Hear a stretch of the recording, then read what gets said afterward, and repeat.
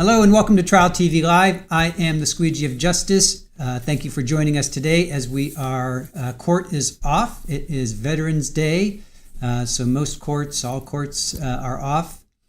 So we are going to bring you an episode of The Ego Takes the Stand. So thank you for joining us on a chilly morning here in Florida. You can see I've got my fire going.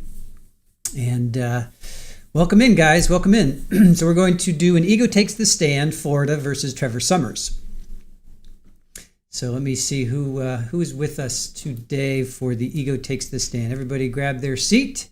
Allie B, good morning, good morning. Hello to you. Mary Fitz, good to see you. Tammy, hello, welcome in. Selena K, didn't watch this trial. You're looking forward to this. Very good. Hey, Joy, good to see you. Kimbers. I know it's chilly up there where you are. Actually, it was colder here. When I woke up this morning, it was colder here than it was up in Cleveland. Go figure. Amanda, good to see you. Thank you for joining us. Hey, Lane, I saw this trial. I'm looking forward to this. His ego definitely took the stand. So we're doing a little flip. We're flipping the script on The Ego Takes the Stand today. Richard, good morning to you. Good to see you. Let's see. Sherry M, good morning. I watched this trial, absolutely insane. I saw her story on Dateline 48 Hours too. She's so very lucky. 80s Music Man, good to see you. Thank you guys for joining us. All right, Auntie Bertie, good to see you. Deviant Croissant, thank you for joining us. Green-Eyed Cat, good morning, good morning. Allison, hello from the very wet, dark Scotland. All right, you guys. Get settled in. Lynn, good to see you. Mother Coke. Yes, it is freezing and sleeting right now, Kimber says. Oof. Miguelita, good morning to you. Mike Stevens, the colder the better for you. Mishan, good morning. This case is new to you. Looking forward to it. Kathy Davis. Angel, good morning, good morning. Never heard of this guy. Looking forward to a good egomaniac. Yeah, well, when we streamed this, we did a rewatch on this. And, let's just do the backstory first. All right, so this happened between March 11th and March 13th of 2017. Oh dear, I've got my things wrong there. Shoot. Well, that's what happens when I do things at 11 o'clock at night. All right. Let's go back here. Let me do a quick fix here. Bear with me, guys. Bear with me. Like I said, this is what happens when I do things at 11 o'clock at night. So, just hang tight with me. Let me get our players correct, because that's very important. Because when we showed this, when we did a rewatch on this, and Alisa came into our chat, which was really nice, and then we did a couple streams with her. And Florida PI Sam, this was a client. If you guys know Florida PI Sam, Trevor Summers was a client of hers. So we had both Alisa and Florida PI Sam on a stream. You guys can go check that out if you want. All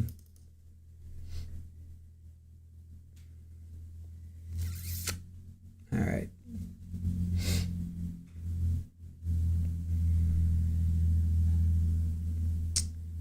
Okay, let me just get my players right here.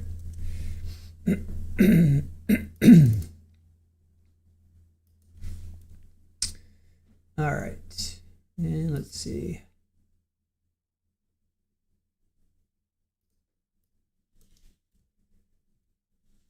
And Trevor Summers.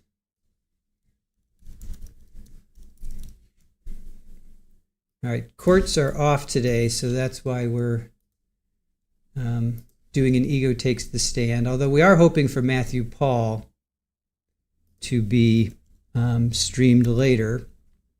So we'll see. We'll see if that happens. All right.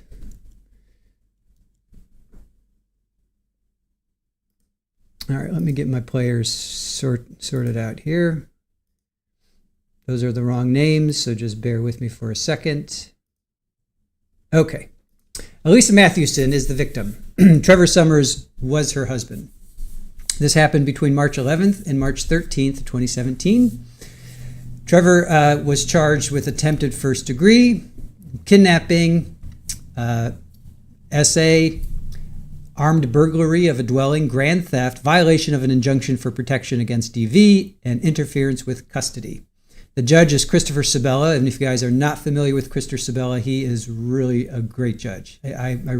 Florida has some really great judges. Maybe because we watch so many trials from Florida, but Christopher Sabella, he's a really great judge. I think you guys will like him. Prosecution is awesome as well. Jennifer Johnson, Jessica O'Connor. And then here's where it gets interesting with the defense. So initially, Trevor Summers was going to represent himself. Then he ended up with a court-appointed attorney, Anthony Marchese. Then here's the kicker, you guys. Here's why we're watching this. So he doesn't, spoiler alert, Trevor Summers doesn't actually take the stand. What we're doing is we're flipping the script. So what he does is when Alisa takes the stand to testify, and then it's time for cross, Trevor fires his counsel, Anthony Marchese, and then represents himself only so that he can cross-examine his ex-wife. It's sick. He's a sick individual, but that's why we're putting him in our series, our series of The Ego Takes the Stand. So he doesn't actually take the stand, but in essence, he just takes over the case because he wants to, in the mid-trial, Alisa's on the stand and he's like, nope, I want to cross-examine you. I want to torture you just one more time. All right. So backstory, August, let's see. No, that's not right either. My goodness, I'm so off on this, you guys. Oh, the trial was, okay, yes. The trial, August 2022. Trevor Summers stood trial in Hillsborough County, which is Tampa Bay, charged with attempted first degree kidnapping, grand theft, domestic, for the brutal, and it was brutal, 2017 attack on his estranged wife, Alisa Mathewson. And again, excuse me, if you guys want to see Alisa's speak in her own words, we did 2 streams, one with her and Florida PI Sam, and then one by herself, to which she wrote a book. I don't know if it's been published yet, but definitely go check out those two streams if you want to hear in her own words. Alisa will tell you in her own words. Prosecutor said Summers broke into her home after convincing their daughter to leave a window open. Once inside, he tied Alisa to a bed, assaulted her, and tried to convince her to flee with him. He assaulted her more than just once, too. We'll find out. Over 2 days, she was held captive, slashed, and nearly suffocated before managing to escape when a passerby spotted her at a Ruskin's resort and called for help. Authorities discovered notes suggesting Summers planned to do a self-deletion, take out Alisa, because she had filed for divorce and sought a restraining order against him. After multiple attorney changes and attempts to remove the judge, Summers initially chose to represent himself, but later accepted court-appointed counsel Anthony Marchese for trial. He then went back to representing himself so that he could cross-examine his ex-wife. So that's sort of the backstory there, and let's get into it. You guys are all settled in. Mike Morrow, good to see you. Amanda, Ed, good to see you. Bama Green Eyes and Pammy, hello. Joe and Jedi Platypus popping in to say good morning. You're listening and lurking. To all our veterans, thank you for your service. Much respect. I echo that as well. Hey, Dwayne, good to see you. JMS, thank you for joining us. All right. Barry, will we get to see our friend Florida PSM facepalm and cringe at council table? She's not in the trial. She's not in the room, Barry, but she unfortunately, well, that's what she does as defense. She works for the defense. She actually had to talk to him and interview him. So if you guys are really interested in hearing her story of how her interview went with him, definitely go check out in our playlist. It's Florida versus Summers.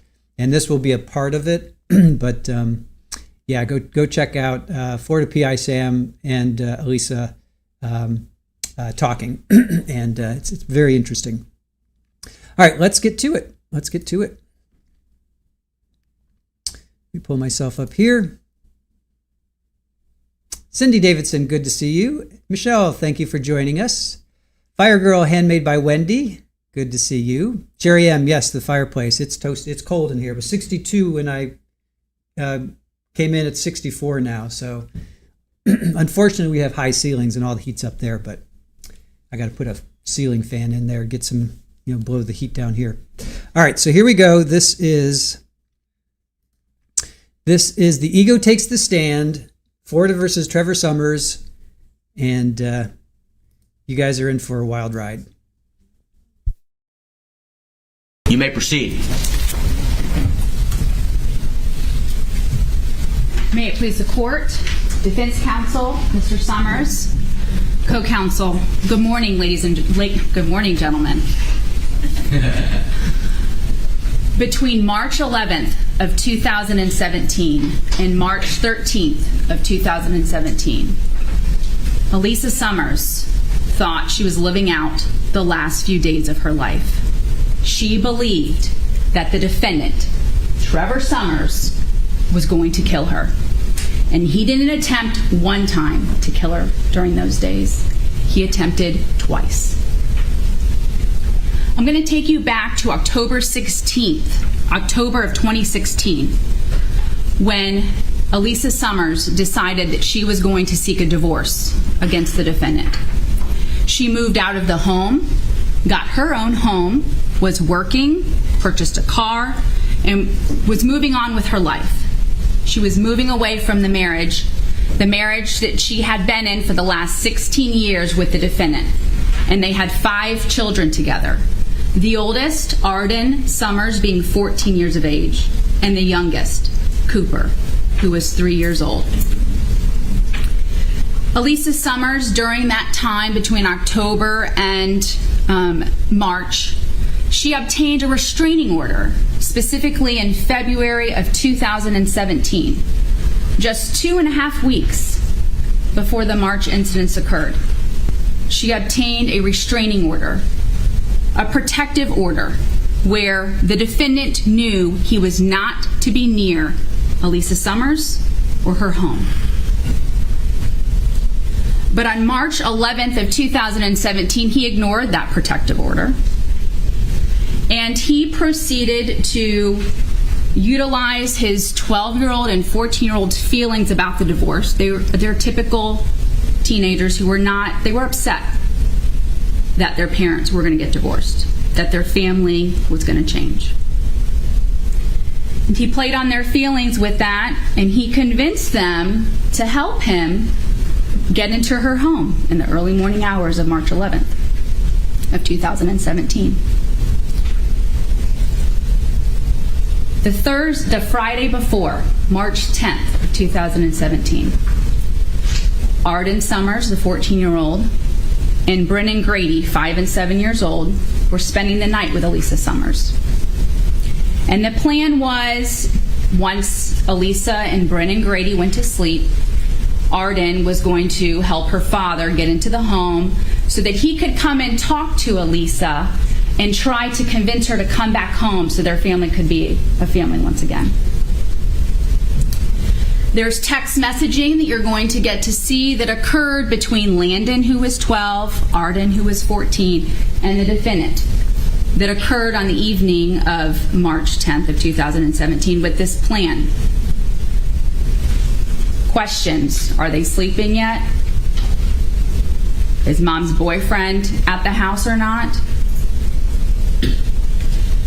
So Landon and the defendant, once 3-year-old Cooper fell asleep around midnight leading into March 11th of 2017, Landon and the defendant left the home while Cooper was left at the defendant's home sleeping.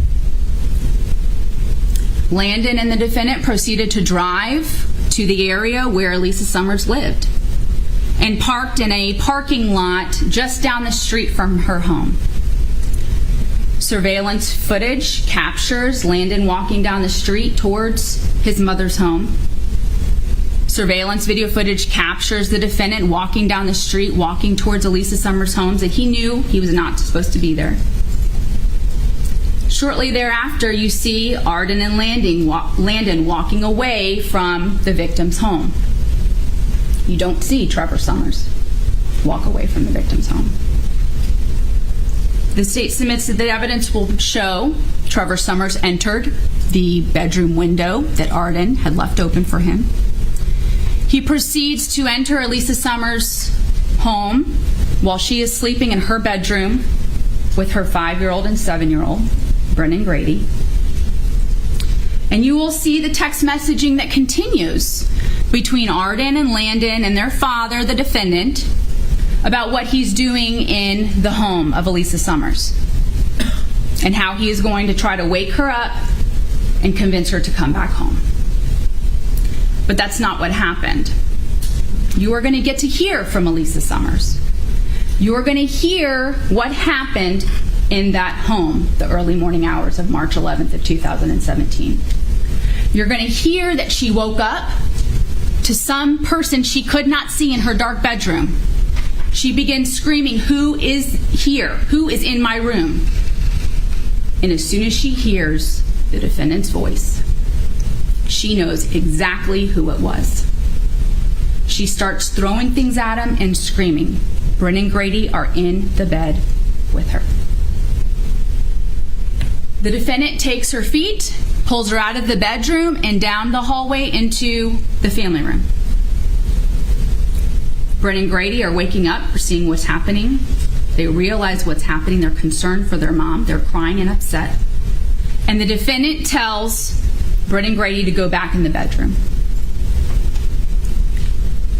For hours then, the defendant has the victim in her family room. Alisa tries multiple times to run out the front door, and every time the defendant overpowers her with his weight and size. She is trying to keep Brennan Grady calm. So every time they yell from the bedroom, "Mom, are you okay? Is everything okay?" She's like, "I'm fine, kids. Everything's okay." Because she's worried about them.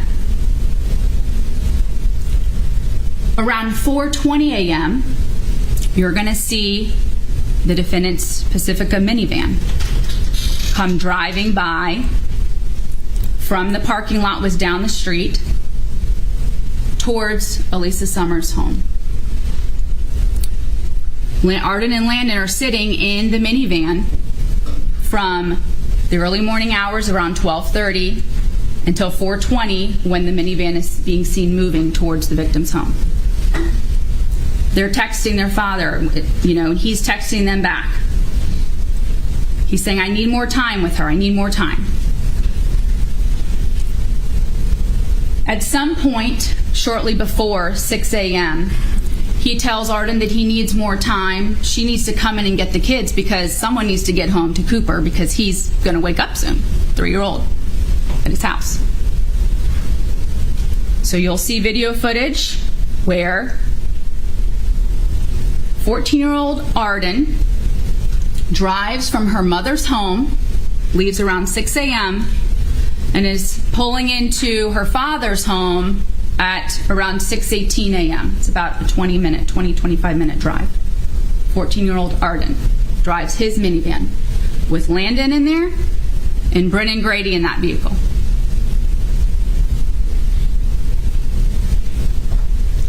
The children remain at his home that day. There's some text messaging. They're asking, "When are you and Mom coming home?" All the while, the defendant has Alisa Summers tied up in her home, in her bedroom, where he is talking about he's going to leave. He needs to leave. He's going to catch a boat to go to an island. She is hogtied at points. She is tied with Christmas tree lights, tied down to her bed with rope. He would come into the room, leave, and come back.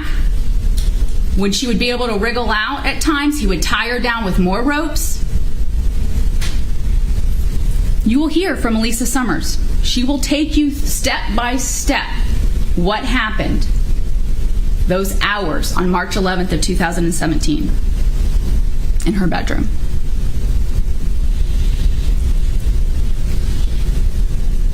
The defendant wanted to get into her phone, her cell phone. She's hog-tied, and he's trying to get her thumbprint on the phone to unlock it. He would leave the room. She did not know what he was doing, if he left the house, if he just left the room and went into the family room. She didn't know where he was because she was in her bedroom this entire time.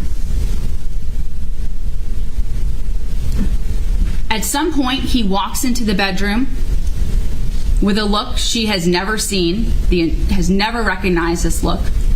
And in his eyes, he approached her when she is tied onto the bed, grabs a pillow, and puts it over her face. He is standing over the bed, takes the pillow, and pushes it down on her face when her hands are tied. She then feels him get onto the bed and force his whole weight, pushing that pillow down on her face as she is struggling to breathe, struggling to find a way to take a breath. To the point he pushes so hard and for so long, she loses consciousness. She comes to, and she just feels the pillow laying over her face at that time. She didn't feel any more pressure. And she realizes at that time she can no longer continue to fight. She's not going to be able to run. She is going to have to do anything and everything to act like she is on his side. She's going to have to change her tune. She's going to have to say, what she says is, I will go with you. I will go with you on that boat. Because she knows if she doesn't, her life is over. So at that point, she makes the decision that she tells him he's going to go. And he's like, are you going to go with me? She says, yes, I'll go with you. He packs her bag, he packs her suitcase, and the plan was that they were going to go by his home, say goodbye to the children, get his suitcase, and then they would go for this boat that he said he had down south, lined up to take them to the islands. During these hours that Alisa was held in that house, he doesn't let her go outside. He lets her have some smoke breaks where you'll see in photographs outside a window the cigarette butts are thrown out there. He allows her to take a shower. He watches her in the shower. There are sexual acts that occurred during this entire March 11th through the 13th. There are 4 sexual acts that occurred. 2 in Hillsborough. 2 in Manatee. But the facts and circumstances surrounding those sex acts will show to you that it's anything but consensual. At some point in the evening of March 11th of 2017, roughly around 8:30, the defendant finally responds to his children. I've convinced her she's coming home. We're coming home. I'll be there soon. That's the last text message that the children get. So shortly before 9 p.m., even though Miss Alisa Summers had agreed that she was going to go with him, he had to tie her up. He had to tie her up to get in the car, to get in her car. He didn't have a car there because the children had already taken it to his house. So he takes her keys to her vehicle, puts her in the car, tied up with her hands behind her back, with a blanket draped over her so no neighbors would see, and puts her in the passenger side of the vehicle. He then drives the both of them towards his home, and they stop at a Walgreens. He parks at that Walgreens, enters the Walgreens while Alisa Summers is left in that passenger vehicle. She is able to maneuver her hands that are tied behind her back to open up the passenger door. She jumps out of the car yelling and screaming for help as the blanket falls off the back of her. You will hear that a Walgreens employee, Mr. Crosby, saw this happen. Based upon what he saw, he called 911. He saw the defendant come running out of Walgreens, grab Miss Alisa Summers, and put her back into the passenger side of the vehicle, get in the driver's side, and flee the Walgreens. But before the defendant was able to leave, Mr. Crosby got the tag number. And that is what exploded this entire investigation by the Hillsborough County State Sheriff's Office open. That 911 call. From that point, Hillsborough County Sheriff's Office, from March 11th through March 13th, is conducting an active kidnapping investigation.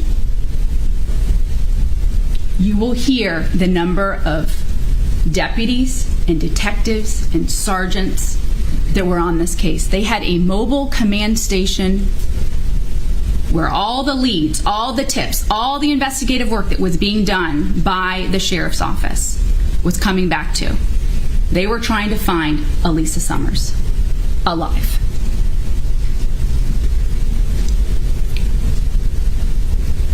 After the Walgreens incident, the defendant was not very happy because now he was not going to get to go say goodbye to the children. He wasn't going to be able to get his suitcase.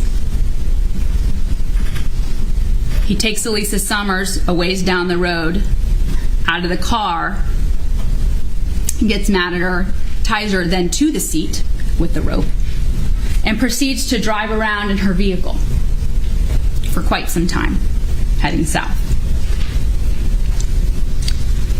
They proceed down to Manatee County, where they remain in a secluded area in a field underneath a tree in order to not be located by law enforcement for the night of March 11th of 2017. The defendant had taken her out of the vehicle at one point and said he was going to cut her the ropes that were tied behind, had her hands tied behind her back. But by accident, he cut her wrist. You're going to see the injury to Miss Summers' wrist. You're going to see the blood that was left behind from that. But he didn't cut those ropes off. She was still bound with her hands behind her back as she was bleeding on March 11th of 2017. She had already tried to run at that point at the Walgreens. She was not successful. So in this secluded area, she wasn't able to run. Miss Summers will tell you what the defendant told her if she tried to run. That night on March 11th of 2017, they stayed in that vehicle. The defendant, he took a nap. Miss Summers, she didn't sleep. All next day, March 12th of 2017, that vehicle and them remained in Manatee County, laying low to not be discovered by law enforcement. Finally, on March 13th of 2017, they were running out of food and water. So those early morning hours, they go to McDonald's and Citgo.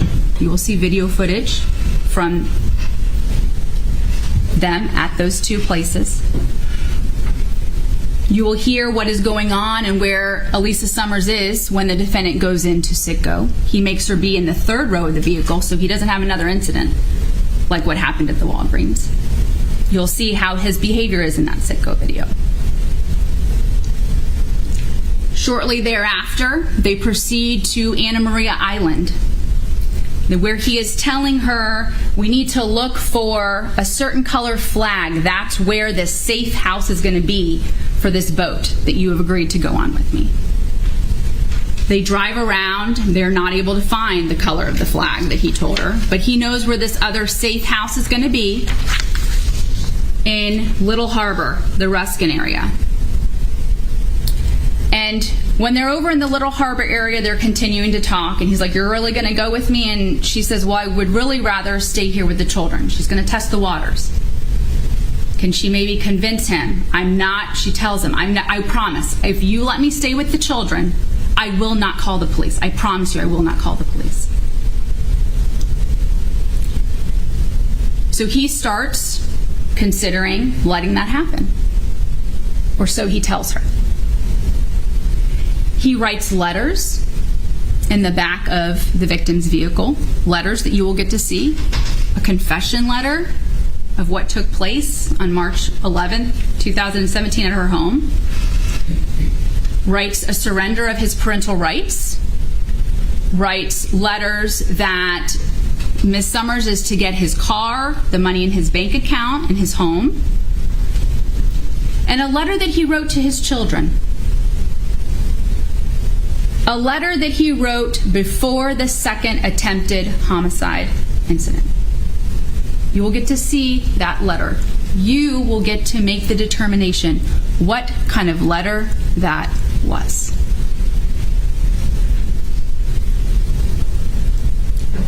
At some point when they are in the Ruskin Little Harbor area,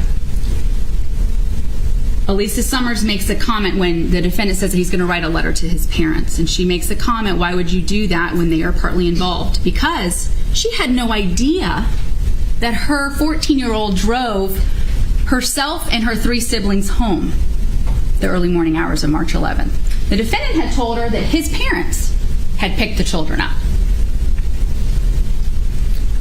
And at that point, the defendant gets mad that Alisa Summers makes that comment. He takes the rope that she was tied up with and proceeds to pull it around her neck.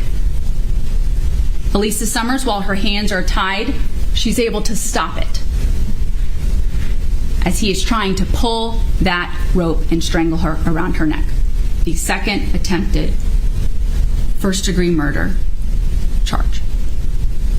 You're going to get to see shortly thereafter what Alisa Summers' neck looked like. You're going to get to make the determination what was happening in the vehicle at that time.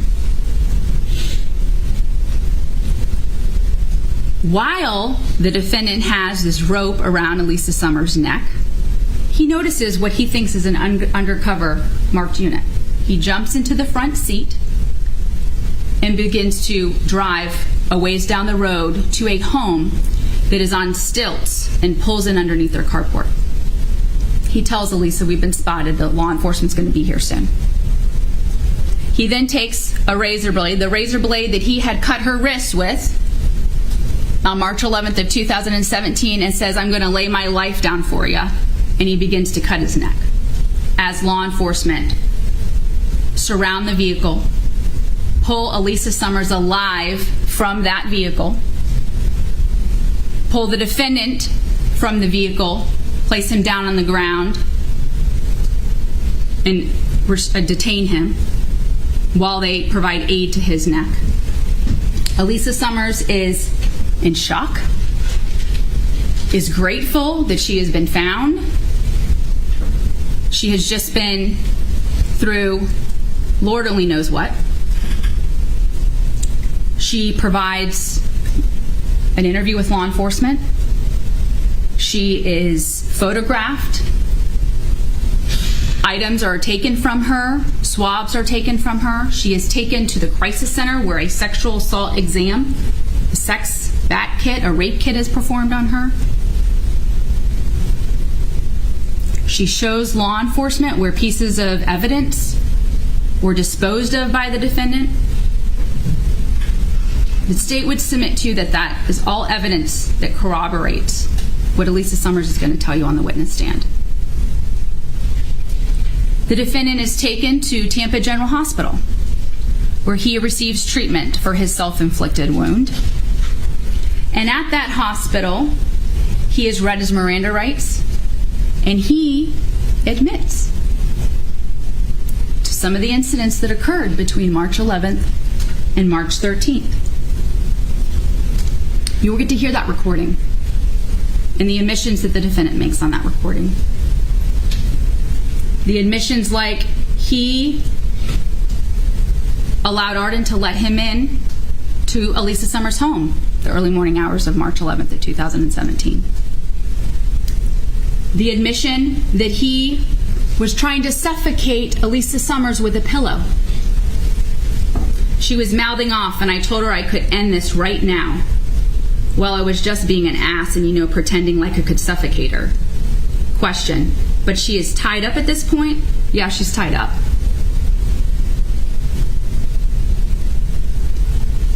His admission that he walked into Walgreens and when he saw her running around in the parking lot, he had to go grab her and put her back in the car.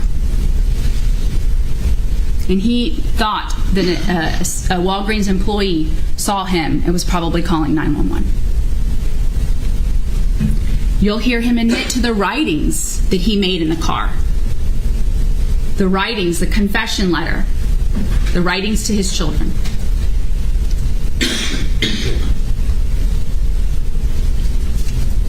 You'll hear him admit that he knew he lied to Alisa Summers about who drove the children home because he knew Alisa Summers would freak out that her 14-year-old daughter drove her and her siblings home.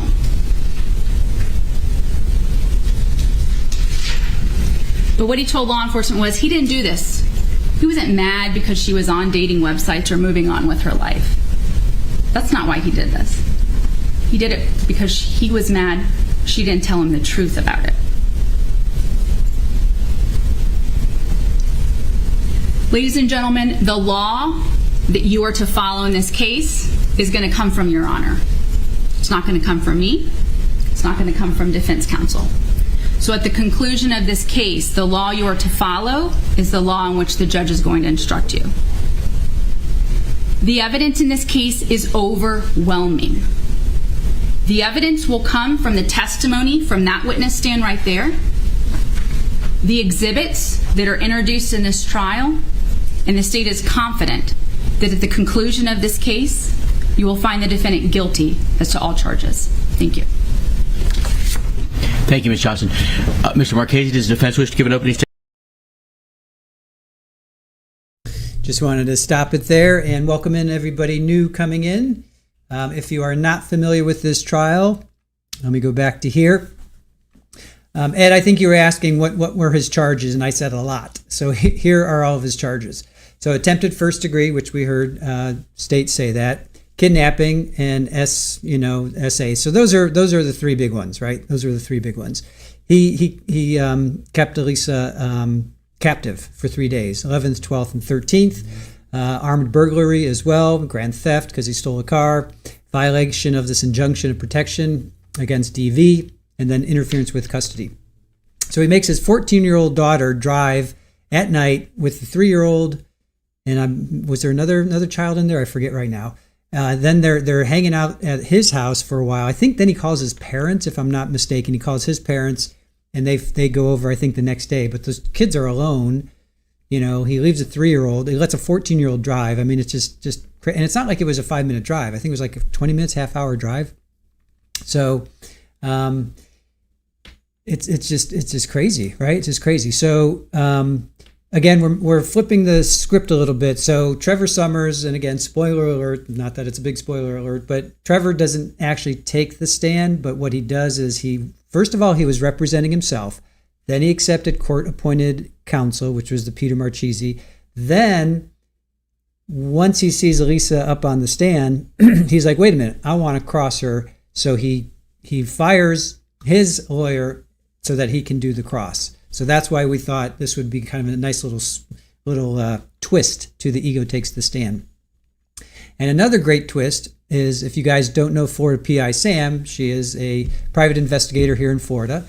She worked on the Sonny Bell case. She's working on the Julio Fulio case. She worked on the Trevor Summers case. She worked on Sarah Boone. So she got to meet Trevor Summers and Sarah Boone. So when we were streaming this last November, December, Alisa came into our chat and she was chatting with us, and it was fantastic. So we invited her on, and I did 2 streams with her, one with Sam, and we may play that afterwards. Depends on if Matthew Paul isn't streamed today, because he's supposed to be sentenced today.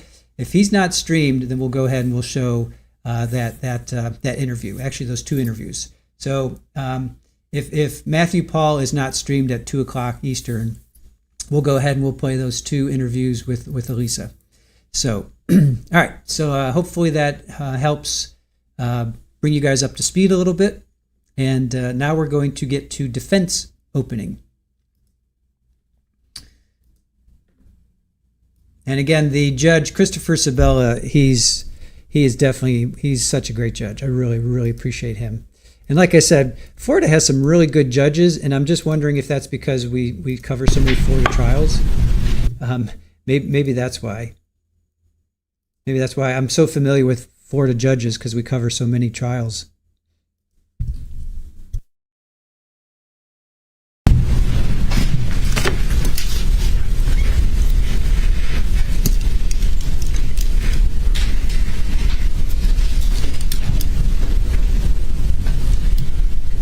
May it please the court. I am court reporter, clerk, bailiff, Ms. Johnson, Ms. O'Connor, Mr. Summers, gentlemen of the jury. You are performing a most important civic duty and privilege being here. We need you here. The next 5 days will be transformative to you, both in the legal system to hopefully appreciate what our judicial system is and the freedoms that we enjoy. And also, you're going to leave with a feeling of despair in hearing this very tragic story about a family that fell apart. As you hear, these folks were married for 16 years. These folks had 5 children, ranging from teenagers, 14-year-olds, down to a toddler, 3 years old. 5 children. The marriage was falling apart. The parties were separating. But there was nothing that said that the divorce was acrimonious. Didn't appear that they were fighting over anything.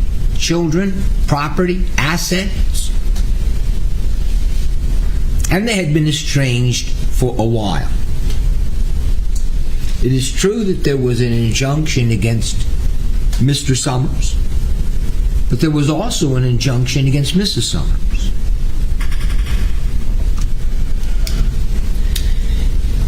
Now, we trust in the collective wisdom of the jury, as we discussed on voir dire.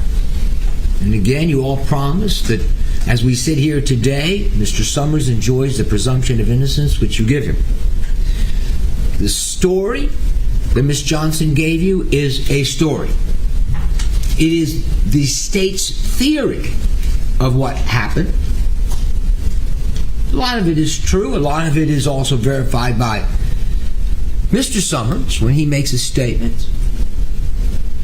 But we also have to follow the law.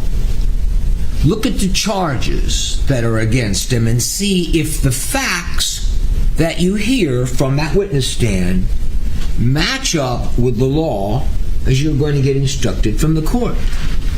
He's charged with attempted murder. You heard some information, not evidence. You heard some story about how that was happening. How did it end?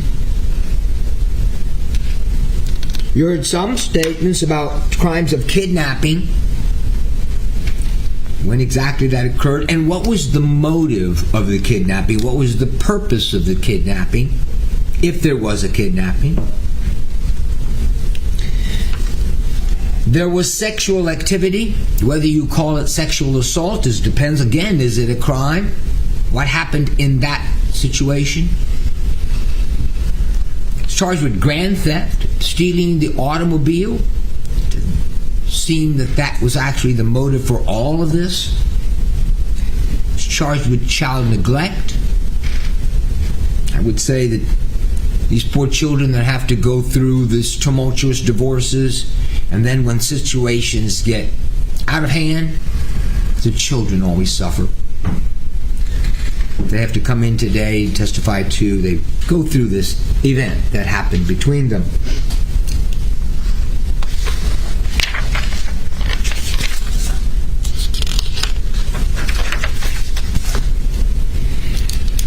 There are some inconsistencies through all of this. You will see there are times, she says, the testimony from Mrs. Summers will be that she was tied up, that she couldn't get away, that she was forced, that she had no alternative. But there's some inconsistencies. You will see a McDonald's video where she's not tied up. where she's assisting, mixing the ketchup, mustard, getting things together. When you get to the sexual assault, you have to make some decisions about the distinctions between consent and acquiescence. Most certainly, an individual who is being abducted and decides to do anything to stay alive, that would be acquiescence, and I would agree that that's not consent. But the question is that the situation in this case? They weren't divorced yet. She was estranged from him. She was living in her own house. He was living in his house. It appears that they were exchanging the children without any difficulty. And as I said before, it didn't appear that there was any acrimonious in the divorce itself. So I wonder what was the motivating factor for all of this. And then we've got a period of time, 3 days, where they're in the car. Only them. There's a period of time where they have the Walgreens incident. And we talk about that, the circumstances surrounding that. And yes, I agree. This is not a police-generated case. It's not where the police went out and got search warrants or wiretaps, like in the drug cases or racketeering cases, things like that. The police got a call from 911, and they followed through on a 911 call looking for Dutton. So the things that the police did to look and find these people, we have no quarrel with. But I would then suggest Mr. Summers is in the hospital. You will hear that he had cut himself. He was in the hospital. You have to say, what were the circumstances in that? And then a detective came in and got an interview, a taped interview. You will see some photographs compared against the tape. A picture's worth 1,000 words. When you hear the 1,000 words, you have to question, why is this being made? What is this being made? What is the circumstances surrounding this? Can this be trusted? Is this trustworthy? And then you're going to have a balancing act with a bunch of different competing theories, which is why we're here. If we all agreed on everything, we wouldn't have a trial. Traffic accident cases, somebody says the light was red, somebody else says the light was green. You have to decide what the facts were. And you're to do so with the rules that you have been given. Mr. Summers, as a citizen, has the right, the constitutional protection, to be examined again, to look at this again through the eyes of the jury of his peers, citizens as yourself. Not law enforcement, not the state attorney's office, not Hillsborough County Sheriff's Office, not the judge. He's decided by a jury of his peers, which is what we're doing. And that means, if you keep an open mind, if you wait till the end of all the evidence and wait for your deliberations with the collective wisdom of all the other jurors, and you question, is this right? You will be told you can believe everything a witness says. You can believe most of what a witness says. You can believe some of what a witness says. You can believe none of what a witness says. And that applies both for all of the state witnesses, and it also applies for Mr. Summers should he decide to take the stand. That's his decision. We've already said, and you've heard from the court, that if he decides not to take the stand, you're not to draw any inference from it. That is his privilege and constitutional right to do so. And that you've promised that you will judge the case only from what you hear on the witness stand. When you do that, I believe as you go through each of these crimes, I believe the evidence will show that he is not guilty of the crimes of attempted murder, kidnapping, grand theft. The child neglect charges, I will leave for you to decide. Again, it was so sad of the story to have the children in the middle of all of this from both sides. But we want to make sure that you keep your honor, that you have oath as a juror, all the admonitions from the court, not to talk to anybody about this, to listen only from the evidence of the witness stand, to talk amongst yourselves, gather the facts, put the facts together with the law, make a conclusion if a crime was committed, what crime that was. Thank you very much. Thank you, Mr. Marchese. Ladies and gentlemen, I usually take our morning break at 10:30. Since it is 10:20, I'm going to go ahead and take our morning break a little bit early before I allow the state. Cooper, why didn't he come that night? A little quick shot of Mr. Sabella there. All right. So let's see. Hellrider, good to see you. Good morning to you. He's a female Sarah Boone. Being that he represents himself pro se, yeah, I guess you could call him that. I'm not sure what the female version of, yeah, sure, why not? We can go with that. We can go with that. All right, so as you saw, Alisa is going to... Cooper, why didn't he come then? All right, so they do start right there. I was hoping that we would get her coming up to the stand.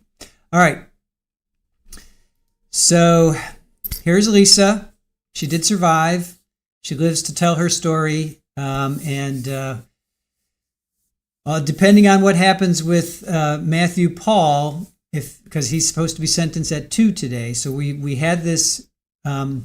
scheduled so that we would end around 1:30, 1:45, and then we would start Matthew Paul and his sentencing. Right now, nobody's streaming it, so fingers crossed they do stream it. Somebody does stream it, and if not, I'm going to go ahead and play the 2 interviews that I did with Alisa. One was with Florida PI Sam, where she had to interview Trevor Summers. She had the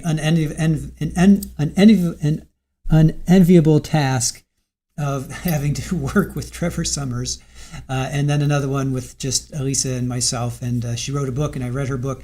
I don't know if it's out yet. I just read the transcripts. So that's kind of the schedule for today. So right now we get to her direct. So this is her direct, and then after that, this trial goes south. That's where it goes south. Cooper, why didn't he come that night? Trevor Summers did not release him to come to my house. So you had Arden, Brennan Grady, is that correct? Correct. Okay. When you are being tied down to the bed, are you fighting back, struggling at that time, or what were you doing? As much as I could fight back, I did. As much as I could try to get loose, I did. But at some point, I came to the realization of my situation. I am stuck. I'm tied to this bed. I'm not getting out. Okay. And you had briefly stated there was an injunction in place prior to March 10th of 2017. Is that correct? Yes.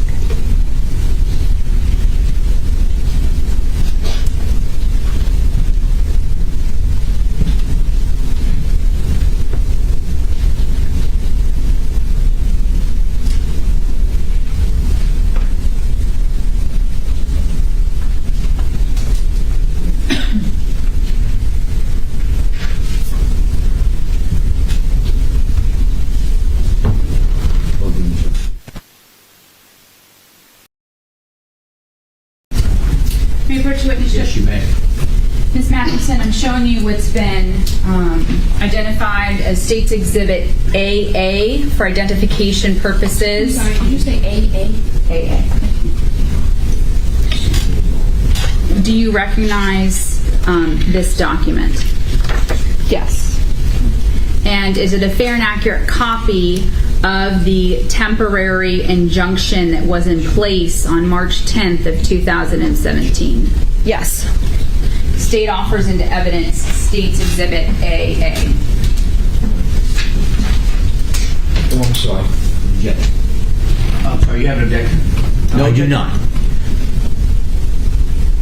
I'm not hesitating to be admitted, but on the exhibit list, I don't see an AA. I see an A1, an A2, and A3. It's on the second page, Joe. Oh, okay. We go through the whole alphabet, and then we got to start over. Not a problem. All right, so it is states AA, and it will be admitted at this time. Thank you. I see it. Permission to publish, Judge? You may publish it to the jury.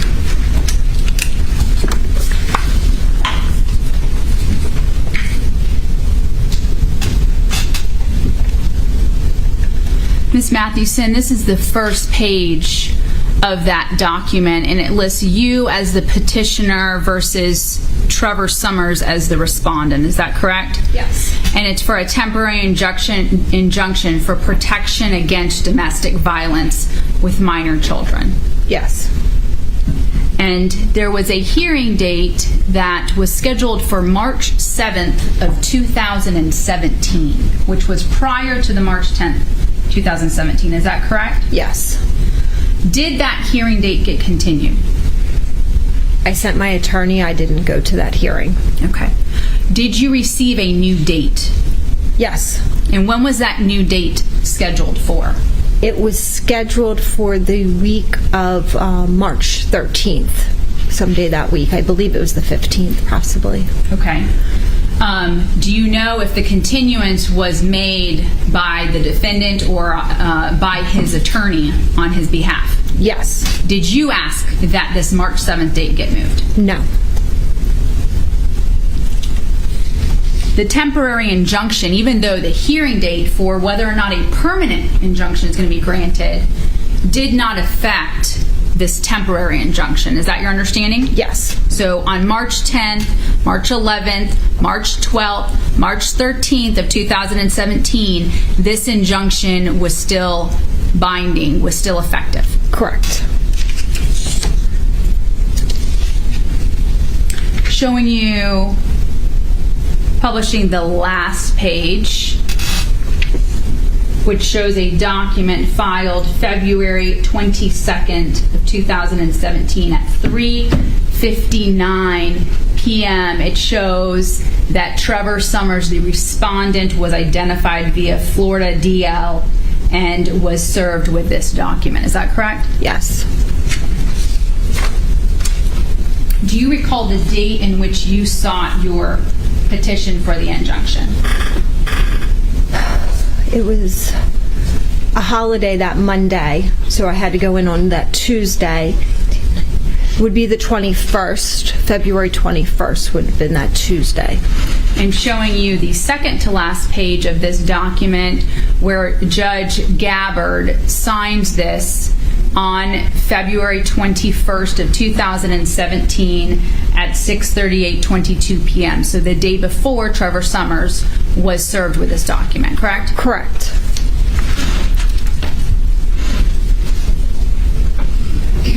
We're going to go into why you sought this injunction. Judge, maybe you approach for a moment? Absolutely.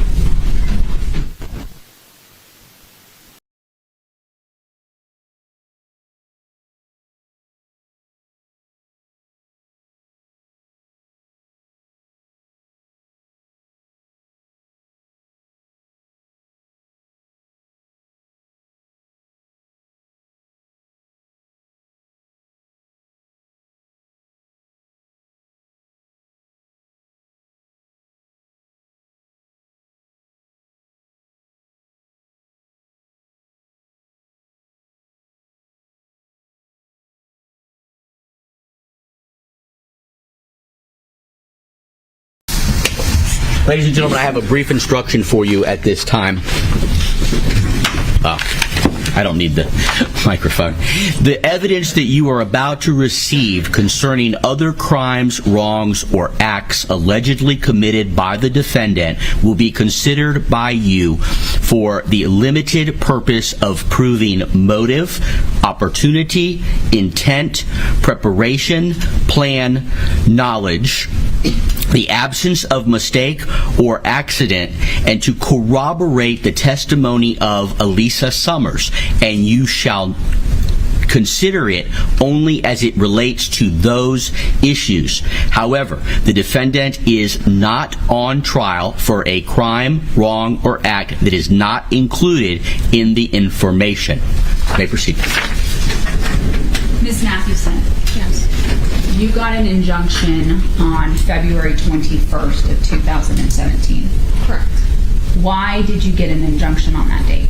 Because Trevor Summers held me against my will at knife point on February 18th Of 2017? of 2017. So we're going to talk about that incident for a little bit. How is it that you came to be in contact with the defendant on February 18th of 2017?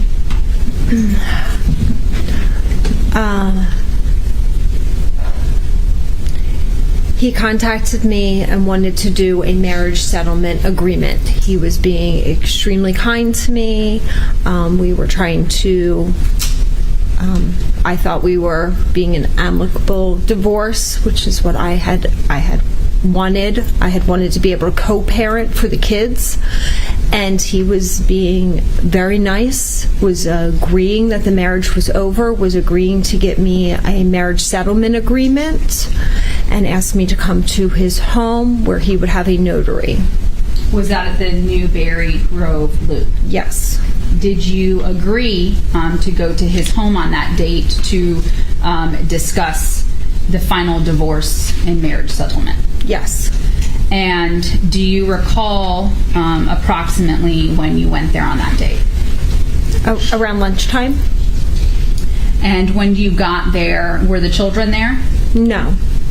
And what happened when you arrived at that Newberry Grove Loop? The notary was not there, but he said that she would be coming soon, and that he wanted to talk to me first.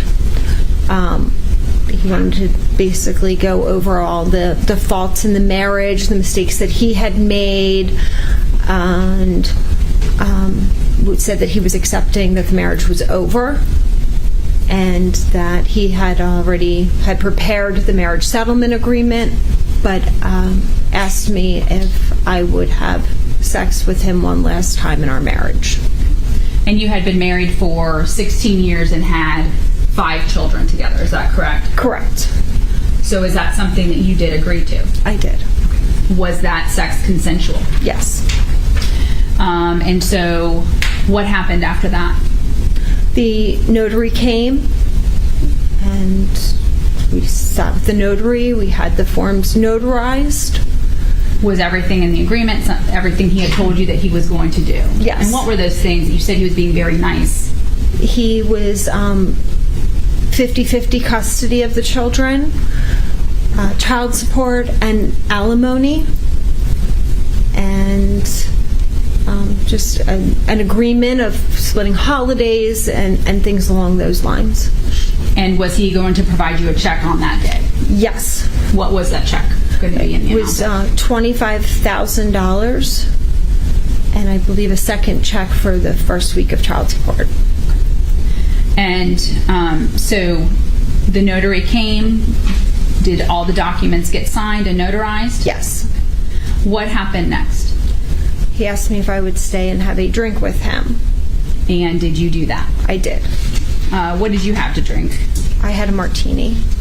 Does the defendant drink alcohol?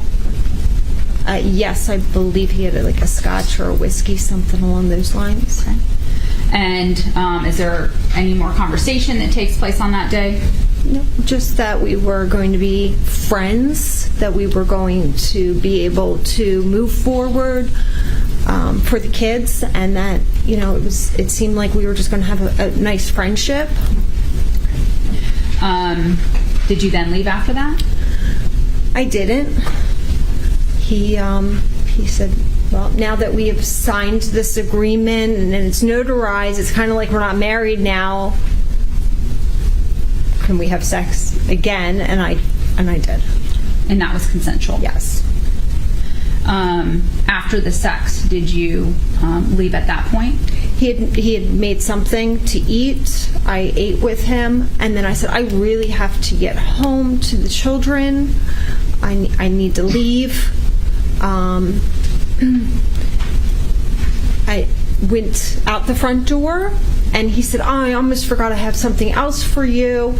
And we went back inside, and I followed him in to the house and followed him into the master bedroom. What happened when you got into the master bedroom? It's a hallway, and he went through the hallway and turned into, he normally keeps his safe and things in the closet, so he went into the closet. Is that closet within the master bedroom? It is. It is, and the door of the closet faces the master bed, and he turned into the closet and turned back and pushed me down onto the bed and pulled a knife out from between the mattress and the box spring, and he held a machete at my chest. What happened at that point? He opened the end table, and there was rope and duct tape, and he told me if I cooperated, he would not tie me up, and he would not use the rope or the duct tape.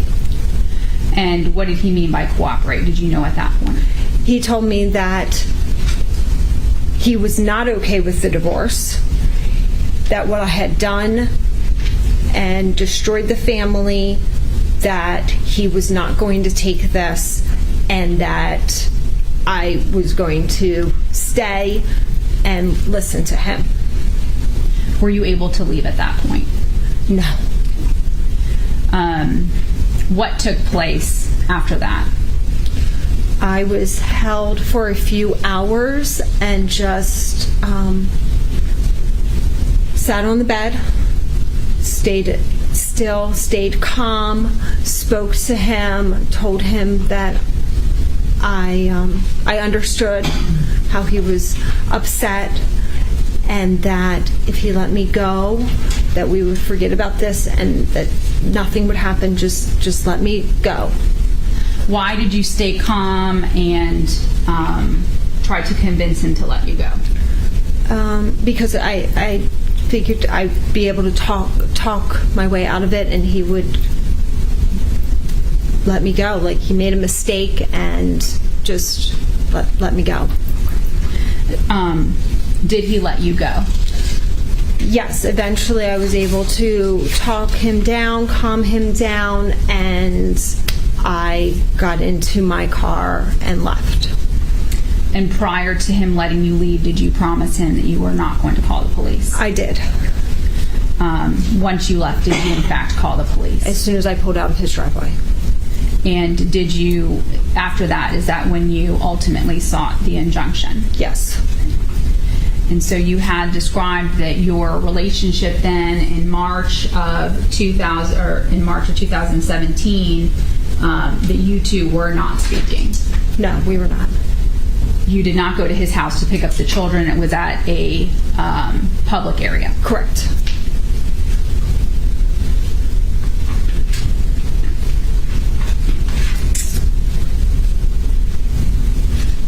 So we're going to go back to talking about, we're in the early morning hours, early afternoon of March 11th of 2017. You were tied down to the bed. What is happening at this point? You're tied up and you're tied to the bed. What does he remain in the bedroom?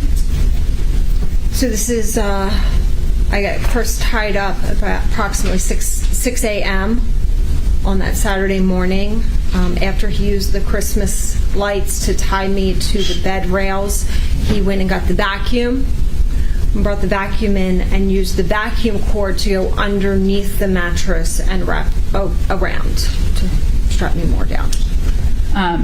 Is any conversation happening when this is, and what is his demeanor? He, at this point, does remove the sock and the scarf from my mouth, and his demeanor was that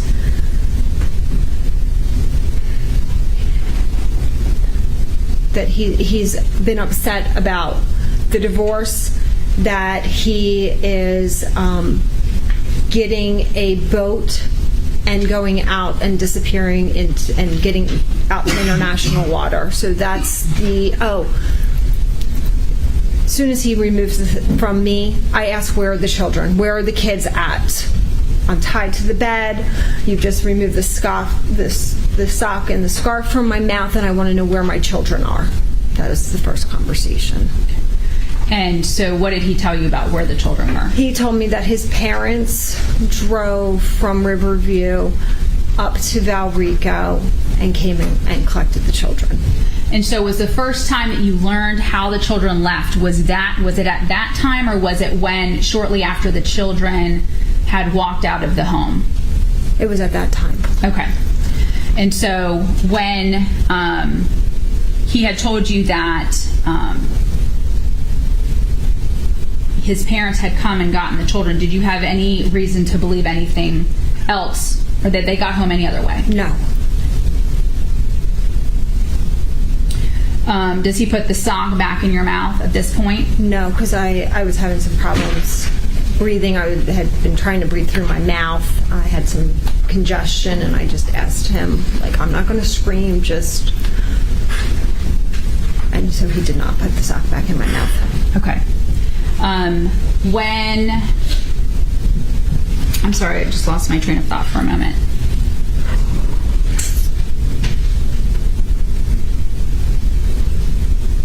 When you discuss that he is upset about the divorce and that the marriage is ending, was he aware that you were moving on romantically in your life? Yes. And how were you doing that? I had met someone. I had met Jeff Mathewson, who is now my husband, but at the time we had just met. And were you dating? We were friends. We were both interested in dating, but due to the circumstances, we had decided that we were going to be friends. And he was, very nice and kind and looking out for me. Were you dating? Had you dated prior to meeting Jeffrey Mathewson? I went on one date. And then there was one guy that came and set up a fire stick on my TV, and that was it. Was that a date, or was that someone who... It wasn't, nothing happened. I didn't consider it a date. Okay. When did the defendant have problems with the fact that you were moving on from him? Yes, in our marriage, I was never allowed to speak to a man or have men on my Facebook or have anything to do unless it was supervised. That was the kind of marriage relationship that you had with the defendant? Yes. Okay.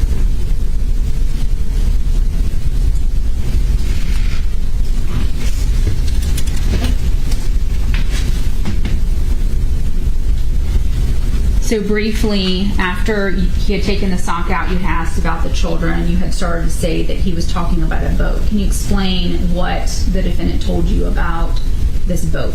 Yes, he started telling me that he was going to disappear. He was getting a boat to international water. He had chartered this boat that was going to take him out of the country, basically no papers, no questions asked, and that he would be leaving approximately at 9 a.m. So I'm thinking, okay, I need to wait out. At 9 a.m., meaning the morning of March 11th? Correct. Okay, so this is shortly after, you're having this conversation shortly after the children leave the home? Correct. So approximately to me, it's like, okay, 3 hours, and I'm going to be fine in 3 hours. Because you're thinking back to what happened on February 18th, it's going to be done. Correct. Okay.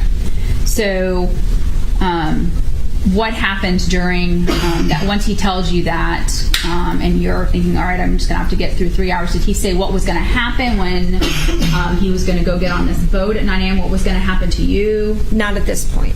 Okay.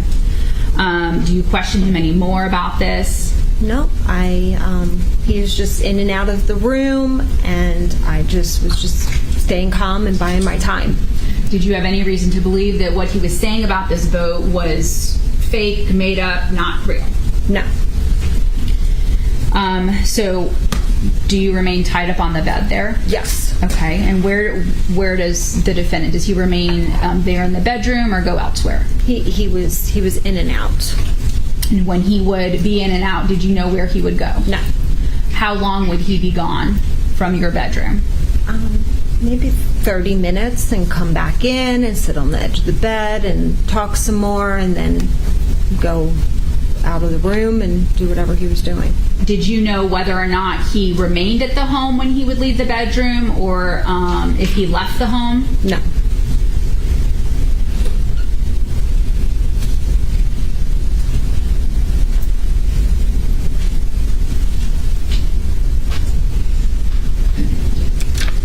You had said that your hands were tied, you were tied down to the bed, and they were tied to the bed frame, and you were tied underneath the mattress. So were you able to get out of that at all when he would leave for these periods of time? No. Did you try? I tried. At some point, does he come back in? Yes. Are there conversations that are taking place during this time? It was a lot of kind of rambling type conversations. He would just talk about just random things about money in offshore accounts, and he's got this boat, and he's going to the islands. Okay. What's the next thing that happens that you remember? So 9 o'clock came and went, and approximately 10 o'clock he comes in and says there's no more boats running. They only run them at nighttime. I'm going to be here until night comes, and then I'm going to go. When he comes in and says this, is this something that he is upset about? Yes. What is his demeanor? Yes, he seems that he's upset. He missed the boat. He missed the timelines, and now he's got to wait all day here at my house, and I'm feel deflated as well because now I'm in this situation until nighttime. Is there any conversation that takes place? Anything else during this time? No, he started to undo all of the things that had me tied to the bed, undo even the scarves, and completely untied me. Did you ask him to untie you, or is that something he did on his own? He just started untying me. Did you question him, like, why are you untying me? Anything like that? No. What happened next once he untied you? He started to remove my bottoms and proceeded to have sex with me.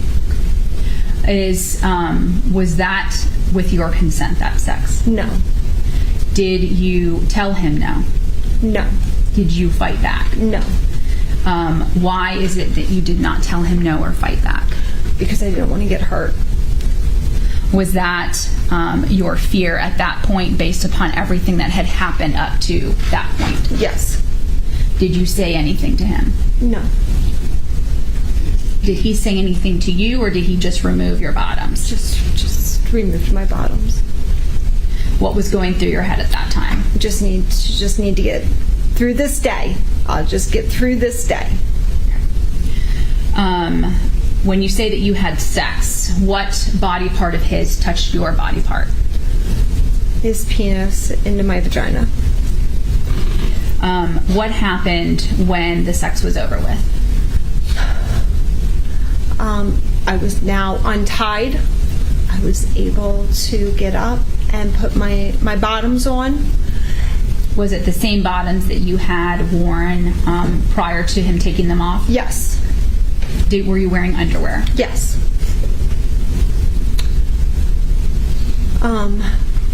At this point, he is staying right on top of me, not allowing me to have kind of free range of things. So he is just his body like right up against my body.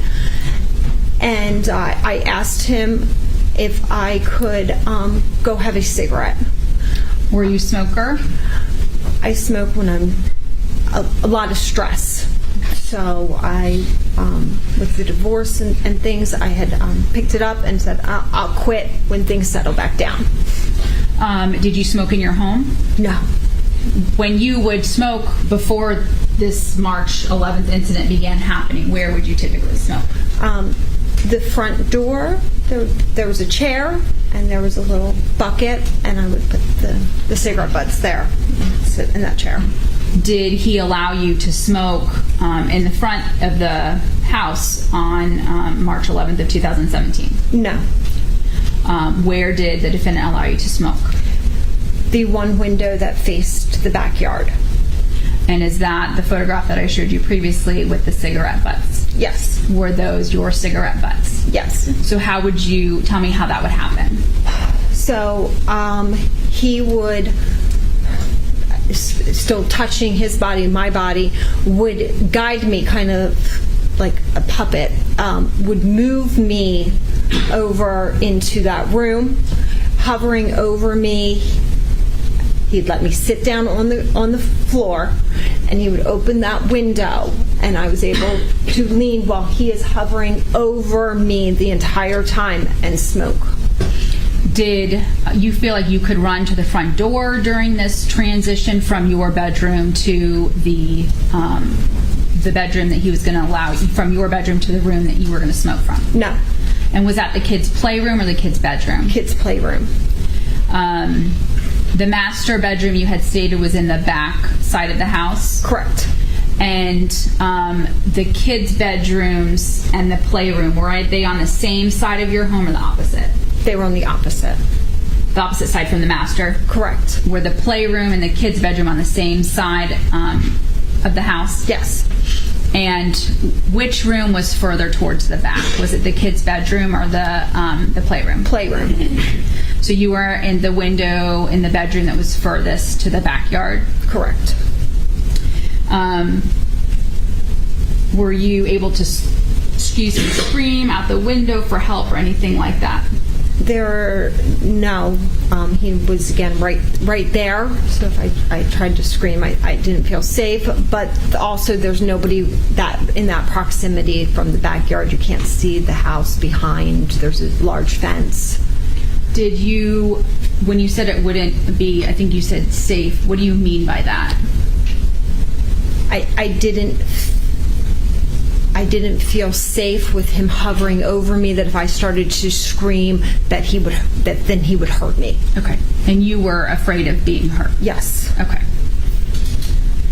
After you smoked a cigarette, what was the next thing that he did? Did he allow you to remain there in the children's playroom? No, he guided me back into the master bedroom.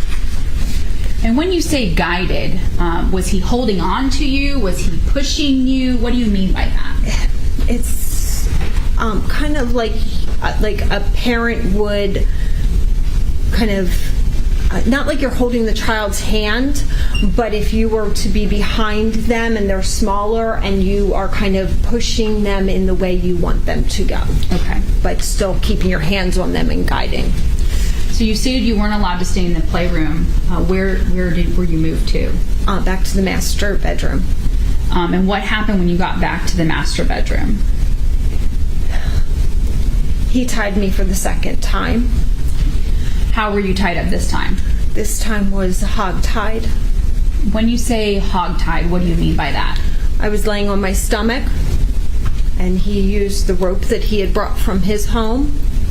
When you say how did you know he brought that rope from his home? It was not rope that was at my house, and Okay. he pulled it from his pocket the first time he had tied me up.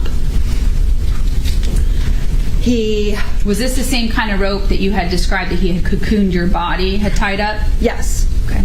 Did he use that same rope that you had been previously tied up with, or did he have more rope? The same rope. Did it match the rope that you saw in the drawer on his nightstand drawer from February 18th of 2017? No. And so, explain to me again, I'm sorry, when you say hog-tied, what do you mean by that? I was lying on my stomach, and he tied my ankles up to my hands. So my hands were like this, and my ankles are that way as well. So your hands are behind your back? Yes. And your ankles and your hands are tied together? Yes. And is it with the same kind of rope? Yes. Do you remember what color that was? It was black. And so were you laying on your stomach or on your side? I was laying on my stomach. And after, did he say anything to you why he was tying you this way, this particular time? No. What happened next after he tied you up? He put duct tape over my mouth, and I started struggling because I was having problems breathing because I had some congestion and I just couldn't breathe out of my nose. And so he removed the duct tape and told me that as long as I was quiet, he would not have to use the duct tape.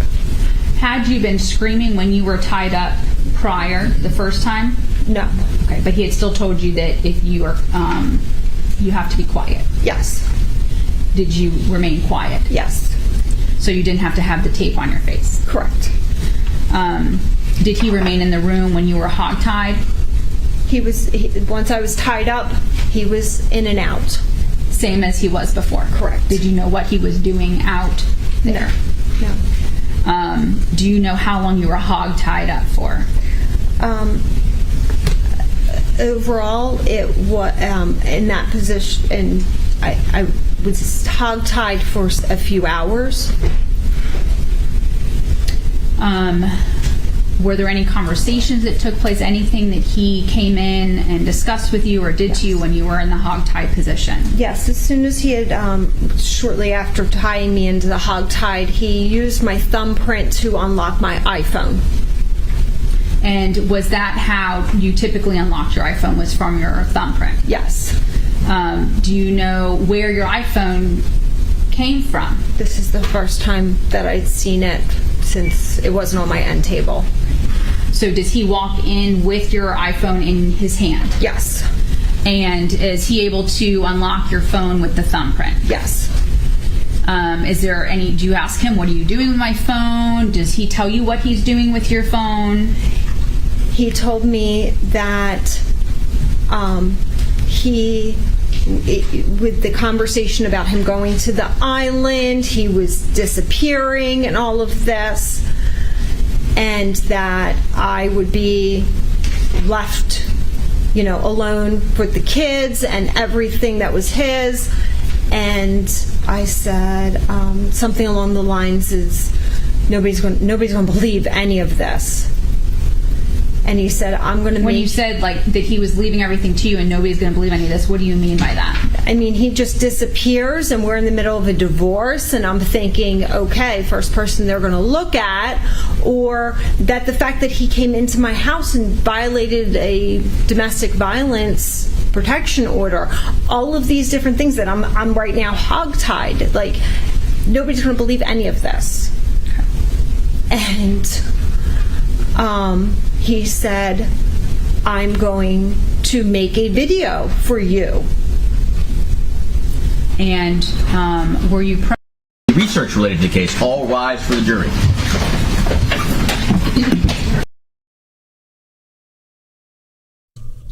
All right, that stinks that it was cut. But I think, what comes next? All right, they cut her testimony. Hopefully she didn't have much more. Testimony. All right, so here's where the as terrible as that is, it actually is going to get worse, because here's where, well, I'm not going to spoil it. I'll let you guys watch. The only thing I will say is here's where the trial goes from this way to just a complete off the rails. All right, so let's get back to it.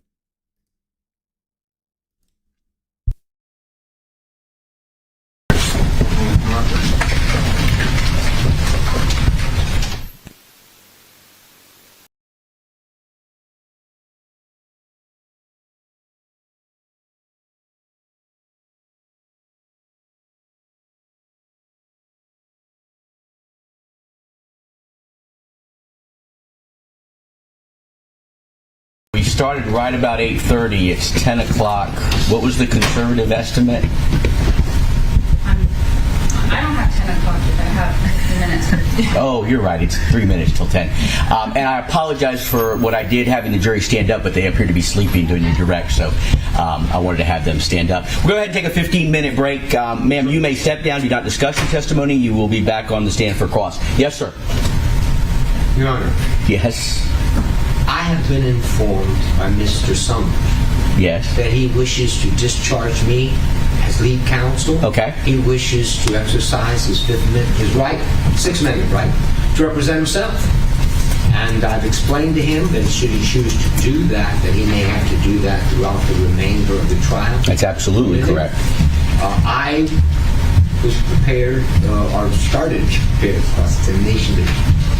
I had something that I was told this morning, so he must address the court now. The bailiff also has issues. We can do this at the break because they have to do other things if he was going to represent himself. But this is where we are right now. Okay, I appreciate the heads up. Let me talk to Mr. Summers at this point. Mr. Summers, you have a request of the court, sir? Yes, Your Honor. What is it? I would like to resume self-representation and discharge Mr. Marchese as lead counsel. And you believe that to be a wise decision? Yes, Your Honor, I do. Are you unhappy with the services of Mr. Marchese? I'm not unhappy with the services of Mr. Marchese. I do not believe that he fully understands the circumstances surrounding the events, and it would be better if I did the cross-examinations from here on out. You realize that you're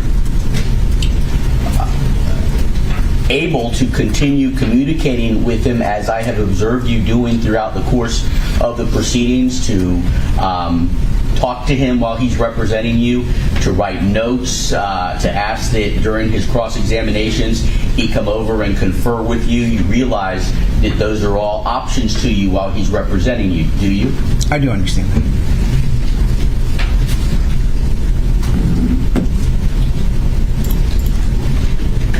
Stated your reason that you believe that you are more familiar with the facts in order to conduct the cross-examinations. Is that correct? Yes, and as Mr. Marchese stated earlier in the week, that he truly isn't prepared to do this. We've talked about it back and forth many times. So let me ask you this, and I just have to ask you some questions to make sure. Yes.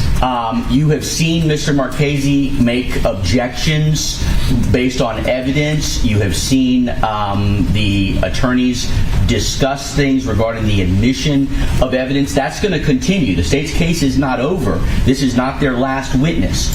You feel comfortable being able to address there is additional items of evidence that they intend to introduce? Do you feel comfortable and prepared to be able to address those evidentiary issues as they continue to arise during the course of your trial?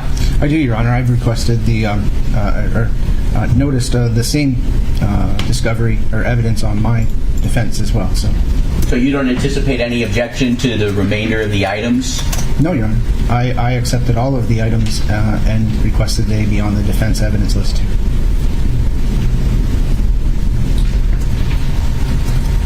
Do you understand specifically that I have permitted you? You came into this courtroom pro se.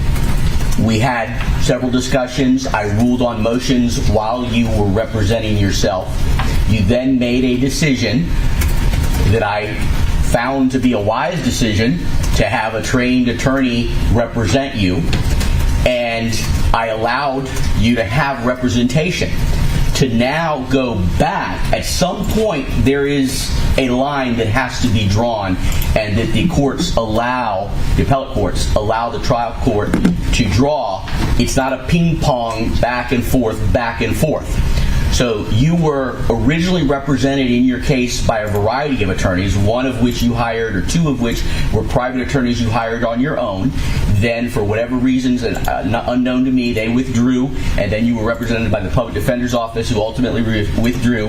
And then you had appointed counsel, and I believe Mr. Marchese was the first appointed counsel.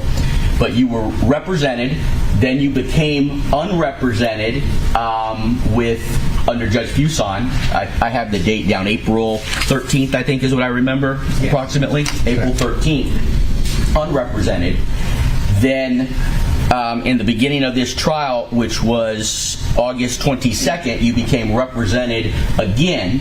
Now on August 24th, if I were to allow it, you would become unrepresented again. So you see what I'm presenting there, of back and forth, represented, unrepresented, represented, now unrepresented.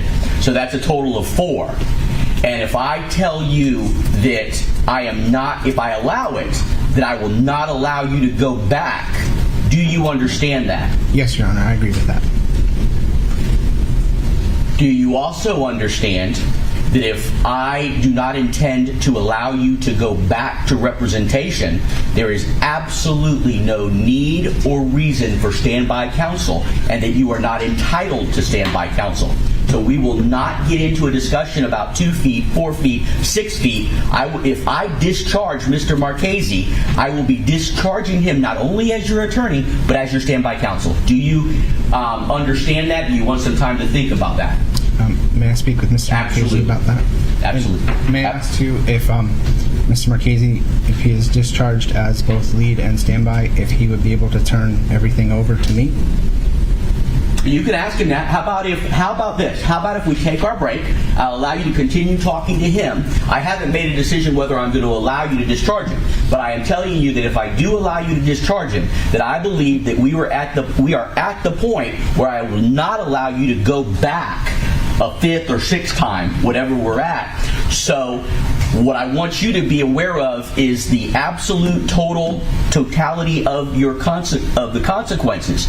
And if there's no opportunity for you to go back, there's no need for standby counsel, and I'm telling you I'll discharge him as standby counsel. So there'll be no talking to him whatsoever. As far as him being able to turn stuff over to you, I will allow you to discuss that with him, and then if there's something I need to get involved in when I return from the break, I'm happy to do that with you. But I want you, now that you know that you will not have standby counsel, I want you to reconsider, I want you to talk to him, and I want you to let me know when I come back. Yes, Your Honor. All right, thank you. Thank you. 10 minutes.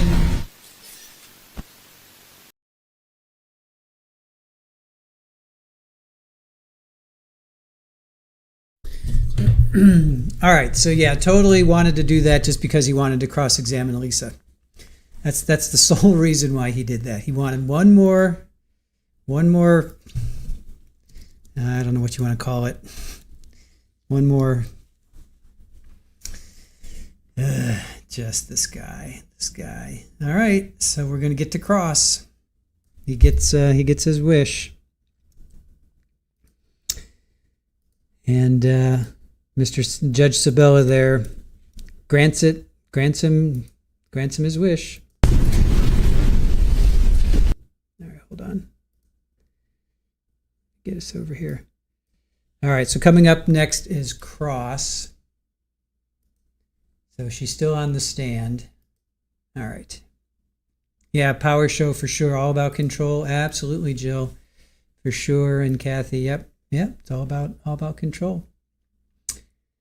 Hello, Sue, and hello, Sally. Good to see you guys. Thank you for joining us. And Kimber's, yep, he's obsessed with her. Red Snap wants to intimidate her. Absolutely. So, we won't give any spoilers, but let's just say, yeah. But we won't give any spoilers because we'll show it to the very end. So we're not gonna give any spoilers. But yeah.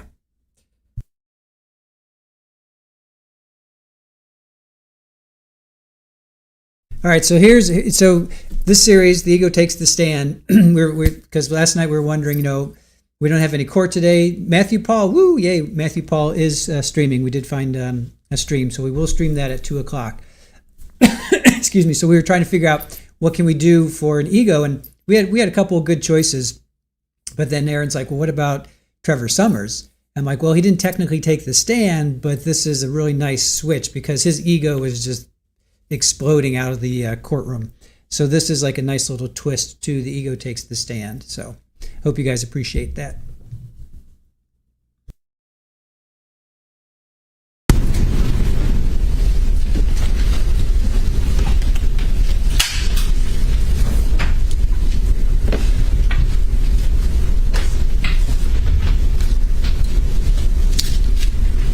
Good morning, Ms. Mathewson.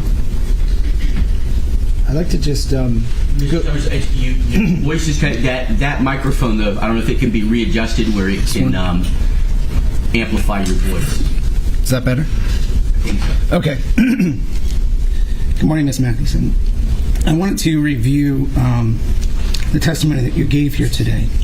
Excuse me. I'd like to just go through your testimony from the beginning.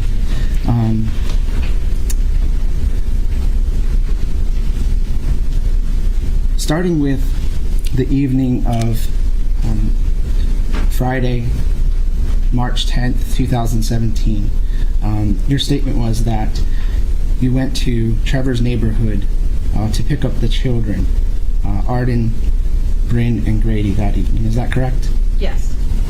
And that was at approximately what time? Dinner time. Was it still light out? Yes. Okay.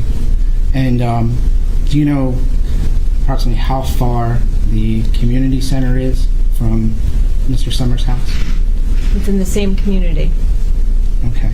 So you came to the same community 3 weeks after the alleged March incident? Yes. Okay. Prior to March 10th, 2017, that week, were you sick at all? Yes. Objection, Judge. Relevance. I'm going to allow a little bit of leeway. Let's see where it's going. What's the next question? Let's go to the evening where I arrived. You've seen the state's evidence in the videos and photographs as you've attested to them. Do you remember seeing a video of your neighbor's camera from their house, an evening video from 1418 Dew Bloom Road? I was never shown that video. Okay. Do you remember approximately what time I arrived in your home? I was asleep. Do you recall which window I came in your home? I was asleep. Do you, or could you tell us if there were any doors on your house other than the front door? No exterior doors other than the front door, the door leading to the garage, but no other doors. Okay. Do you remember what was in your backyard? A swing set. Do you remember how that swing set got there? Objection, Judge. Relevance. Sustained. Okay. Did your children use that swing set? Yes. Objection, Judge. Relevance. Sustained. Did the children ever utilize the windows to go into the backyard? Not that I'm aware of. Okay. When you looked at the photos of the windows on the side of the house and on the back of the house, did you notice excess dirt in those? Or would you like me to get the picture to refresh? No. Okay.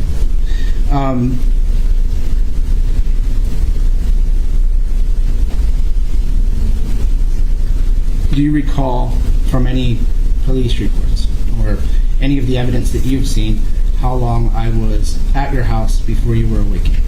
Judge, I'm going to object. She can only testify to what she is aware of, not what she read in a police report. The witness can only testify to her own personal knowledge, not what she obtained from reading. So rephrase the question. Okay. Do you know how long I was at your house until you were woken up? I woke up at 3 a.m. You woke up at 3 a.m. and you said that you were woken by water droplets? Yes. Okay. So that was the first moment you were woken up by water droplets. Yes. Okay. And you said it was dark in your room?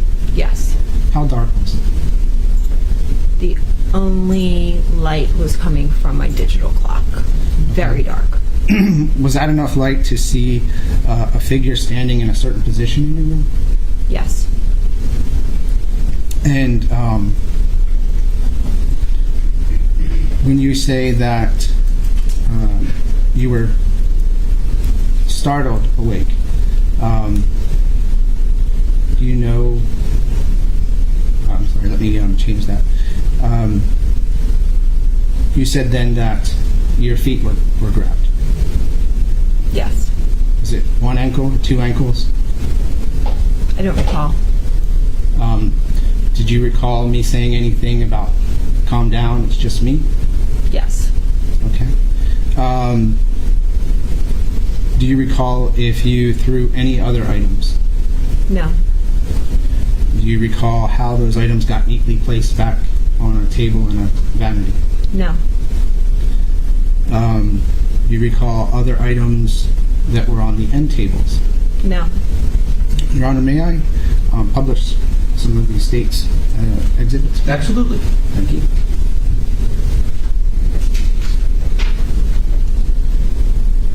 I'd like to use State Exhibit A, Set 1. A set 1.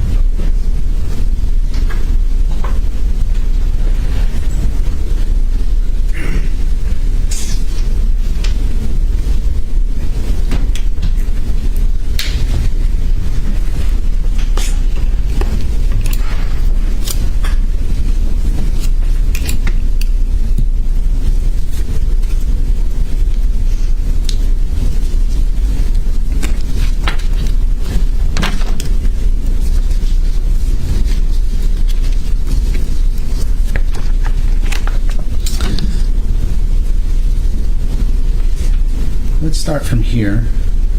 Actually, you need to push something to turn it to the camera. There's a button on there. I don't know, Deputy Esteo, do you know what button that is to change it from the computer to the document camera?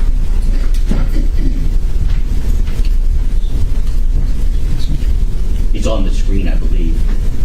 Tina, do you know how to do that? Kind of hard. I will do that. It's above my pay grade. There. Thank you. If you want to, Tom. yep, and focus. That's right. Okay. Let's start back with this picture here. I believe it was your testimony We'll that... need to know for the record which photograph it is. Yes, absolutely. Identified. It should be on the back. yes, Your Honor. This is photograph Set 1, A10. Thank you. May I publish? Yes, you may. Okay. I believe your testimony was that this screen was not there prior to my arrival. Not that I'm aware of. Okay. Do you believe that you put that screen there? No. Do you believe... So you don't know who put that screen there? No. Okay.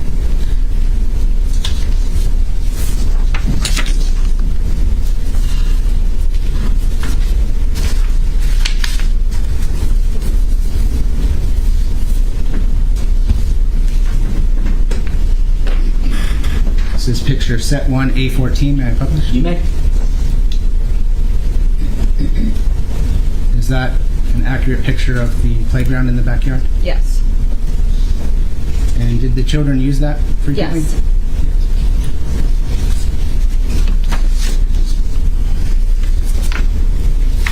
And you would agree that that playground and that window are directly behind the children's playroom? Yes.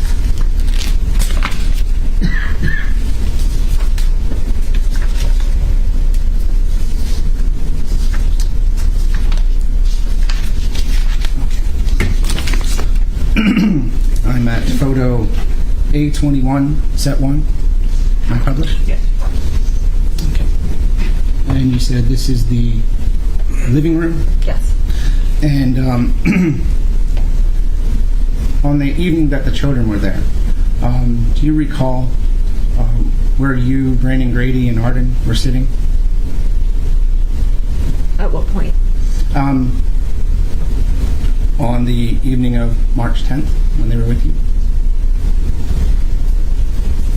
We were sleeping in the master bedroom, me, Bryn, and Grady. Sorry, let me clarify for you. On the evening of March 10th, when the children were with you in the living room, can you tell me where everyone was sitting? I was in the middle on the closest couch. I was in the middle of Bryn and Grady, and Arden was on the love seat. Okay. Is that the same love seat that Arden went to sleep on that night? I don't know. I was in bed asleep. I don't know which couch she slept on. Okay.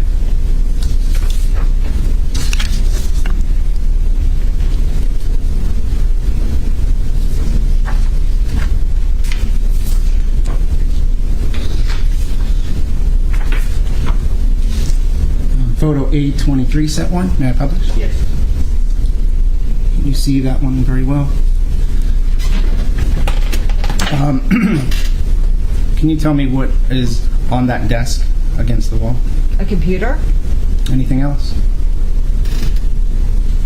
a sweater, papers. Did that computer have internet service? Yes. Is there any kind of internet feed or cable feed on that wall? I do. Not that I know. Not that you know of? No. It was Wi-Fi. Photograph A22, set 1. May I publish? Yes. In this photograph, do you see any cable or internet feed or router? The router over in the left corner. Okay. And do you know if you can hook a telephone to that router? That's not where I hooked my telephone. I'm not asking you where. I'm just asking if you can. You can.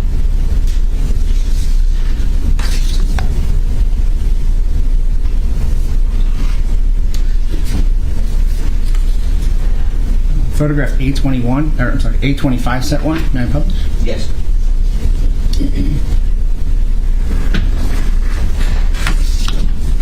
Miss Mathewson, in this photograph is a picture of, is it the garage door? Yes. The front door? Front door. Is the key hook there? Yes. It's a hook, I guess, placard that you let keys hang on? Yes. Do you know what key is still hanging on that hook? I don't know. You don't know? Okay, we'll see if we can find a better photograph of that. The walls look pretty clean and intact. Yes. Would you agree that in the previous photos that the walls also were clean? There's no dents, no scratches, no marks? Yes.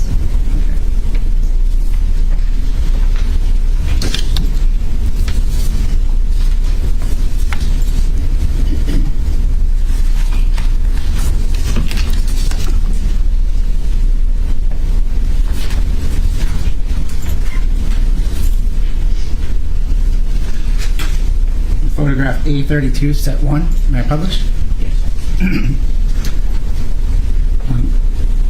Mrs. Mathewson, is this a picture of your garage? Yes. Is this the condition it was in when you left the home that evening, when you went to bed that evening? Yes. And can you identify some of the things that are in the garage here? Bins and boxes and things that I haven't put away in my home or storage. Okay. Thank you.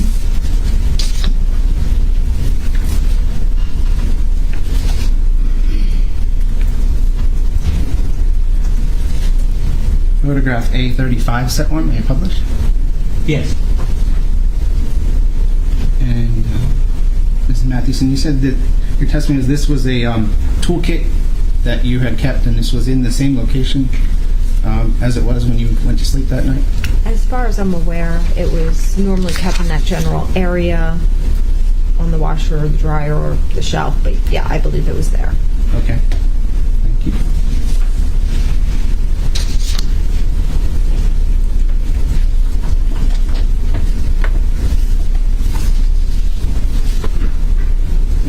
Photograph A37, set 1. May I publish? Yes. Ms. Mathewson, what is this a photograph of? That's my kitchen. This is your kitchen. And, do you see anything out of order, out of place? No. Did you have any struggle in the kitchen? No. No. Did you go into the kitchen at all? The very entrance of the kitchen to try to get to the phone that is normally right there, right where that tea thing is. It's normally hanging on the wall right in front of that. Okay. Did you have any tea that night? I don't recall. Is the tea usually just sitting on the counter? I would say normally no. Thank you.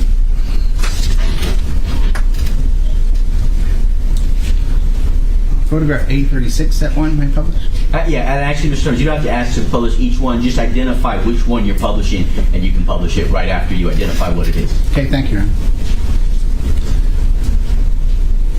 And Ms. Mathewson, is this another picture of you into the kitchen? Yes. And those things sitting on the countertop there, are they in the same place that they were when you left that evening? When you went to sleep that evening? I believe so. Okay. They're not disorganized or thrown around or anything like that? No. No. Did you have any struggle near this location? Near that location. Thank you.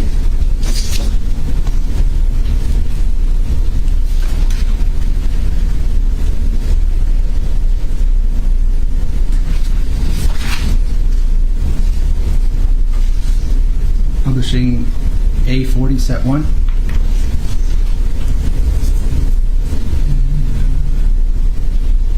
That's upside down.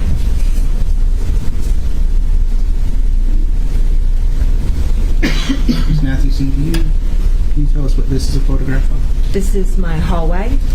Okay. What is the first door on the right?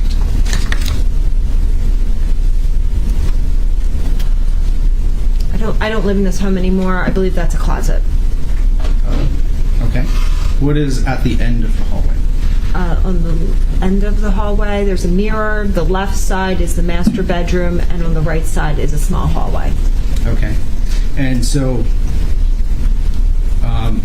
in your testimony, you said that you were brought down this hallway, Yes. and you said that was by your ankles, Yes. and at the same time you were kicking Yes. while you're being held by your ankles.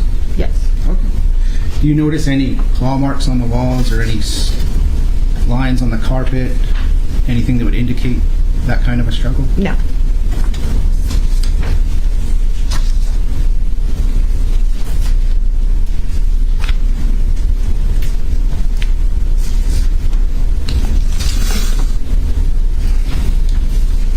Publishing A44, set 1.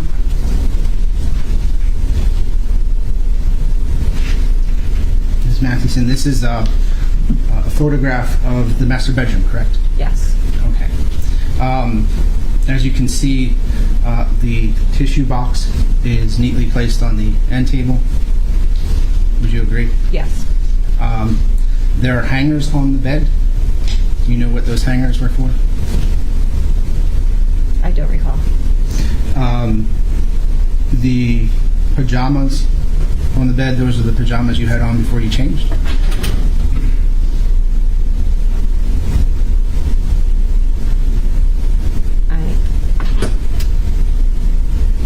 I can't tell from this picture. It is a gray piece of fabric and a pink piece of fabric. It could be. Okay. Do you believe you would have gotten changed on that side of the bed? Possibly. Do you sleep on the right side of the bed? I would normally sleep by where the tissues are. Yes, on the right side of the bed? Yes. Okay.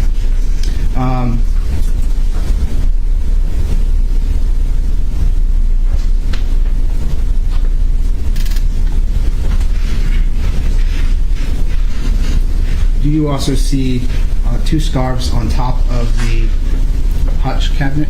Yes. Okay. And you see one scarf on the floor? Yes. And you see a belt to an outfit that you have? Yes. Okay.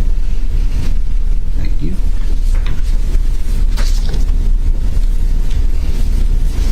Publishing A45, set 1.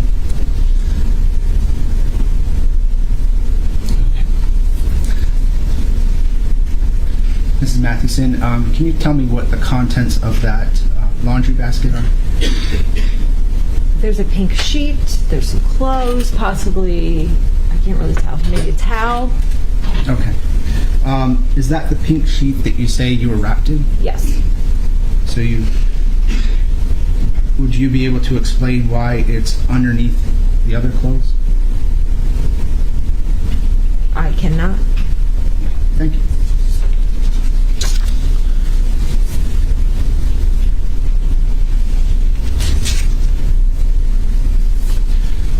Publishing A47, set 1.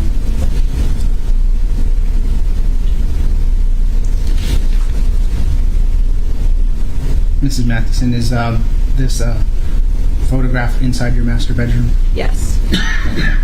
Do you see the variety of items in and around this piece of furniture? Yes. Do you see a large cord or a wire underneath of that? Yes. Did Mr. Summers or did myself attempt to use that to inflict any harm upon you? No. Do you see any cords on top of that cabinet?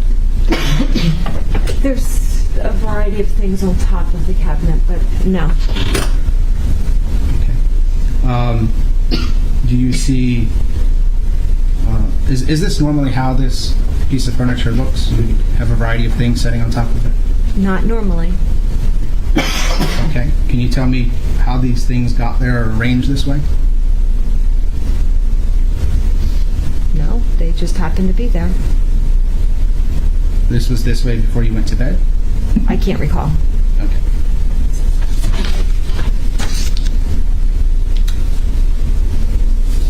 Publishing A48, set 1. Mrs. Mathewson, this is the right side of the bed, correct? Yes. Okay. You see a variety of articles on the bedside table? Yes. Did you attempt to throw any of those items? No. No.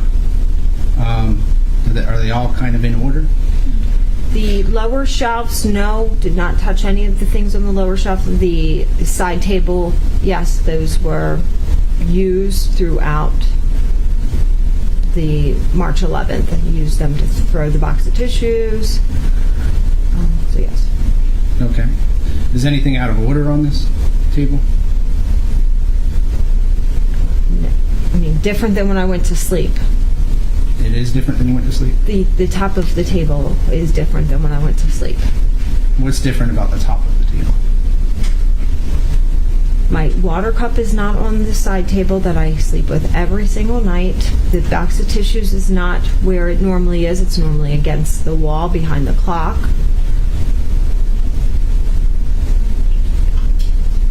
That's it? Yeah. Okay.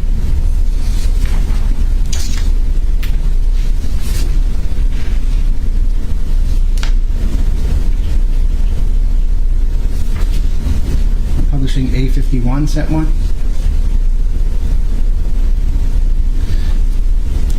Mrs. Mathewson, is this a better angle for you to see the top of that dresser? Yes. Okay. Can you remember if this is the way things were before you went to sleep?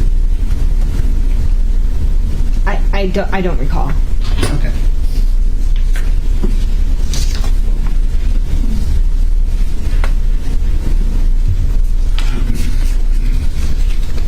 Publishing A52, set 1. Okay. Mrs. Mathewson, this is a photograph of which bathroom? The master bathroom. And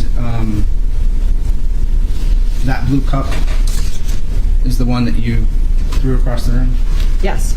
And that blue cup is now sitting nicely on vanity? Yes. Did you put it there? I don't recall who put it there. Did you use it while I was there with you? I don't recall. You don't recall? Okay.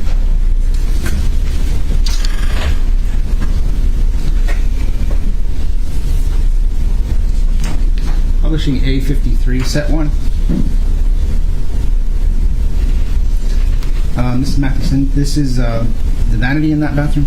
Yes. The bathroom you used every day? Yes. Is there anything missing from this vanity? I couldn't tell you what is missing.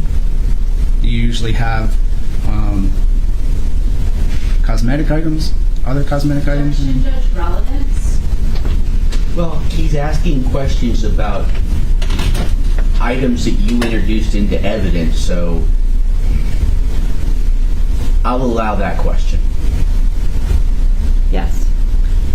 Do you notice any of your cosmetics missing from this? Yes. Could you tell me which cosmetics were missing? I cannot tell. I don't have the knowledge of what cosmetics I used 5.5 years ago. How about your toothbrush? My toothbrush is not there. Maybe off to the side, but my toothbrush is not there. Okay.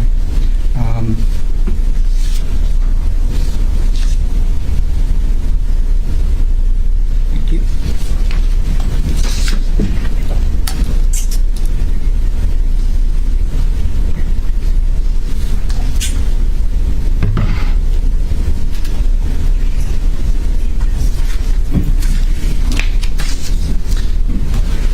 Publishing A56, set 1.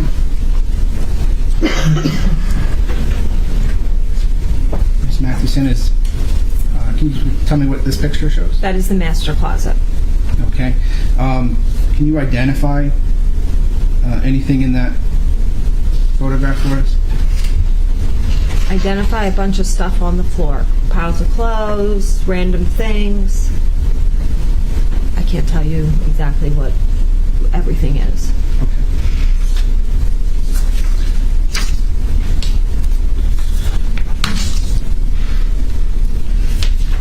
Publishing A58, set 1. Just a little better of a close-up. Okay. Can you tell me what else you see? Can you identify any other things in this photograph? All I see are clothes and just random things. Do you see any belts?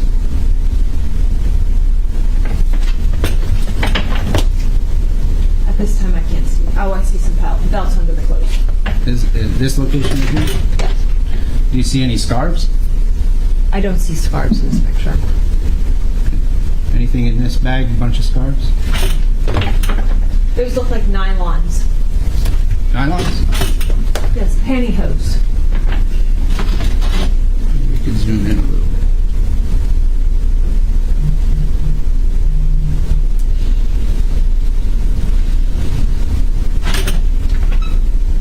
I do not see scarves. I see socks and pantyhose. And this one here? Socks and pantyhose is what I see. Thank you.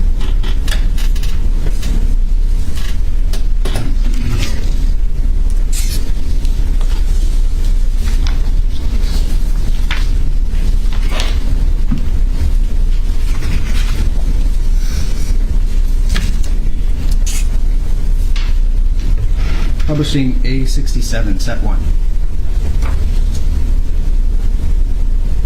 Mrs. Mathewson, what bedroom is this? This is the kid's bedroom? You said this is how it looked before you went to sleep, correct? Yes. And the pink sheet that you saw in the laundry basket, is that the same, from the same set that is on that bed there? I have 2 sets of pink sheets, one for the master and one for this bed. I don't know which one. Okay, thank you.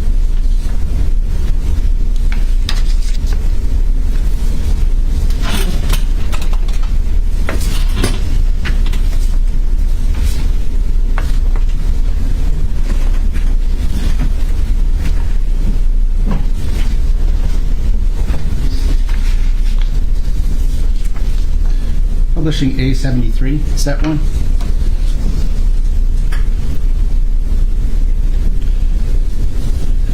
Ms. Mathewson, this is a photograph of which room? The kid's playroom? And does it look this way normally, or did it look this way before you went to sleep that night? It looked that way when I went to sleep. Okay, so there was a clear path then right in front of the window. Yes. Okay, thank you.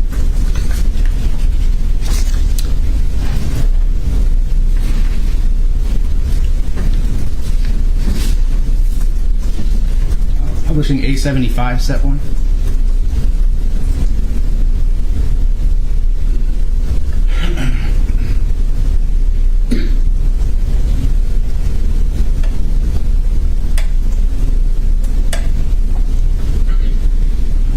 Ms. Mathewson, if you look at that windowsill, do you see the staining on it, the dirt on it? Okay. I see a windowsill, but I can't tell what is on that Do windowsill. you see any discoloration here? Sure, there's discoloration. So, could that be from the children going in and out of that window? They were not permitted to go in and out of that window. If they went in and out of that window, they were told they had to go through the front door and around to the backyard. Okay. Thank you.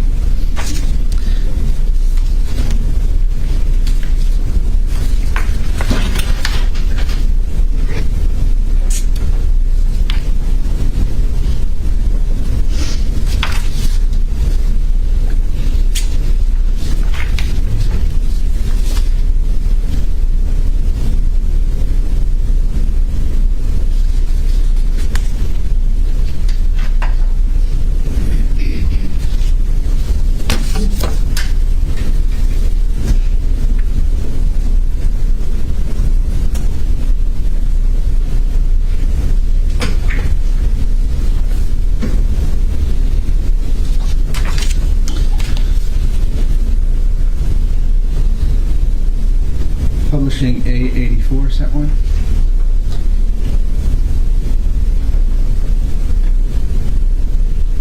Mrs. Mathewson, this is a picture of the, I guess, little pail that sits outside your front door you used to place cigarette butts in. Do you see any recently smoked cigarette butts in there?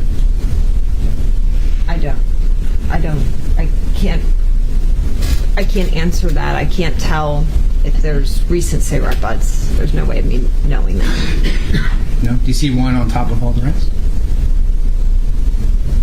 Yeah. Yes. Okay, thank you.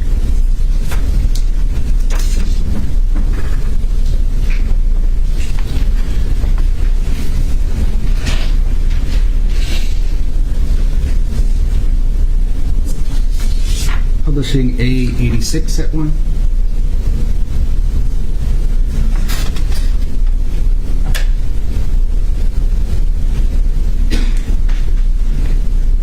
Mrs. Mathewson, can you tell me what is on the sofa there? That is my work laptop. Okay. And did you use that at all between March 10th, or March 11th at your house? No. No? Did you use it on a regular basis prior to that? Yes. Okay.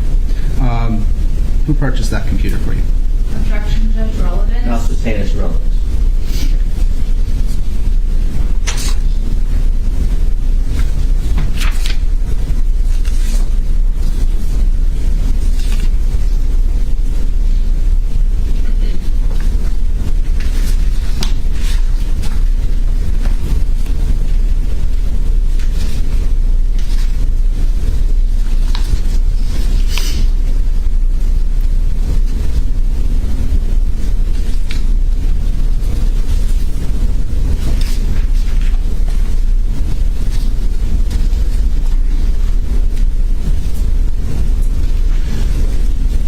Publishing A93, set one. Okay, Mrs. Matthews, this is the trash can in the kitchen, correct? Yes. And do you see the items that are on the top? Yes. Okay, so a couple of water bottles, like a ball of string, and just maybe some random trash. Is that correct? Yes. Okay. And do you recall how much string that might be? I have no idea. There was a lot of string. It's a lot of string, and then it was your testimony that that string fit in my pocket. It was wrapped, but I saw it come from your pocket. Yes, it was wrapped. All of that string came from my pocket. Yes. Okay, thank you.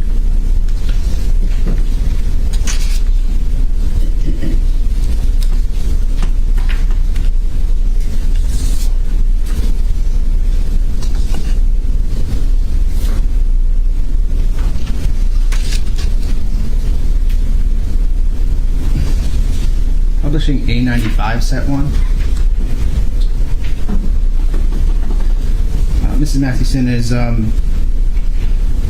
the NyQuil bottle that you say was used Yes. that weekend? Yes.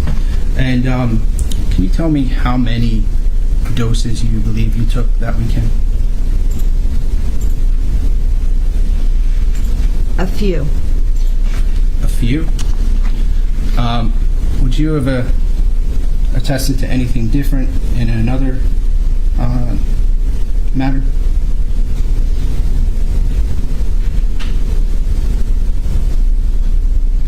I don't recall. I was in shock when I was found, but it was few. It's a few. Would you like to refresh your memory?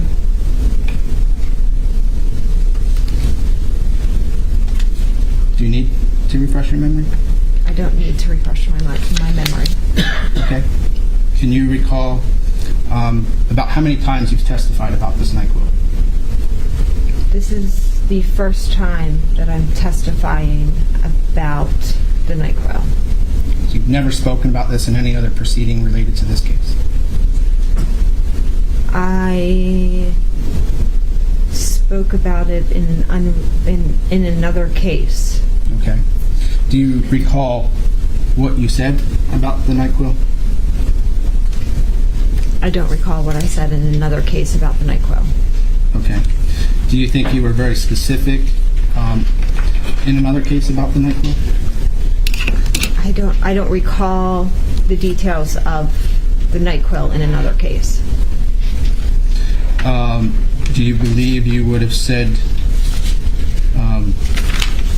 2 doses? Objection, Judge. Improper impeachment. Sustained.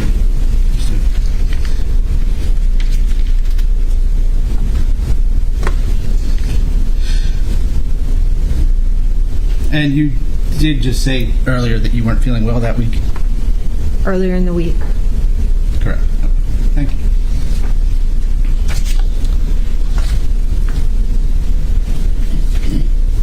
Publishing A96, set 1, please. Ms. Mathewson, you see some duct tape in that trash can? Yes. And you say that was used for what purpose? I said that the duct tape was placed on my mouth. Okay. Did you have any marks after the duct tape was pulled off? Not that I recall. Do you know if when you were evaluated at the hospital, they were able to test around your mouth for any kind of adhesive or any damage from duct tape?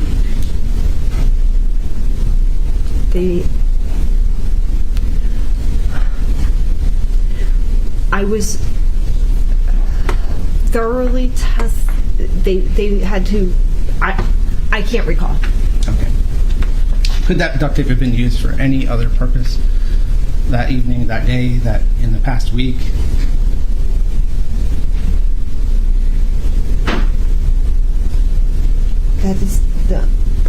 I have no idea. Okay. Thank you.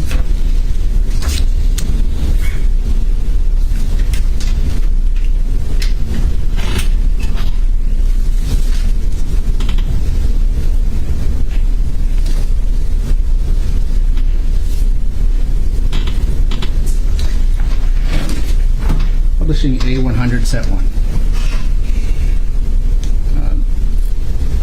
Ms. Mathewson, what is this electronic device on the chair? Hold on, wait one second, Mr. Summers. My exhibit list, and Ms. Johnson, you can help me, says set 1 is A1 through 104. Correct. So This is 100. I thought you said 107. I'm sorry. No, you're on 100. Okay, excellent. All right. I'm sorry, Mrs. Mathewson, what is that electronic device? This is a tablet. And your testimony was that it may or may not have been working? I don't recall. You don't recall? It was the kid's tablet. They were complaining about it not reacting when they touched it. Okay. But it's plugged in charging? I was charging it to see what was going on with it. Okay, thank you.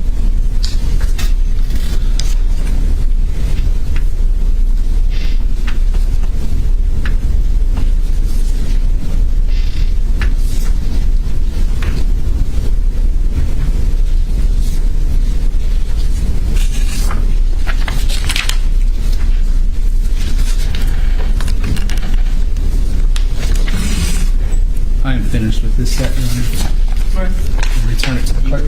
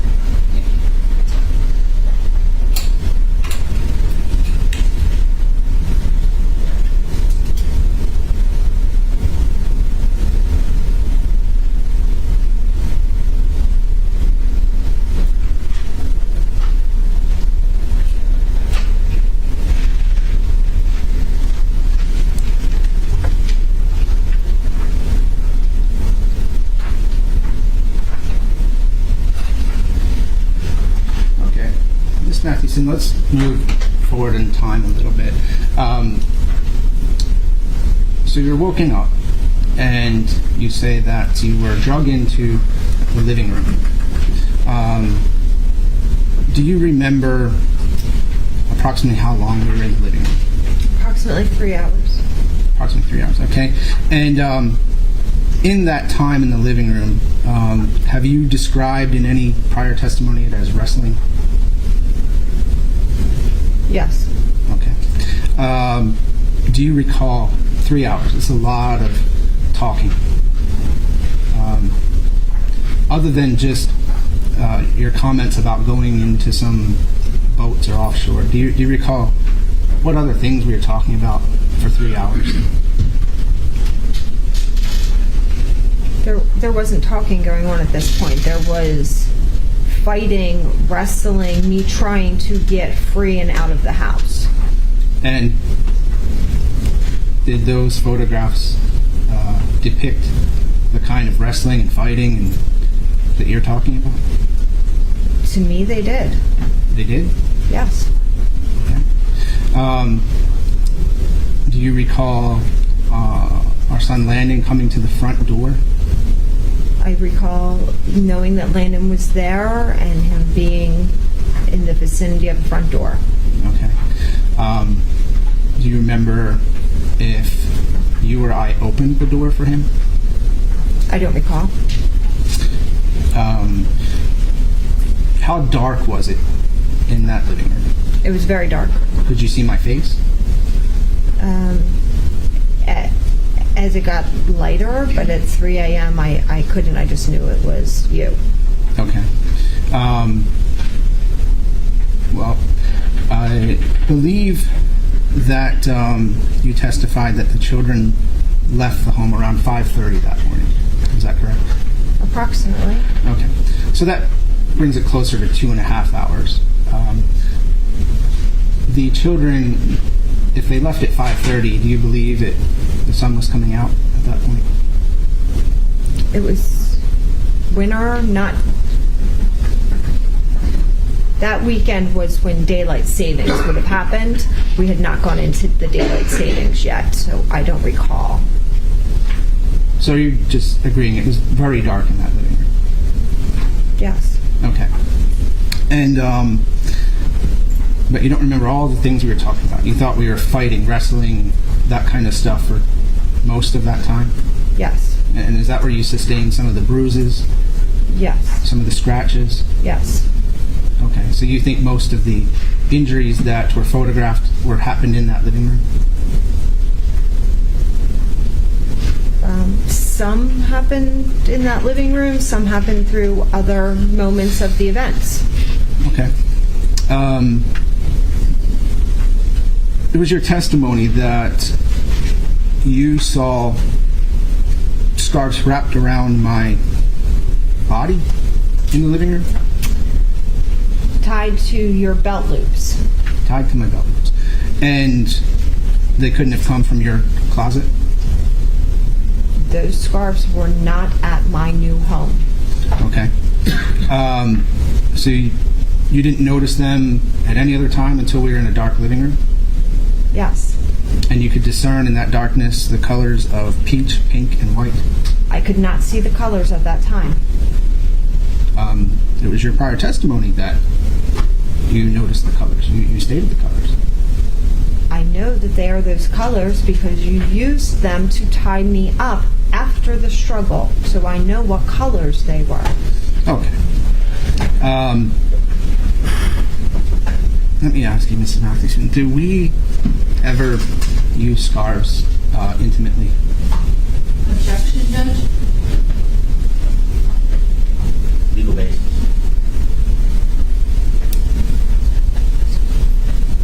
Your Honor, it goes to... She can answer the question. Oh.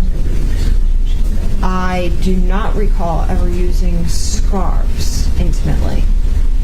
In 16 years of marriage, did we ever go beyond just regular intercourse? Objection, Judge. Relevance. Hold on, don't respond. I'm going to allow it overruled. Mr. Mathewson, you may answer.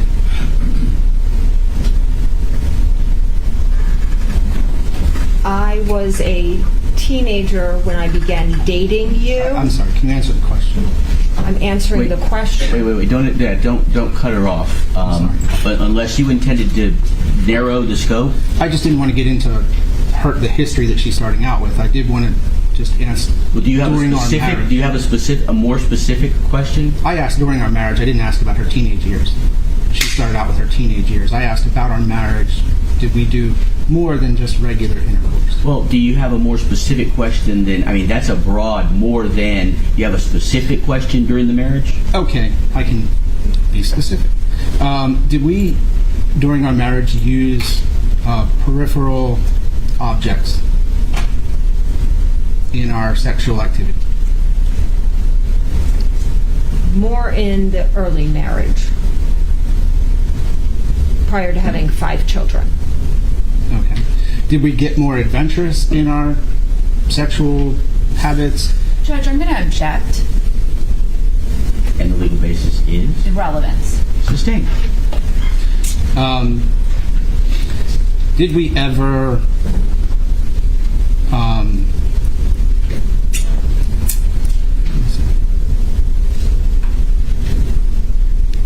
we ever use scarves or strings or anything to as part of our sexual encounters from time to time? I don't recall a single instance. I don't recall any. Okay. But you do recall us using a variety of quote-unquote toys and things of that nature? Judge, I'm going to object to Sustained relevance. is irrelevant.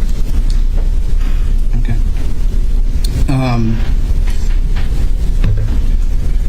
Well, I'll move on.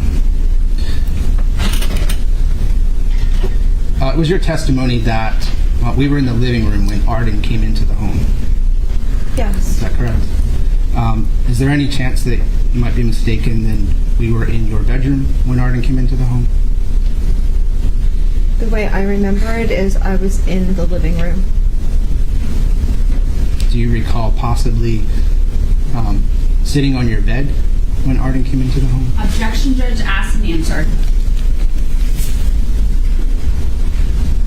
Not this specific question, only if you know. Oh, I don't. What was the question? Do you remember if you were sitting on your bed when Arden came into the room? The way I recall it is I was sitting in the living room. Okay.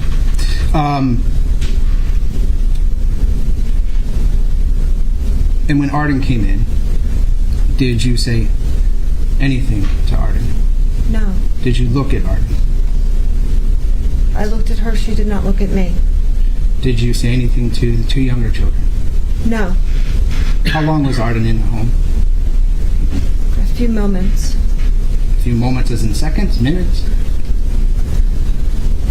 Enough time to get the children and leave. Did she take anything with her? I have no idea if she took anything with her. Did Arden leave peacefully? Yes. Okay. Do you believe that if there was some problem, Arden would have spoken up? Objection, Judge. Speculation. Sustained. Okay.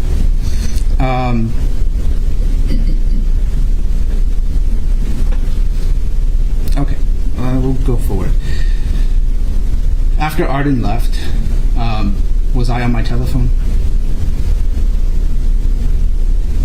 I have no idea. Do you know if I was communicating with Arden while she drove to my house? At the time, I had no idea she drove to your house. Okay. While she was, right after she left, what did we do? You tied me up. Before she left? After she left? After she left, you tied me up Where? in my bed. In your bed. And you said this was with string. You said, sorry, Christmas lights. And you said a vacuum cleaner? Yes. Okay. So it was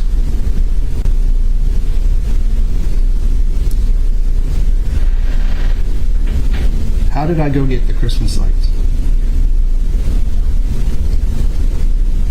It was already tied with the scarf and the string. Then you left and went and got the Christmas lights So I left the room to go get Christmas lights. while I was tied up.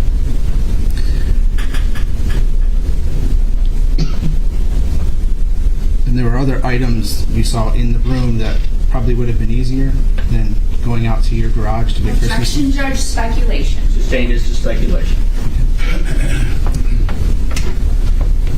Let me ask you this, Ms. Mathewson. What is the time frame between when Arden left and there were videos made on your telephone? About 5:30, 6 o'clock, she left. The videos happened when I was first hog-tied, which would be approximately 11 o'clock. 6, I'm trying to do the math while I'm thinking. It's 5 hours. 5 hours? Okay. What did we talk about for 5 hours?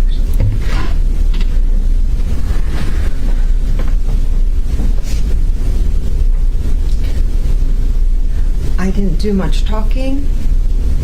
You can go on and on and on about random nonsense, and it's incoherent nonsense, but you can just go on about it. Okay. Do you remember specifically what incoherent nonsense I was talking about?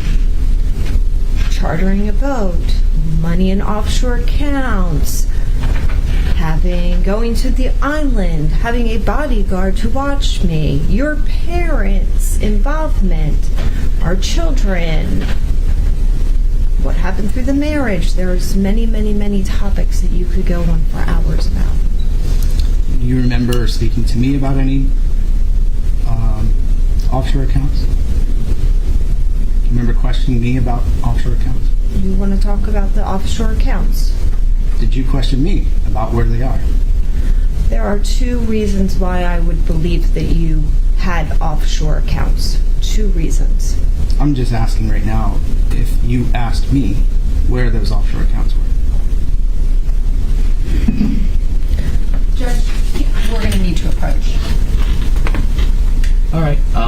We'll excuse the jury, gentlemen of the jury. Please do not discuss the case amongst yourselves or do any research related to the case. We'll take a very short break. All rise for the jury.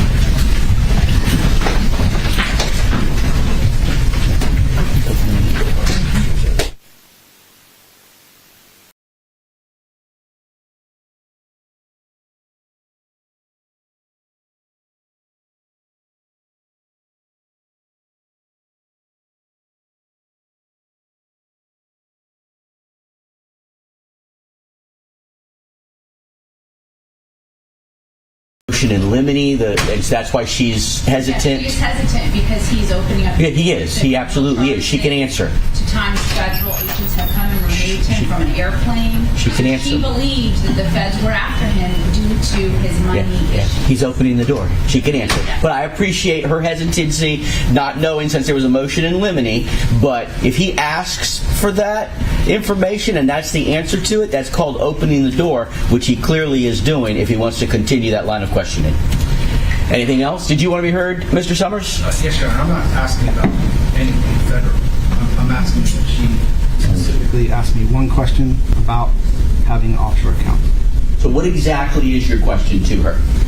If she asked me if... Did you ask me about the accounts? I asked, did she ask me where I had offshore accounts? It has nothing to do with my... That's a specific leading question that calls for a yes or a no answer. Yes. So, but be very careful. Yes. I'm going to just answer that question, yes or no. But if you ask any other questions that are not specific leading questions that call for a yes or a no, they require you to say something in response to that question that may have been the subject of the motion in limine, you absolutely may do it. All right? Judge, the concern is if her answer is she did not ask specific questions about it, which then calls in question to the jury, why didn't she question him more about it? She didn't question him more about it because she already knew all of these federal issues he has had for years and years and years. So it may seem... So he may still open the door with his leading question. If she says no, then on redirect, you're welcome to ask redirect questions related to the answers she gave on cross. Yes, Your Honor. All right, you understand that, Mr. Summers? I don't know what she's going to say. I know you want to know whether she asked you about them, yes or no. What Ms. Johnson has suggested, if she says no, then that leaves open the opportunity and the question on redirect as to why didn't you ask him? And if the reason that she didn't is the basis of a motion in limine that stuff she wasn't supposed to talk about, you've opened that door. Well, I think, Your Honor, we just put the idea in her head about that. That's not the basis of this question. Well, I mean, she's under oath to answer truthfully, and the question you want answered right now is yes or no, did she ask you? And I'm going to allow it. You proceed at your own risk as to whether you open any doors. You understand that? Yes. All right. Judge, we do also, I want to put on the record, I know Your Honor had mentioned yesterday that if we do not finish, the state had planned on resting Thursday. We are doing everything to move as quickly as we can.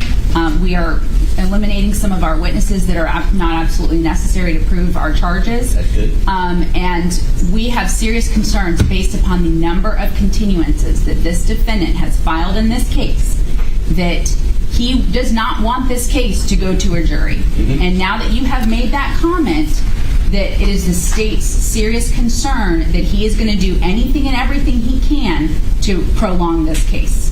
Approximately how much longer do you anticipate your cross of this witness is going to be?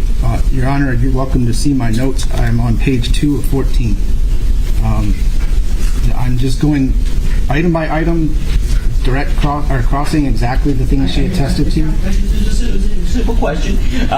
So I would estimate, what time are we breaking for lunch? As soon as the lunch gets here, which could be any minute now.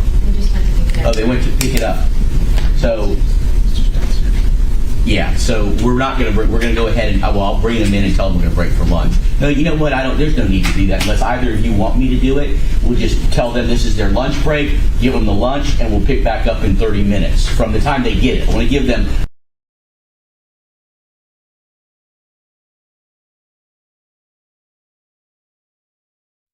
All right, so maybe it's not such a bad thing. I don't have the rest of his cross. I didn't realize he continued to cross her for more and more and more. So we're just going to jump to closings. We're going to go to closings and then verdict, and then then I've got a surprise for you guys. So we're going to do closings. Now remember, he's pro se now, so he has to do his own closing. So right, it's not a bad thing that we don't see any more cross. I think you guys get the point, right? You guys get the point. Has given his closing. All right, hold on. Let me get us queued up here.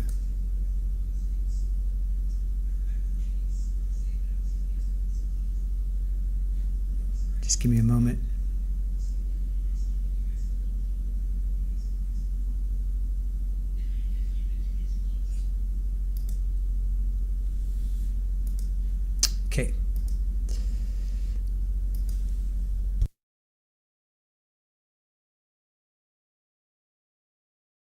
Shoot, I had it all queued up and then I just went back.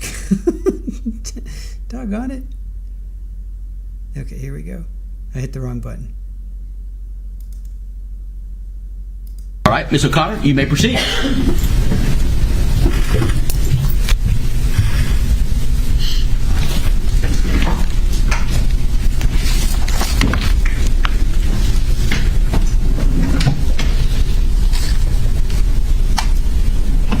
May it please the court, Mr. Summers, co-counsel, gentlemen of the jury, a nightmare. A nightmare that Alisa Mathewson has had to relive for 5 years now. To relive in front of you, testifying here during this trial. Relive the traumatic events that she was forced to endure by that man, the defendant. What this comes down to is a scorned lover. The defendant was not willing to come to grips with his divorce with his ex-wife. If he couldn't have her, then no one could. And that is what leads us to what happened March 11th through March 13th of 2017. The judge is going to instruct you, and you will get a copy of these in regards to the charges.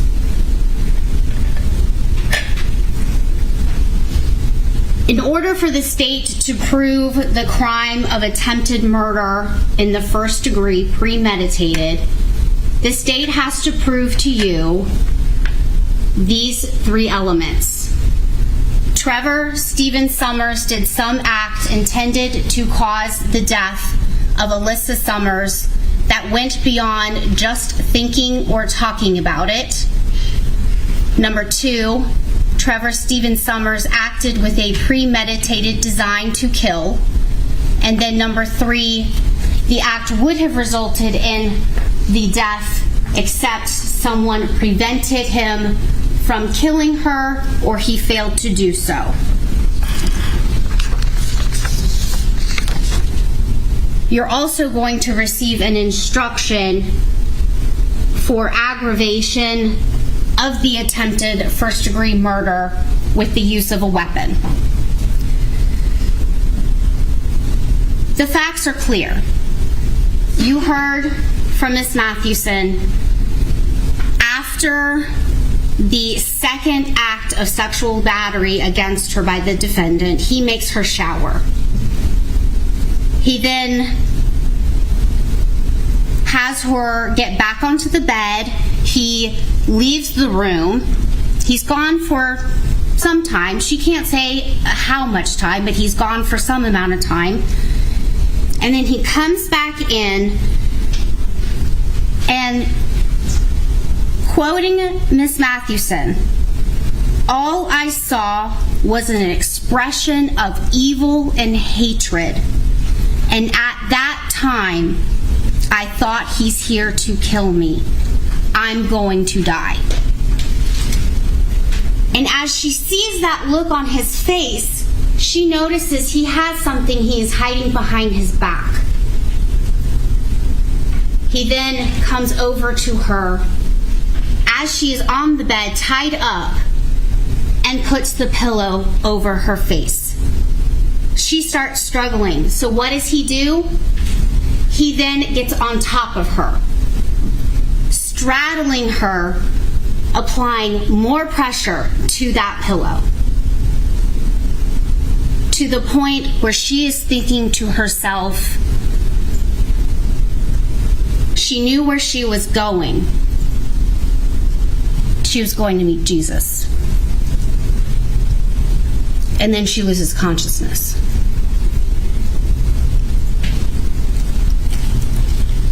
And we know he did this because he admitted to that to Sergeant Remia in his post-Miranda statement.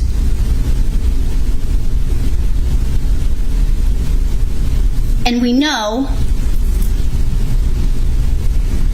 that he stopped and took the pillow off of her. Otherwise, we would be here for a different case. There was no heat of passion.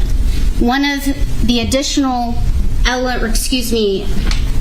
instructions as far as the attempted murder is that you will see that it is not a heat of passion. This is not a heat of passion. He knew exactly what he was going to do when he went into her room while she was tied to the bed. Keep in mind, this was hours after he had snuck into her house, shortly after 12:30 that morning. Hours after he had lingered in her home for several hours before waking her up in the middle of the night. After numerous times where he ties her up with rope, Christmas tree lights, a vacuum cord, there was no heat of passion.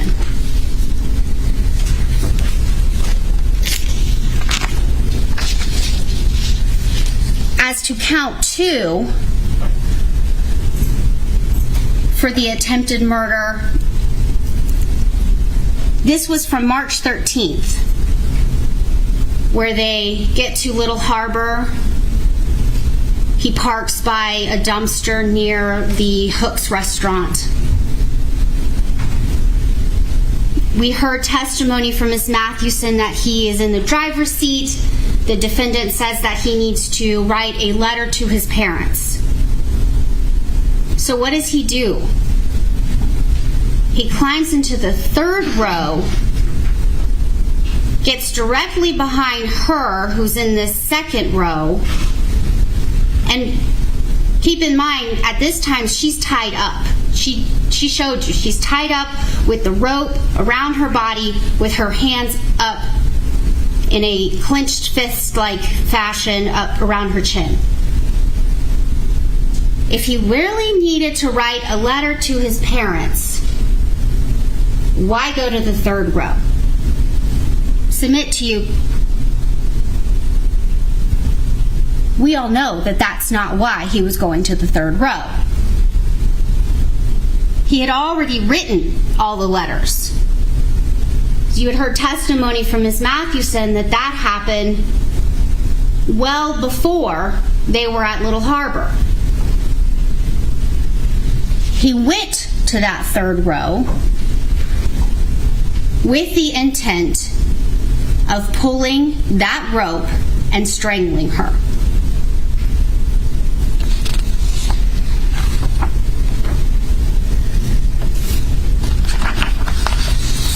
State's Exhibit F5.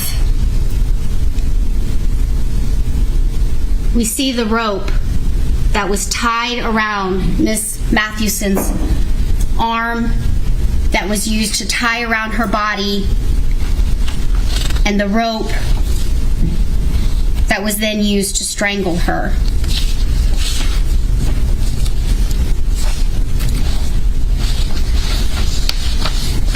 Looking at State's Exhibit F6, this is a close-up of the rope tied to her arm.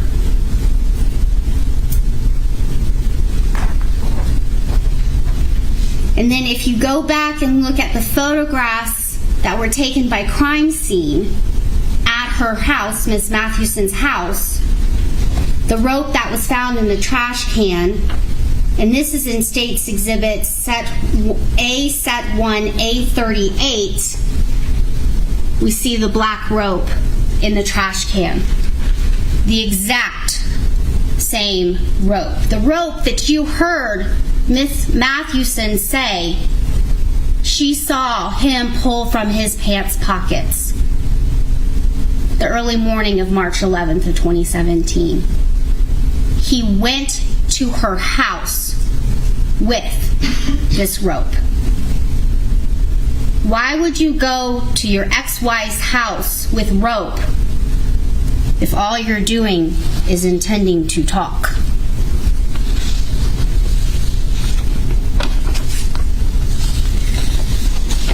State's Exhibit K3 shows you the linear line on Miss Mathewson's neck, on the left side of her neck, and K4 showing how that line goes around to the back side of her neck. And those are the photographs and observations that Ms. Hall, an advanced registered nurse practitioner who conducted the sexual assault exam, as you heard testify, observed on Ms. Mathewson. And you heard Ms. Hall say that these types of marks can take up to 24 hours to appear. So while you may see it on the left side at the time in which she did the exam, it's possible that there could still be some marks appearing on the right side of Miss Mathewson's neck based on the strangulation with the rope. You also heard the testimony from Ms. Hall that the linear line is consistent with that coming from a rope. And then what else did she say? That it had to have been applied with enough pressure to leave that mark. Again, this was no heat of passion. This was premeditated. He had no intention of them leaving that vehicle at Little Harbor. By the grace of God, what he thought to be an undercover vehicle drove by, and he got scared.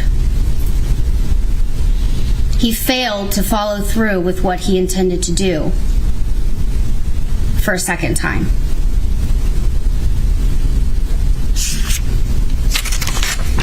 As to count 3, we have the kidnapping incident from the Walgreens. Go back, listen to that 911 call from Mr. Crosby, Exhibit C. Consistent with what he testified to here the other day. We heard testimony that once they get to the Walgreens, the defendant parks the car away from the store. He goes into the store. Remember, her hands are tied behind her back. And she still had that blanket over her shoulders that he put on before leaving the house. She's somehow able to move her arms a certain way to unbuckle herself and then open the door and get out and try and run. And she told you she ran to the main road because she knew she couldn't go in the store. That's where he was at. Hopefully thinking that somebody driving would help her. Unfortunately, the defendant saw her running out of the car and she wasn't fast enough. You heard Miss Mathewson testify that he grabbed her, picked her up, forced her back into the passenger seat as she is struggling and fighting to keep him from putting her back in there, because she knew. She knew what was going to happen if he was able to get her back in that car.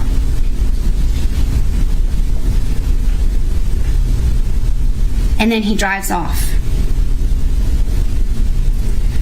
And you heard her testimony that she was able to get the door open one more time as they're driving.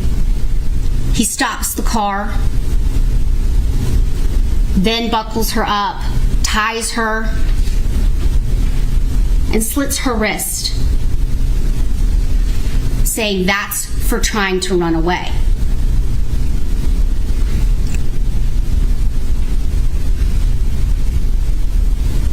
The defendant admitted to Sergeant Remia that she ran. He went out after her, grabbed her, put her back in the car.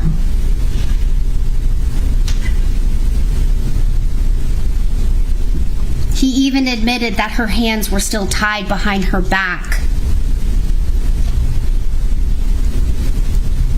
And then he tied her to the seat. He goes on to describe how from there, because now most likely the authorities are going to be contacted, that there's no way they're going to be able to go to his house and say goodbye to the children. So he drives for several days through Manatee County and Hillsborough County.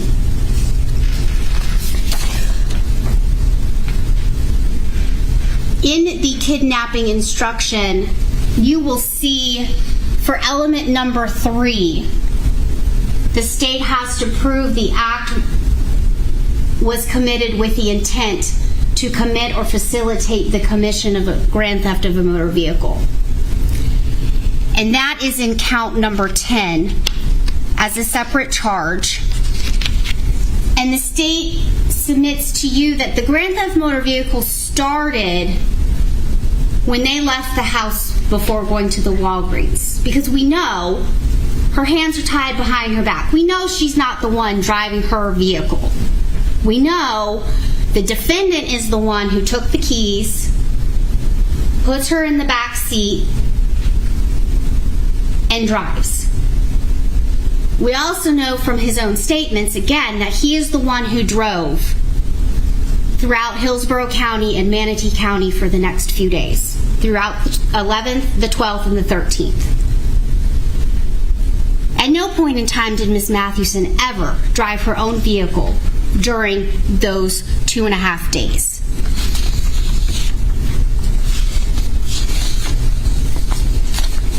One of the elements as far as the grand theft motor vehicle that you will see is that the defendant knowingly and unlawfully obtained or used or endeavored to obtain or use the motor vehicle. Well, we know he was using it. He didn't have permission to do so. And temporarily or permanently deprive. 2.5 days where she doesn't have access to her own vehicle. Several times throughout, she is tied either to the car, the captain's chair in the car, or tied herself. The state submits to you that the kidnapping facilitated the theft of her motor vehicle. Now, as to counts 4 and 5, the sexual battery, the state's required to prove to you 4 elements. And I submit that elements numbers 1, 3, and 4, those are not at issue here. We know that the defendant, per his own statement, had sex, according to him, with Ms. Mathewson, and that his penis penetrated her vagina. We know that they're both over 18. The issue is element number 2, consent. So let's look at the definition of consent. It means intelligent, knowing, and voluntary consent, and does not include coerced submission. Consent does not mean the failure by the alleged victim to offer physical resistance to the offender. The state does not have to prove to you she tried to fight him off. The state does not have to prove to you that she said no.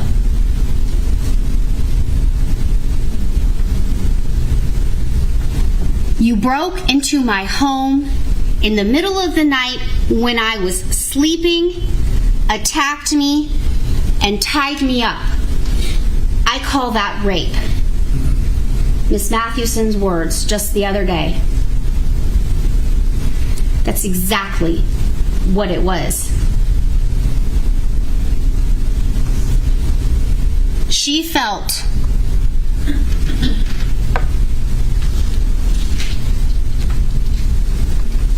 that she had no other option. And I want you all to go back and pay close attention to the defendant's post-Miranda interview, because every other time the defendant talks about having sex, he describes it as sex. We had sex. We had sex. Pay close attention around the 15-minute mark when he describes the sex that occurred on March 11th of 2017. He says, and then we had sex 4 times, consensual. It wasn't forced, nothing, completely consensual. The one and only time that he described it as being consensual. Why is that?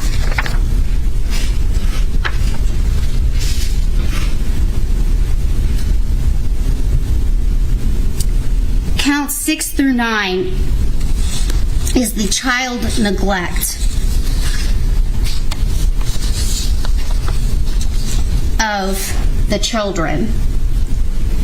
And I'm not going to put up all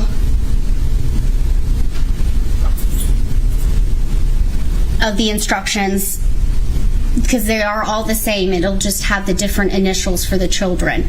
But the state is required to prove to you 3 elements. That the defendant willfully or by culpable negligence failed or omitted to provide the child, in this case this is going to be for Arden Summers, with the care, supervision, and services necessary to maintain Arden Summers' physical or mental health. He was a caregiver, and then at the time, Arden was under the age of 18. There's no disputing this at all. We know for a fact he let his 14-year-old daughter drive home, about a 26-minute drive, from Miss Mathewson's house to his house around 6 o'clock in the morning. You heard from Arden Summers, she didn't even know where she was going. Luckily, she knew how to use the navigation system in the van. And then, once all the kids are home, there's no adult. You have Arden and her other siblings, Bryn, Grady, Landon, and Cooper, all home until about 3 a.m. on March 12th, when law enforcement knocks on the door of Carol and Stephen Summers, asking one of them to go over to the house because there's no adult. And prior to even Arden arriving back at the house with her siblings, we know that the defendant had left the youngest child, Cooper, who was 3, at home all alone because he was asleep. As to count 11, we have the violation of the DV injunction, the domestic violence injunction. Again, there is nothing in dispute with this count. The interview the defendant provided to Sergeant Remia, the video that the defendant made on Miss Mathewson's phone is Exhibit Y. And we have the order of the injunction in service on him, which was Exhibit AA.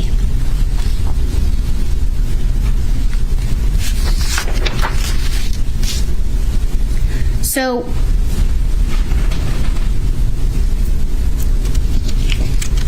the evidence that you received in this trial is overwhelming. But all of it, the 911 call that was made by Mr. Crosby, the Walgreens video, the text messages that were between Arden, Landon, and the defendant, the videos the defendant made, the confession letter he wrote, the letter he wrote to his kids, State's Exhibit S3.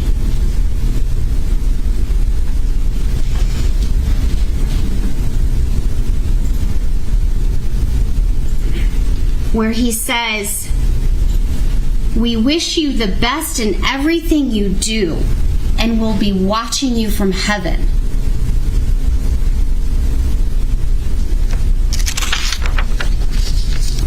His own statements to Sergeant Remia.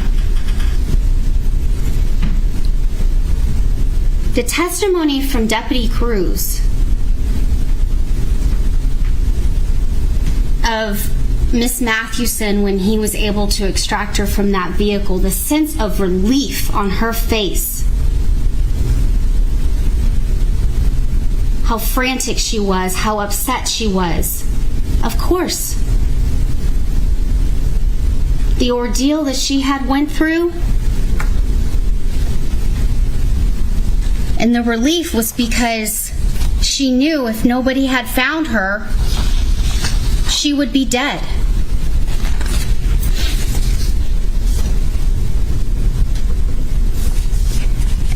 I want to talk a little bit more about the defendant's post-Miranda statement to Sergeant Remia, as there are additional statements he made other than what I have already discussed with you.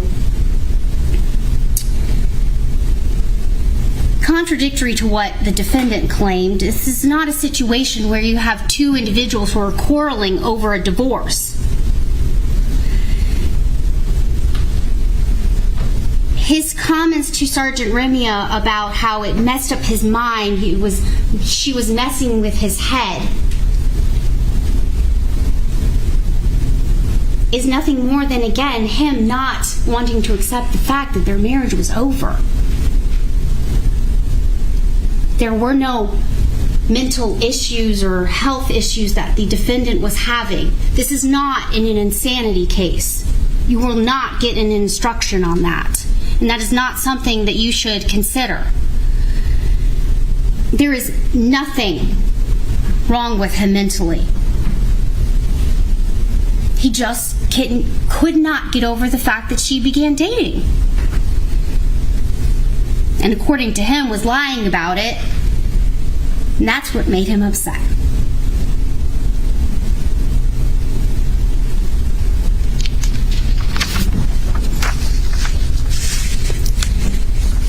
Gentlemen of the jury, shortly after 12 a.m.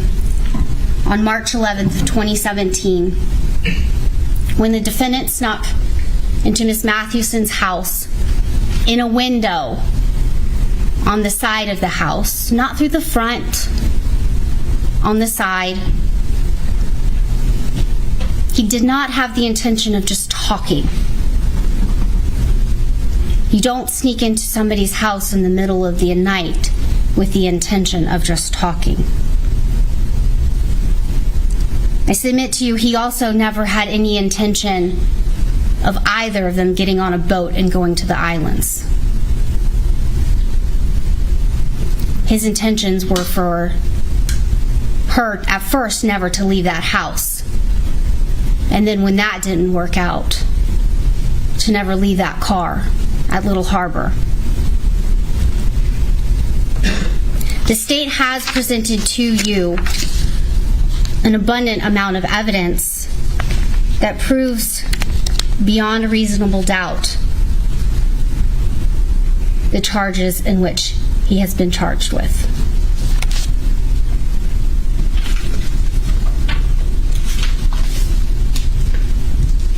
Mr. Summers? Thank you, Your Honor.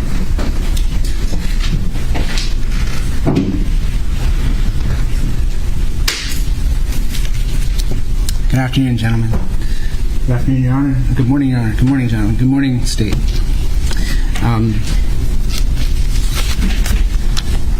I'd like to just be able to share with you a re-representation of what we've heard over the last week.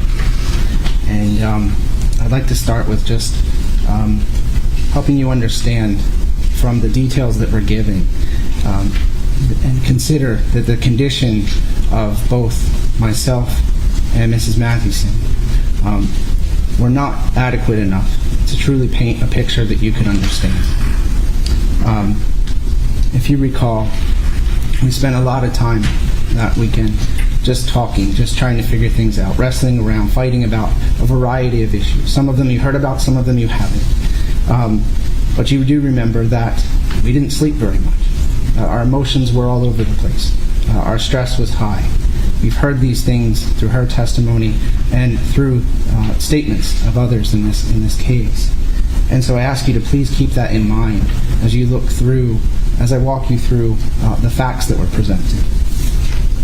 I first ask you to pay attention to the photographs. As you walk through the photographs, I ask you to please look through them and notice things in the residence of Mrs. Mathewson. That there were no signs of a struggle. That there was not broken glass or dents in walls. There's not scratches on countertops or blood splatter.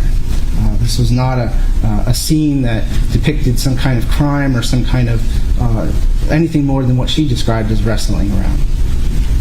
And I also ask you to look and see that the things aren't thrown about as she described.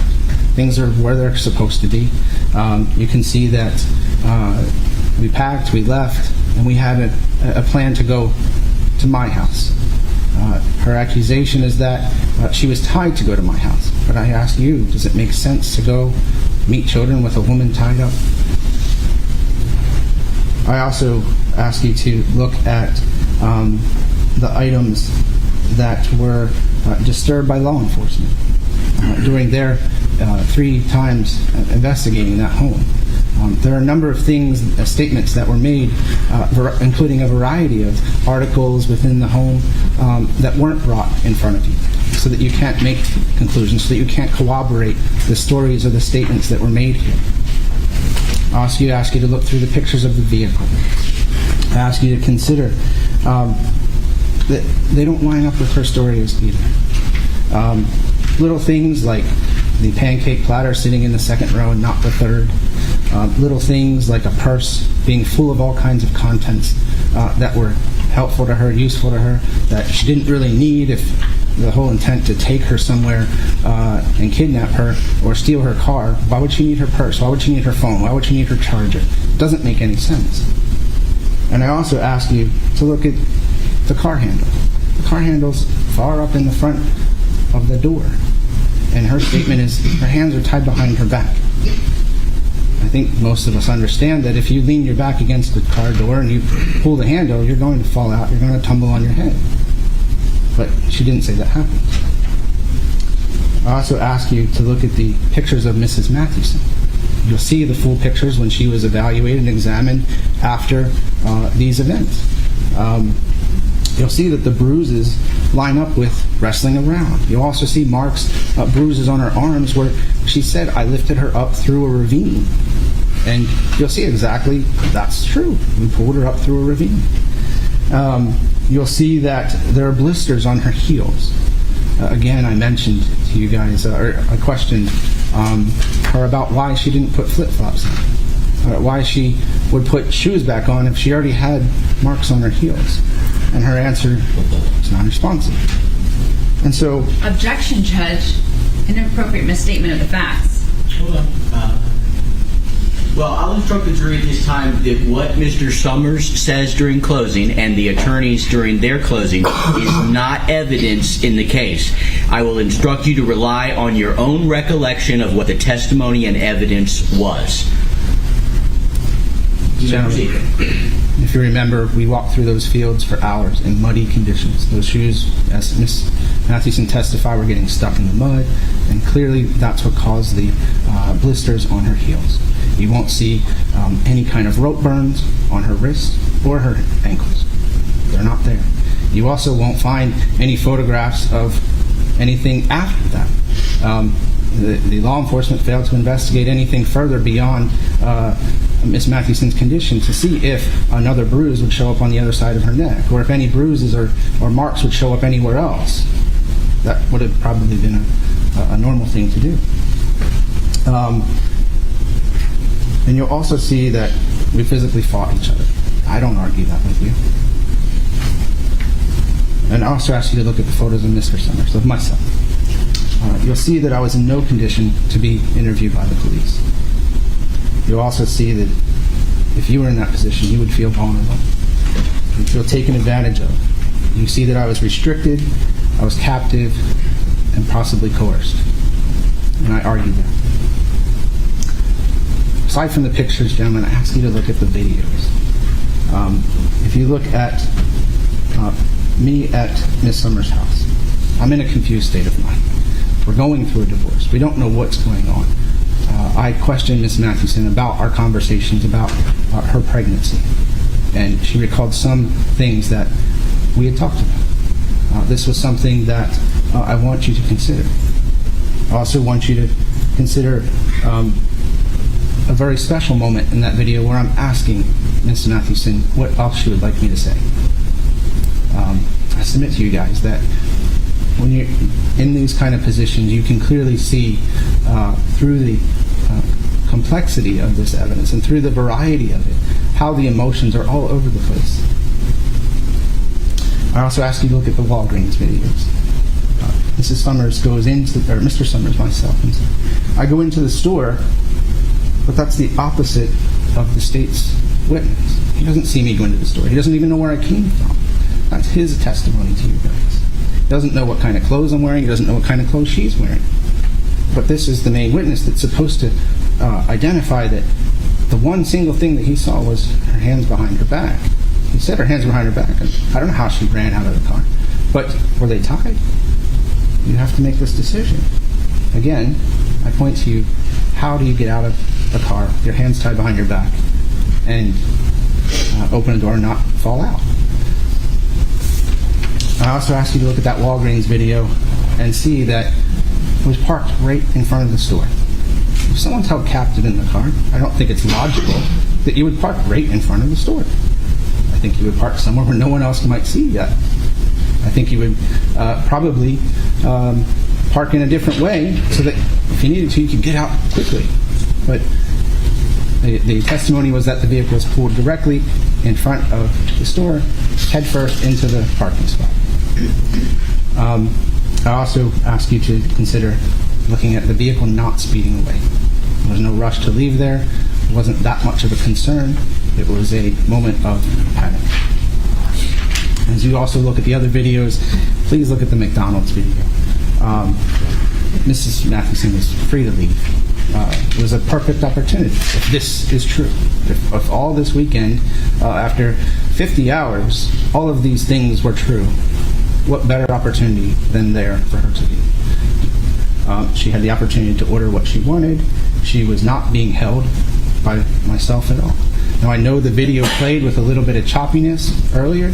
I ask you to watch it again and see if you can get it to play smoothly and see that, no, this is a agreed upon situation. We're in there together. We're getting breakfast. We're moving on. I also see that she is cooperative with me. She's using her purse. She has the contents of that purse. And there's no issue that whole time, almost 2 minutes, maybe even more, of going through that drive-thru. Logically, I would not be able to get out of that vehicle. I had a seatbelt on, and my door would immediately hit the building. And again, a great opportunity for her to leave. As you look at the Citgo video, there are 3 videos on there. 2 of them show me inside the store. 1 is from a different angle where you can see that the vehicle is not parked at the first pump. I ask you to look at that.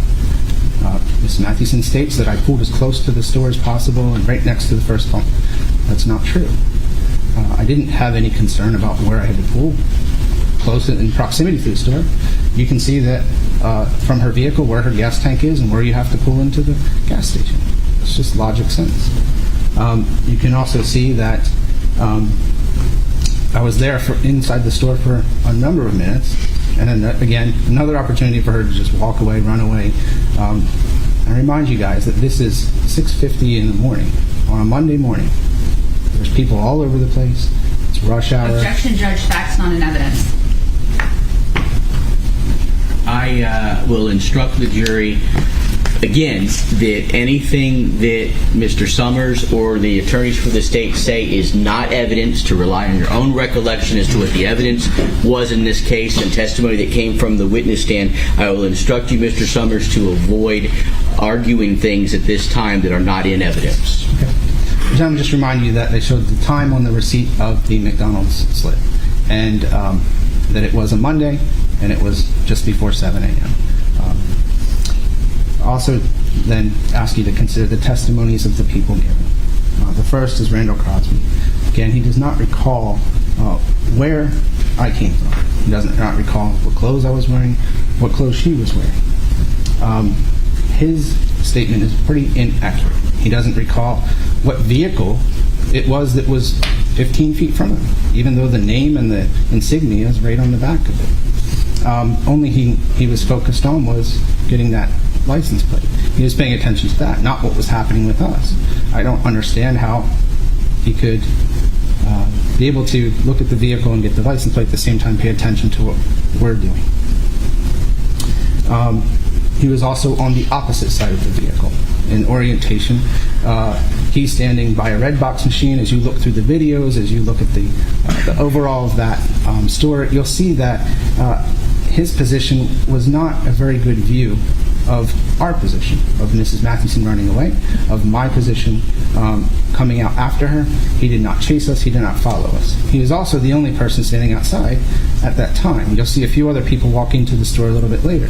All of these people were also available to Miss Mathewson to go and talk to. If I'm in the store, she could have went and talked to him or tried to seek help from him.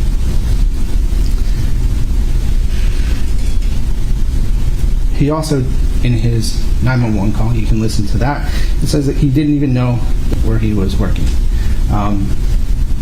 He didn't know that the place of his employment in his testimony, or what time he started the shift, what time he ended. He was also not close enough to hear the things that were being yelled at each other. Mrs. Mathewson said that she yelled. We were screaming at each other as we were going back to the car. But he couldn't hear that. I then point to you to Kimberly Shea, who gave you a very accurate evaluation of what she saw. Her statement was true. She was pulled in directly across from the passenger side of that vehicle. She saw the emotion on Mrs. Mathewson's face. She saw that we were in some kind of an argument, some kind of a torment. And she also saw Mrs. Mathewson's hand. She saw her hand leaning on the door sill and leaning up against her face. That wouldn't indicate that her hands were tied at all. I also point you to Ms. Shea's knowledge of the exact type of vehicle it was from the moment that she saw it, color, the position, how far she was exactly from the vehicle, and that we left. Then we go to David Chesla, Dr. Chesla. Dr. Chesla did not operate on me as he stated. He also doesn't remember even seeing me. He could not tell exactly what time and what type of medications were given to me. He's only assuming from some records that he may or may not have been involved with. He doesn't know what the volume of the doses were or what types of medications could have had. He didn't testify to what kind of impact those combinations of medicines could have had. He did not speak with law enforcement, and his responses were quite vague. Then to the other medical professionals that testified. Teresa Wagner, Rita Hall, and Francesca O'Neill. They were all involved in some kind of DNA analysis or some kind of evaluation of Mrs. Mathewson's injuries and the sexual battery kit. And again, that sexual battery kit, the test came back, no evidence of rape pointing to me, no DNA match to me. And this happened immediately after the alleged sexual encounters. This didn't happen after Miss Mathewson showered. Her allegation is that this happened on Sunday, and this test happened, and the rape test was given to her on Monday. They also tested the clothing from Mrs. Mathewson, and none of that tested positive for myself being in contact sexually with Miss Mathewson. The sheet from the bed tested positive for my DNA, which the analyst said could have been there that day or sometime prior to that. As you do know from Mrs. Mathewson's testimony, we were in contact prior to the 11th of March. I also ask you to consider the testimonies given by law enforcement. They were not a witness to anything prior to a simple, peaceful arrest. I did not resist. I did not not have any testimony of me causing any problems or acting in any kind of irrational way with them when I was arrested.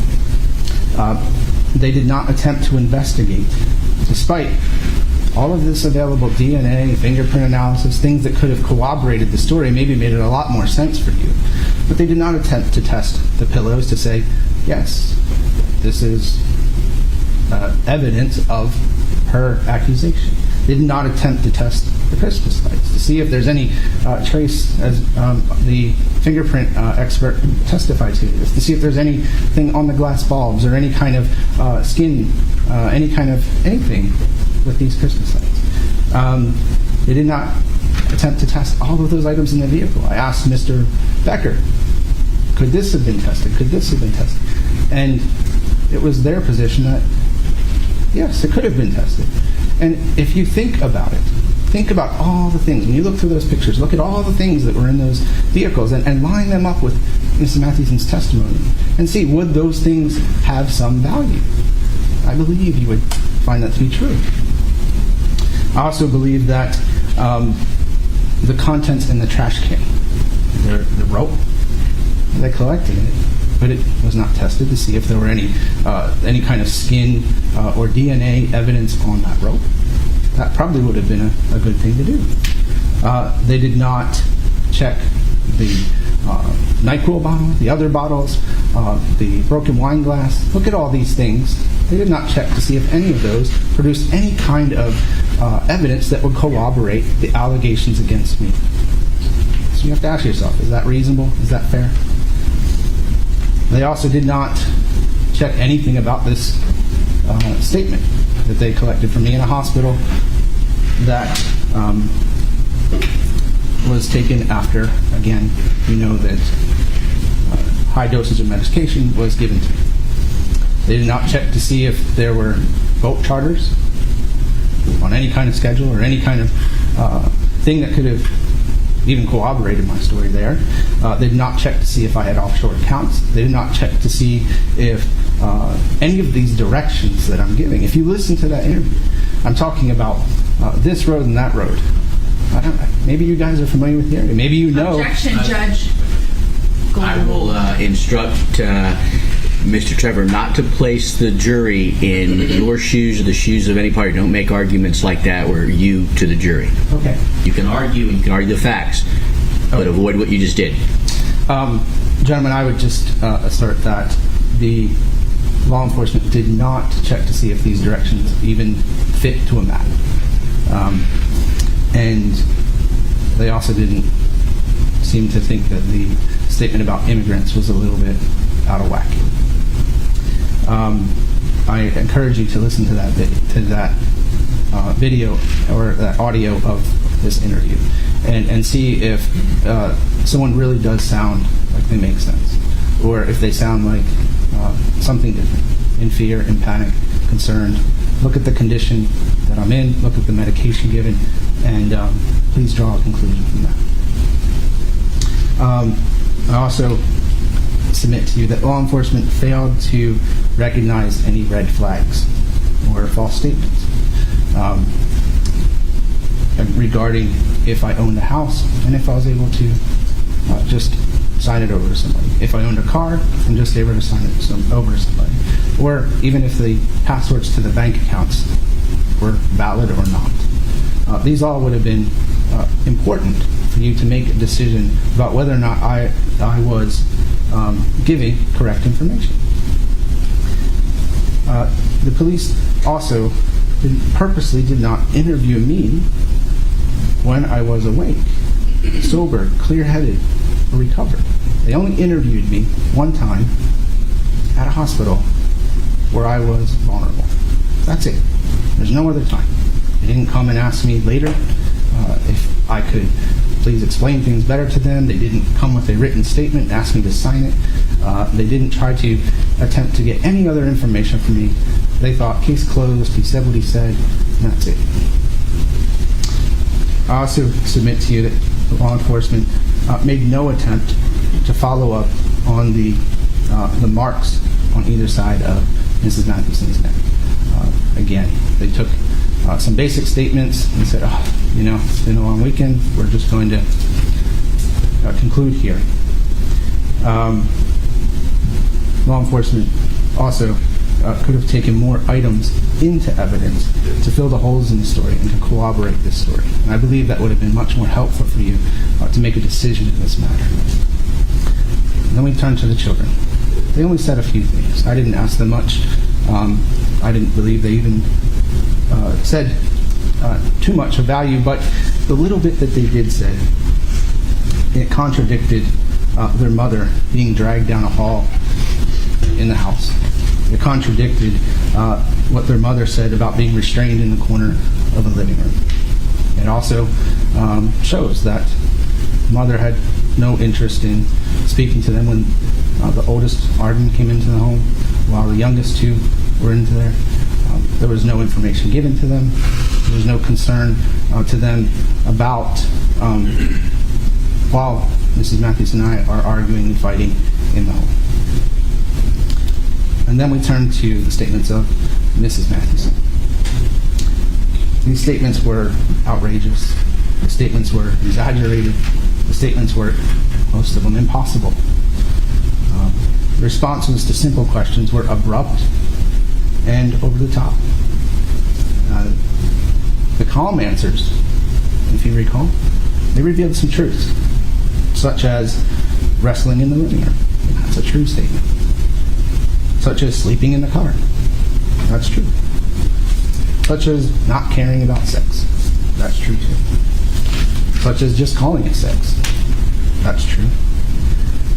About being woken up by water droplets rather than some other crazy way. If you guys remember the timeline that was presented, they say that I came to her house at 12:30 in the morning, and she finally woke up around 3. Text message showed between me and my children, and I'm trying to wake her up. Showed that I tried to turn on the television loud, I tried to put lights on and off, tried to slam some doors. I think you guys can understand that. I also ask you to pay attention to the statements that Ms. Mathewson made.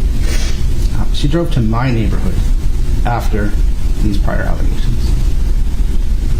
She said nothing to our children to help her in this alleged situation. She was already in the bedroom, and she made no statement of being drugged back into there. She claims an entire bundle of rope fit in my jeans pocket.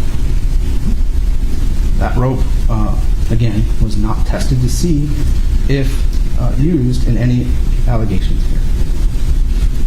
She claims that there was a sock in her mouth, but does not recall those details. And as you go through the evidence, you'll see that no sock was recovered.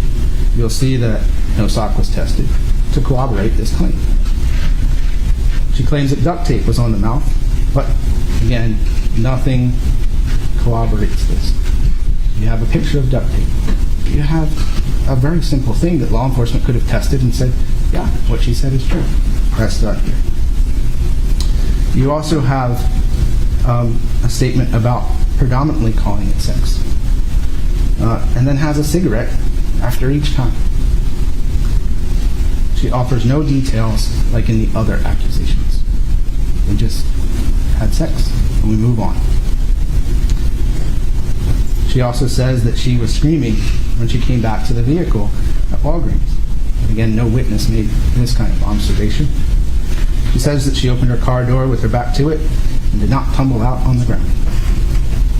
She says that she refuses to recall the majority of the time we were together over the weekend. If you recall, we were together roughly 30 hours parked in the country, in the woods. But she can't remember most of the conversations that we had. She also says that we are driving around on Monday morning between the hours of 6 a.m. and 10 a.m. on some very busy roads. But she made no effort to signal another car or really elaborate on any of that time for you. She also states that we argued throughout the weekend, and that should truly help you understanding the range of emotions that were happening, the things that were happening in a divorce situation. Objection, Judge. Facts, not an evidence. Again, I'll instruct the jury to rely on their own recollection of the facts were. I'll caution Mr. Summers to please avoid arguing or referring to any facts that were not testified to in this case. Yes, Your Honor. Then we'll go to my interview. If you evaluate me on this statement made in the hospital,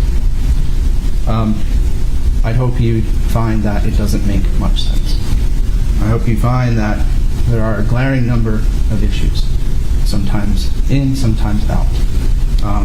Things about, again, bolts and incongruent driving directions, about immigrants, about a variety of things that really show a concern for the situation I'm in. So please evaluate that based on the conditions that you know surround that interview. Aside from this, gentlemen, I just remind you that from the beginning I've assumed my presumption of innocence, and I maintain this until now. I assert that the state has not proven what was in my heart, especially regarding 2 counts of Objection, Judge. Inappropriate requirement of the state to prove what's in its heart. I'll instruct the jury that what Mr. Summers say is certainly not the law. In this case, the law will come from me, and the elements of the crimes will be contained in that law. Mr. Summers, restrict your argument to the law and the evidence in this case, please. Yes, sir. I'll rephrase that, gentlemen. The state has not proved my intentions. They have not proved that I intended in counts 1 and 2 to kill Mrs. Mathewson. In my statement in the hospital interview, I clearly never said I intended to hurt her. If you're relying on that, that's fine. I never said I intended to kill her with a pillow, and I never said anything about the rope. Never mentioned the incident one bit. I'm also going to assert that they did not show any intent to steal a car. They did not show that that was the underlying reason that Mrs. Mathewson went with me. They did not show that I intended to kidnap her.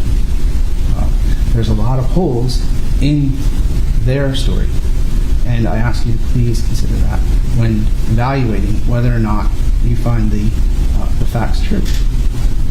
They also did not show my intent to take advantage of Ms. Mathewson in any sexual way. You've heard the way I've described it in my interview. You've heard the way she's described it, and I hope you can appreciate that. I also believe that you would find that they did not prove that I intended to steal a car, which is one of the later charges on this long list that they put together. I believe you would find that it is a civil matter, and that when 2 people are married, they commonly use each other's vehicles, even if they are separate. Objection, Judge. Improper argument. Again, I'll instruct Mr. Summers to limit your argument to the facts and the law that are applicable to this case. Gentlemen, I assert that utilizing cars while married is a civil matter. I also don't argue other issues. I ask you to just be favorable in understanding my position here. I ask you to please be cautious in understanding what burden of proof the state has to provide and how high that threshold is, that you cannot have doubts about these allegations. They are very serious. Objection, Judge. Misstatement of the law. I will instruct the jury that, again, what Mr. Summers says is not the law. You will hear the definition of reasonable doubt when I instruct you on that law. And so, gentlemen, reasonable doubt, I believe, is everywhere. And I ask you to please remember that and to please focus on that element that has to be proven by the time that you make these decisions about my life, about the situation that you've been presented, about deciding whether or not to find me innocent or guilty. I ask you to please consider all of these factors and see that what I am trying to show you is that this was a very abnormal series of events, and it requires a lot more information for you to draw a conclusion that would say that I absolutely am guilty of these crimes. And so for all of these reasons, gentlemen, I thank you for your time. I thank you for giving me the opportunity to explain this to you and to share with you a better understanding of putting it together. I thank you for allowing me to paint a little bit better of a picture, and I do appreciate your time, and I value your opinion on this. And I do ask you to please find me innocent of the charges against me, and to consider what else may be available to you as you are instructed by the judge. Thank you. Thank you, gentlemen. Ms. Johnson, rebuttal from the state.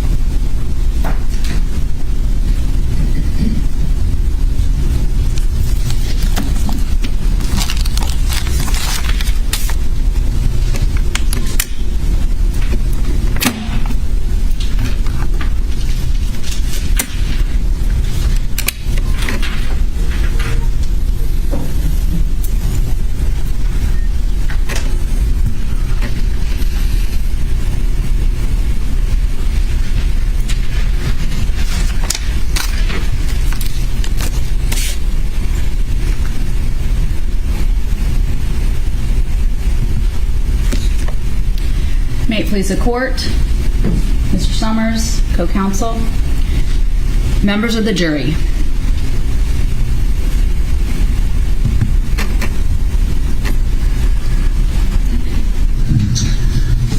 Okay, Art and Landon, I need to give you guys some information, and I want you to make sure you understand this.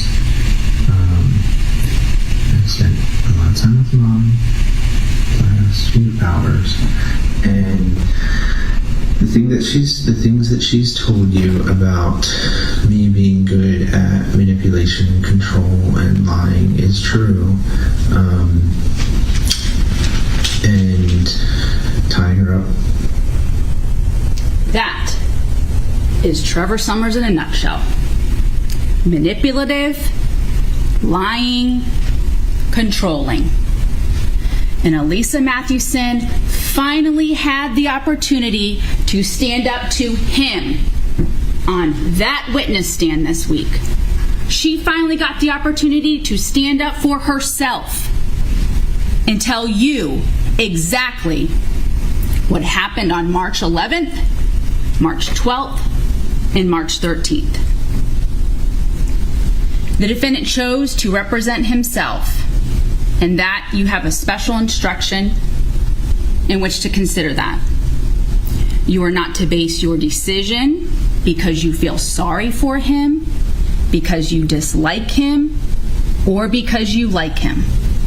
You are to base your decision upon the law and the facts and evidence that have been introduced during this trial. The same goes for any witness that took the witness stand and the attorneys in this case. You must not make any decision in this case because you like or dislike anyone. It must be based solely upon the evidence and the law and the facts in this case.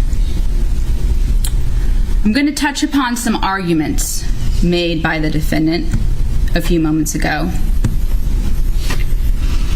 He said that there were no dents, no glass broken, no blood at the home.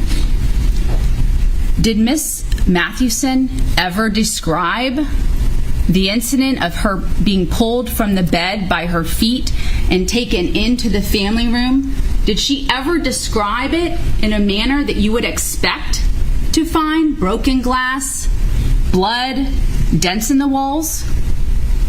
No. She described it that he pulled her from the bed from her feet. She was throwing items at him, and then he guided her out into the family room, and she kept trying to get up and try to run out that door. That's what she told you. So I would submit to you that the photographs that were taken on March 12th of 2017 of her home clearly depict what had occurred. They corroborate what she told you had occurred in that family room. We see the pillows nicely aligned on the sofa that she was laying on earlier that night watching the Storks movie with Brennan Grady. The pillows are put on the couch in a neatly fashion. Look at the photograph of the way the pillows are on the couch that she tells you that she kept trying to run from the defendant on. They're all on the ground.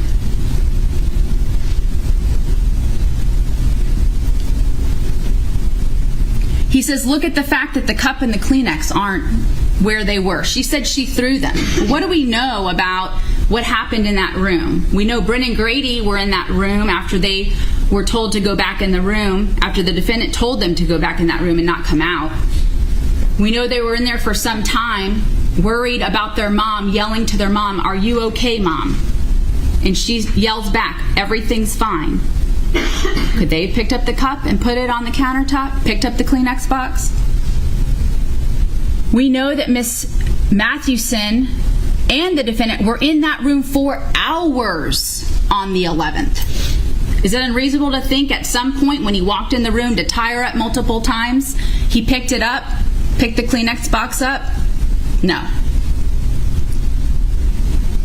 He said that she was not tied when he went to Walgreens. Why would he take his estranged wife to go see the children for one last time tied up? The problem with him making that argument is that in his recorded post-Miranda interview, he says that he tied her up. So he's arguing moments ago that he didn't tie her up to go to Walgreens, yet in his post-Miranda admission, he told the law enforcement officers he tied her up. He said, I said, should I at least tie your hand so you don't do anything dumb in the car? He tied her up. Talks about the blisters, the blisters that, why would she go walking in this area, or this area was high brush, high dense area, and that's how she got those blisters. And then he was like, well, why didn't you wear flip-flops if you already had the blisters from being tied up? And she explained, he said they were out in the woods. She described this as a high, densely brush area. And she was not going to wear flip-flops to walk through this, on this journey that he was going to make her go on to go find water. Is that unreasonable? He says in the video that he made that he was being nice and asking her what else he should include in that video. You don't see her in that video. She's not a happy woman who just had sex with the love of her life, wrapping her arms around his shoulders on that video. She's hogtied, laying down, That's why you don't see her in that video.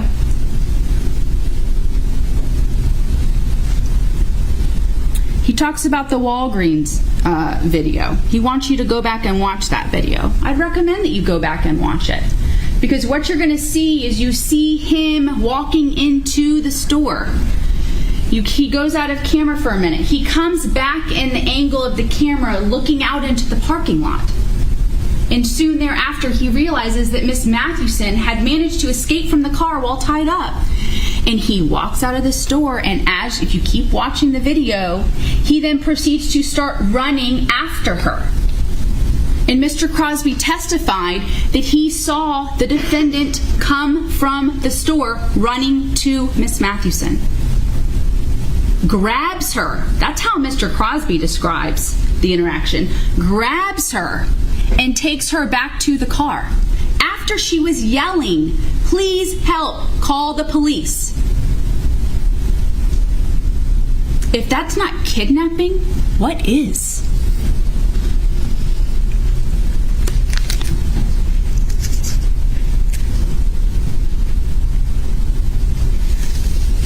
Why would he park in front of the store if he had tied her up and she was going with him unwillingly? You heard Miss Mathewson explain over and over again. She was with him for 16 years. She placated for him. She did what she had to do, so there was not conflict. She did what she had to do on March 11th, 12th, and 13th to stay alive. She was staying on his good side. She was going to do what she needed to do to make sure she stayed alive.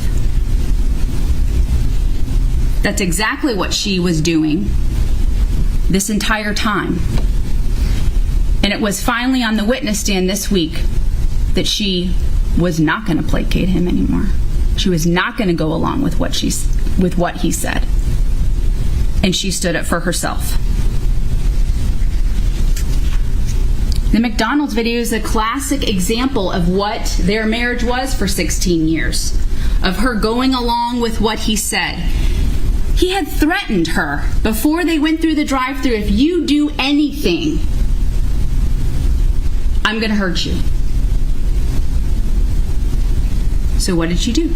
She did what she had done the last 16 years and just went along. She knew she had to do that to stay alive. He argues to you, if she could have gotten out of the car, I wouldn't have been able to get out of the car. My door would have hit the building. He was in the car.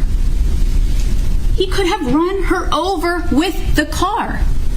He had already tried to suffocate her one time.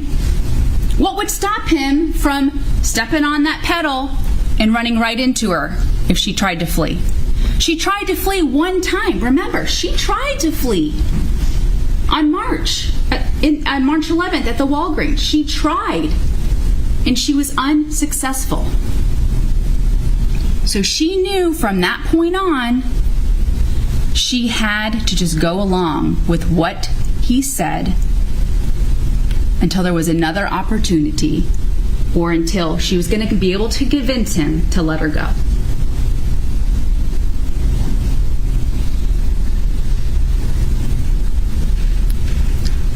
Watch the Sitco video again. What did she tell you about what happened when they were at the Sitco?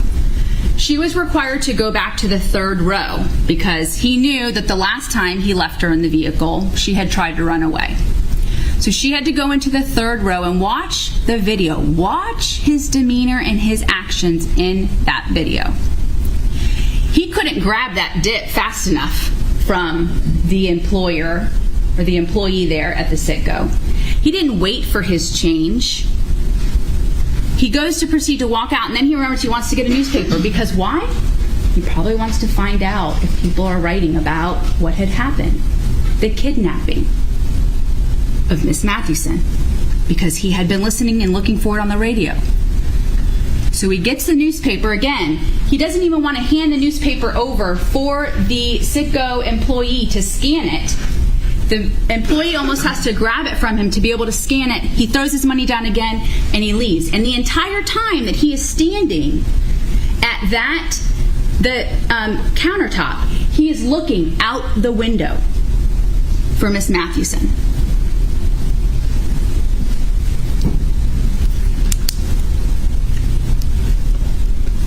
Going back for a moment to Mr. Crosby, he says that he didn't know the make and model of the vehicle. He was more concerned about the license plate. Well, what's more important to give to law enforcement? Is it more important to get the make and the model of the vehicle or the license plate?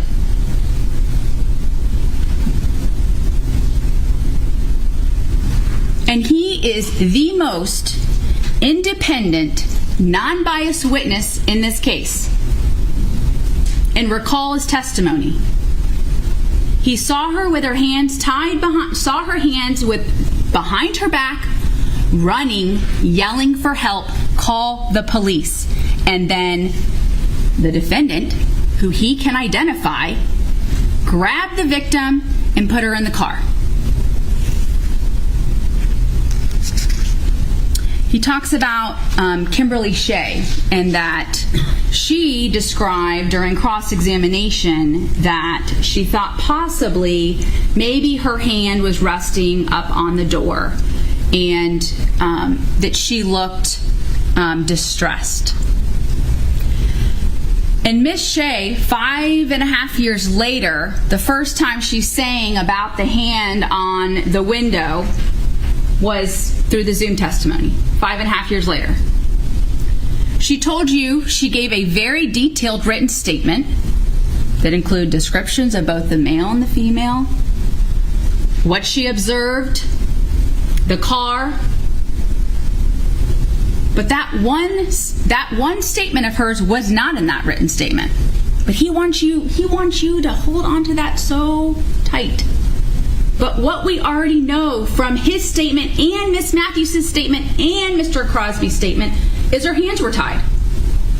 Because in the interview with Sergeant Remia, he admits that he tied her hands up so she wouldn't do anything dumb. Why would he have to tie her hands up if she had agreed to go with him?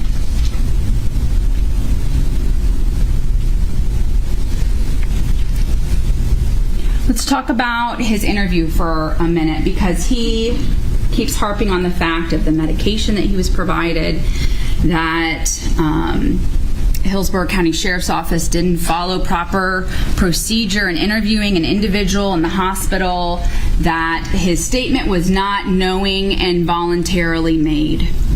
The state would submit to you that that 37-minute recording speaks for itself. He was provided fentanyl at 12:18. What did Dr. Chesla tell us about fentanyl? It is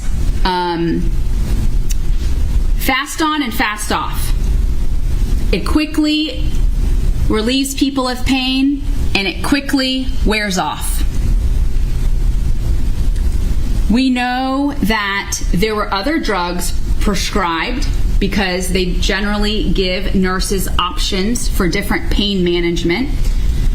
But he told you that looking at the list, none of them had been given other than the fentanyl. None of the other drugs had been given to him. And listen to his recording again. He is clear. He makes sense. He does the majority of the talking. He says, this is just the cliff notes. I can provide more details if you want them. Those are his statements. He's not saying, I can't talk right now. I'm in so much pain. I don't understand the questions you are asking me. Can you come back? None of those things come out of his mouth. He could not been clear on the facts and circumstances surrounding what occurred those last 2.5 days.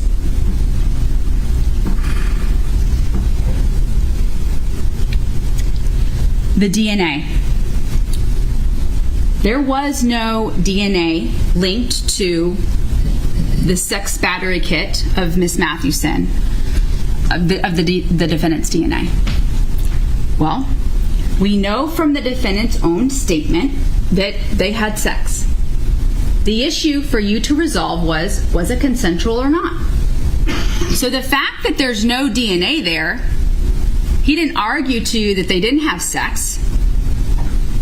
What does that matter? The issue with regards to the sex is whether or not it was consensual. And the state would submit to you someone who sneaks in Miss Mathewson's home in the middle of the night, ties her up,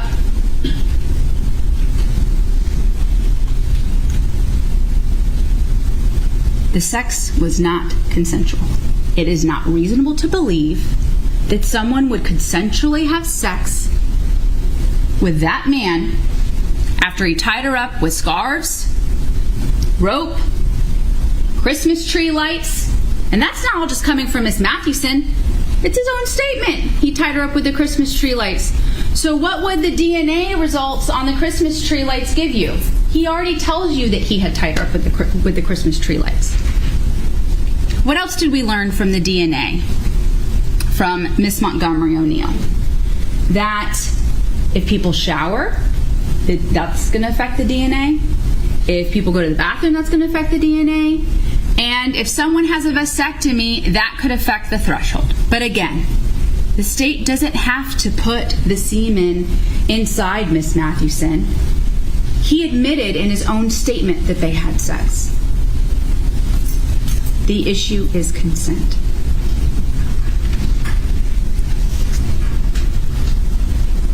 He talks about that law enforcement did not follow up on the writings, that whether a house can be transferred via writing, that a car or bank accounts were the correct bank account numbers. The thing with that, ladies and gentlemen, the state would submit to you that he never intended for Miss Mathewson to have any of that stuff. If you look at the note to the children, that explains 100% what his intentions were. His intentions were to kill Miss Mathewson and himself. You decide what kind of letter that was. Miss Mathewson was never going to kill herself. All she wanted to do was get out of the situation alive and to be with her children. He never intended for her to ever get out of that car. So he's going to pretend like, I'm going to let you go as long as you don't call the police. And she's like, I promise you I will not call the police if you leave me these things. But he was never going to let any of that happen. So he didn't care if it was a valid quitclaim deed or a valid surrender of his parental rights, because he knew all along what he was going to do. He knew all along that he was going to kill her. And he was going to kill himself because he was going to be watching his children from heaven. That was his plan all along. He wrote those letters when they had arrived on the Anna Maria Island. They had pulled off. This is coming from Miss Mathewson and his own statement. That's when he wrote the letters. That's when he wrote the confession letter. That's when he wrote the letter of the surrender of the parental rights. That's when he wrote all of these letters, including the letter to the children. But Miss Mathewson never knew that letter to the children was written. She never saw that letter. He was never going to let her know he wrote that letter, because she would then know what the plan was. So he's driving around looking for this flag. That's what he told her. He was driving around trying to get up the courage to do what he knew he was going to do all along. He was trying to find the right place, but he didn't find the right place at Anna Maria Island. So then he moves along to Little Harbor. And that's when he had enough courage, he was going to handle it. He was going to kill her then. That's when he got in the third row and he took the rope around her neck and began to strangle her. And then he jumped in the car and fled because he saw an undercover vehicle. So these writings and the fact that law enforcement didn't follow up on them mean nothing. because to him, those writings meant nothing. He was never going to let her out of that car alive.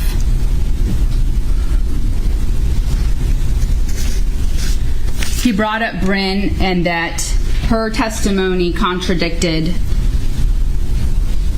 Miss Mathewson's testimony. She was 7 years old when this happened. 7. What did she tell you, though? She told you that she saw scars on her dad. She told you that she was in fear for her mom. She was afraid for her.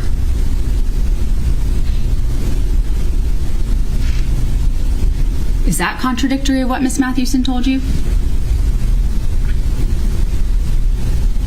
The defendant brought up the February 18 incident, and the judge read you a special instruction as to how you are to consider that evidence. And the state would submit to you that you must follow that instruction. And one of the ways that you can evaluate and consider that is to corroborate the victim. He talks about how Miss Mathewson can't remember conversations that they had for the 30 hours that they were in that car. What did she tell you? She told you that he can just talk and talk and talk about nonsense ad nauseum. Nonsense. And he tries to act like that there was this big tumultuous arguing happening over these 30 hours. That's not what Miss Mathewson told you. She was playing along this entire time with him. There was no arguing. There was no tumultuous situation happening. There was no wrestling in the car. Look at the photographs in the car. Are there things strewn about that it would show that there was some kind of wrestling that he wanted to try to say that was happening in the car? And that's why she got those marks on her neck. Because he doesn't want anybody to think that it could have been from him possibly strangling her. The nonsense. His statement, he says, about the immigrants and that these boats, about these different times he was going to get these boats. Miss Mathewson was clear. Based upon things in their marriage over 16 years, there were reasons for her to believe what he was telling her.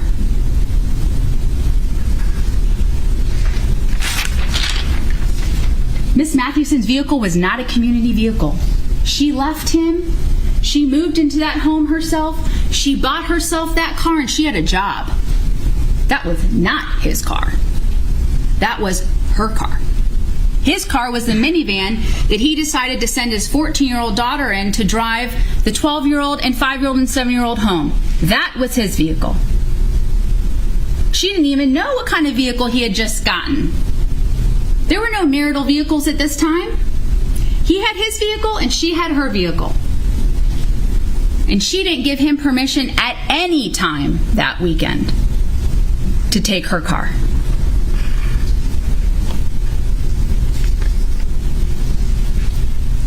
Everyone reacts to a traumatic event differently. There is no one formula or way that someone should react to a traumatic event right after the incident or 5.5 years later. This is not a situation where Miss Mathewson was kidnapped by a stranger. This was someone who she had been with since she was a teenager. For 16 years she had been with him.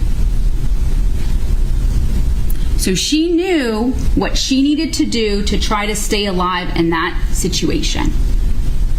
And that's why she acted the way she did. Why she acted to try and befriend him, to keep him calm, to try to not have conflict, because she knew after 16 years that was the only way, the only chance she was going to ever have to possibly get out of this situation alive.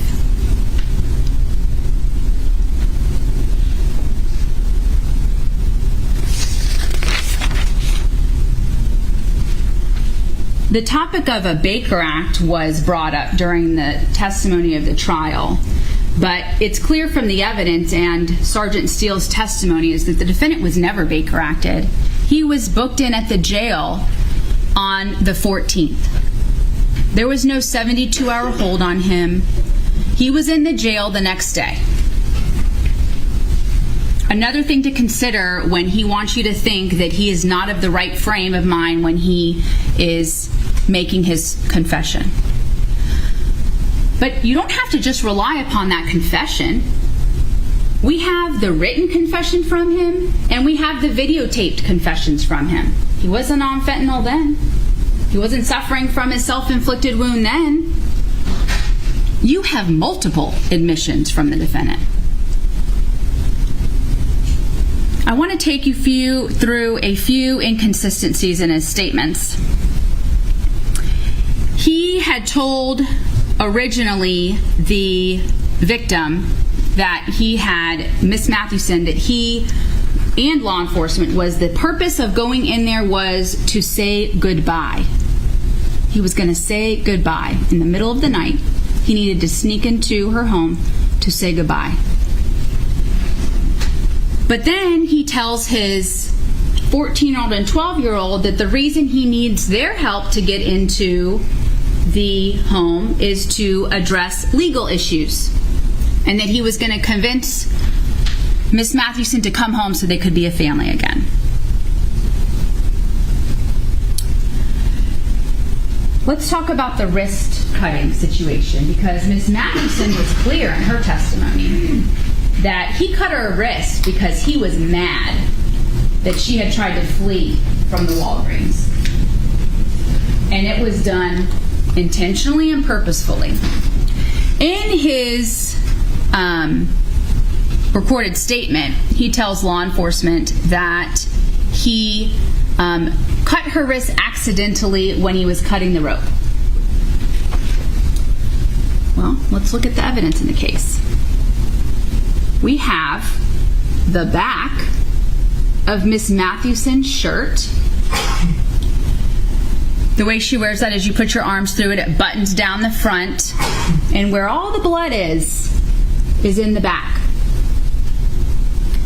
So what does that tell us? What it tells us is that her hands were tied behind her back. She was cut because he was mad that she had tried to flee at the Walgreens. And she bled all over the back of her shirt when her hands were still tied together. He never cut her when he cut the ropes off, because if he cut her when he cut the ropes off, the blood would be on the front of her. The blood would be on the front of her clothes. Miss Mathewson knew she would be hurt if she tried to fight again or if she tried to flee again.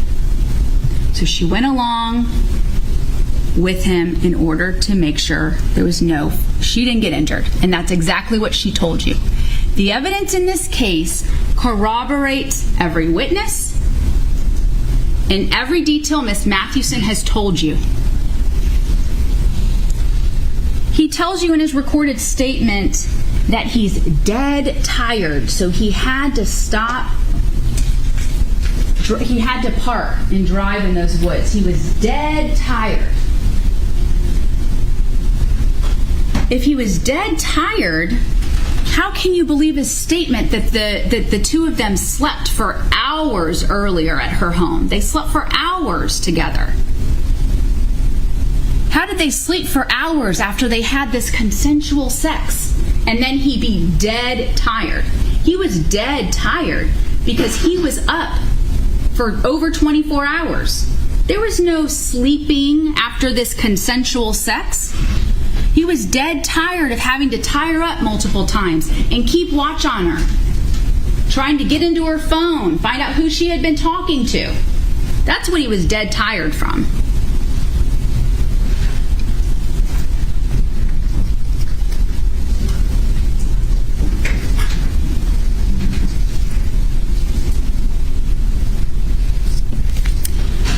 If you listen to his recorded statement, he almost makes a slip up and talks about this. letter that he discusses that he and Miss Mathewson are going to watch the children from heaven. When he starts talking to the Sergeant Remia about the letters that he wrote, he says, drove all the way into Anna Maria. Right before Anna Maria, there's a boat ramp. We parked, sunlight starting to come up, and she wanted me to write some things. And she said if I did that, she wouldn't tell the police anything. So I wrote out, that she can have the house, car, the money, and whatever I left. Just said and then she wanted me to write, no, she didn't want me to write that. He almost said that he wrote the letter to the kids when he was talking to law enforcement, but he knew he couldn't admit to that because his whole floating over, not discussing the strangulation in that post-Miranda interview would be shot out of the water. He almost confessed to that, but he caught himself because he knew some of his story wouldn't make any sense anymore. He thought he was going to be able to get away with explaining the suffocation of the pillow as a pure accident, a joke. He was just being an ass. But he doesn't even mention the strangulation. He doesn't mention the strangulation because he knew he wasn't going to be able to cover that up once they had found that letter to the children. So he purposefully leaves that out of his statement.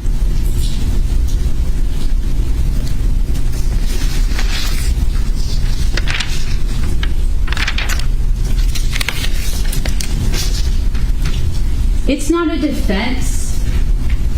The fact that your estranged wife joins a dating app, that's not a defense to any of these crimes. The fact that she's dating a man that she's now married to, not a defense to the crimes. The fact that she agreed to go with him at one point and changed her mind, not a defense to the crimes. The fact that she has sex with him and is dating other people, not a defense to these crimes. The fact that he wasn't right in the head, needed to go away, not a defense to these crimes. This isn't an insanity case. None of the reasons he gave Sergeant Remia in his confession are defenses to any of these crimes.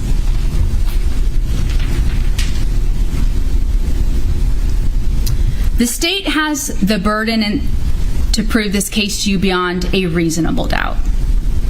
A reasonable doubt is not a mere possible doubt, a speculative, imaginary, or forced doubt. Such a doubt must not influence you to return a verdict of not guilty if you have an abiding conviction of guilt.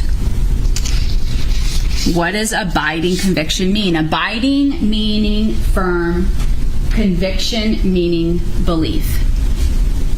If you have a firm belief that the defendant committed these crimes, you must find him guilty of those crimes. He had made the decision that if he couldn't have her, no one would, or no one could. And all of the evidence in this case corroborates each and every single witness that the state has put forth to you.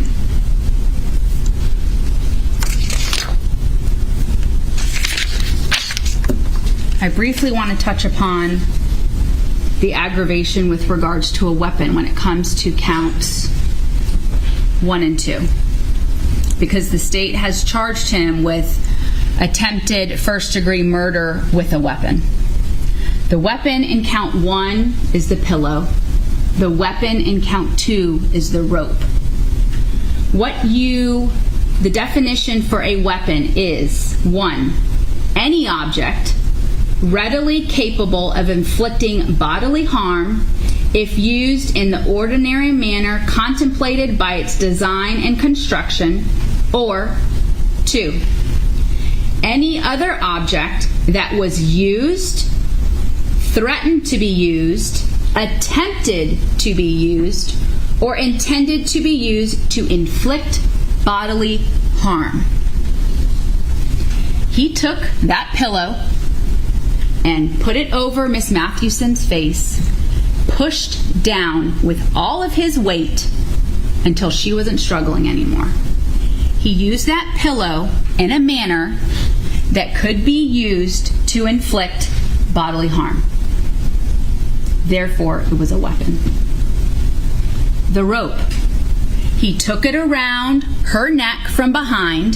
The only reason he wasn't successful was because she had her hands tied this way and was able to catch the rope, prevent it from going around the front part of her neck. That rope was used in a way that could have inflicted bodily harm. The state would submit to you, we have proven that the pillow and the rope are considered and are weapons on the March 11th date and on the March 13th date. The facts in this case are almost unbelievable. But with the mountain of evidence that the state has proven to you, has given to you for you to look at and review, tells you exactly what happened and tells you that the facts are not unbelievable. That they are as stated. They are fact, the state would submit to you. The mountain of evidence, the overwhelming evidence in this case points directly to the guilt of Trevor Summers. And we're confident that at the conclusion of this case, you will find him guilty as to each and every count. Thank you. Gentlemen of the jury, we're going to take a short break. I'm going to give my court reporter at least a little break before I read the instructions to you. There'll also be an opportunity for you to stretch your legs, use the restroom if necessary. It will be a short break. We'll come in and I will read you the final instructions, and then you will return to the jury room to deliberate. Please do not discuss the case amongst yourselves or with anyone else. Please do not do any research related to the case. All rise for the jury.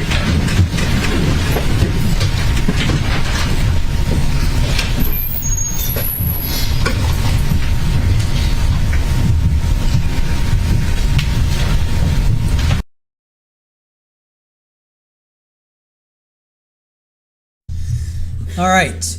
Before we get to the verdict, I'm not going to do jury instructions. I want to read something else instead. So Alisa wrote a book. It's not out yet, and she sent this to me last, I think it was January, February, and I want to reach out to her again to see where she stands with this.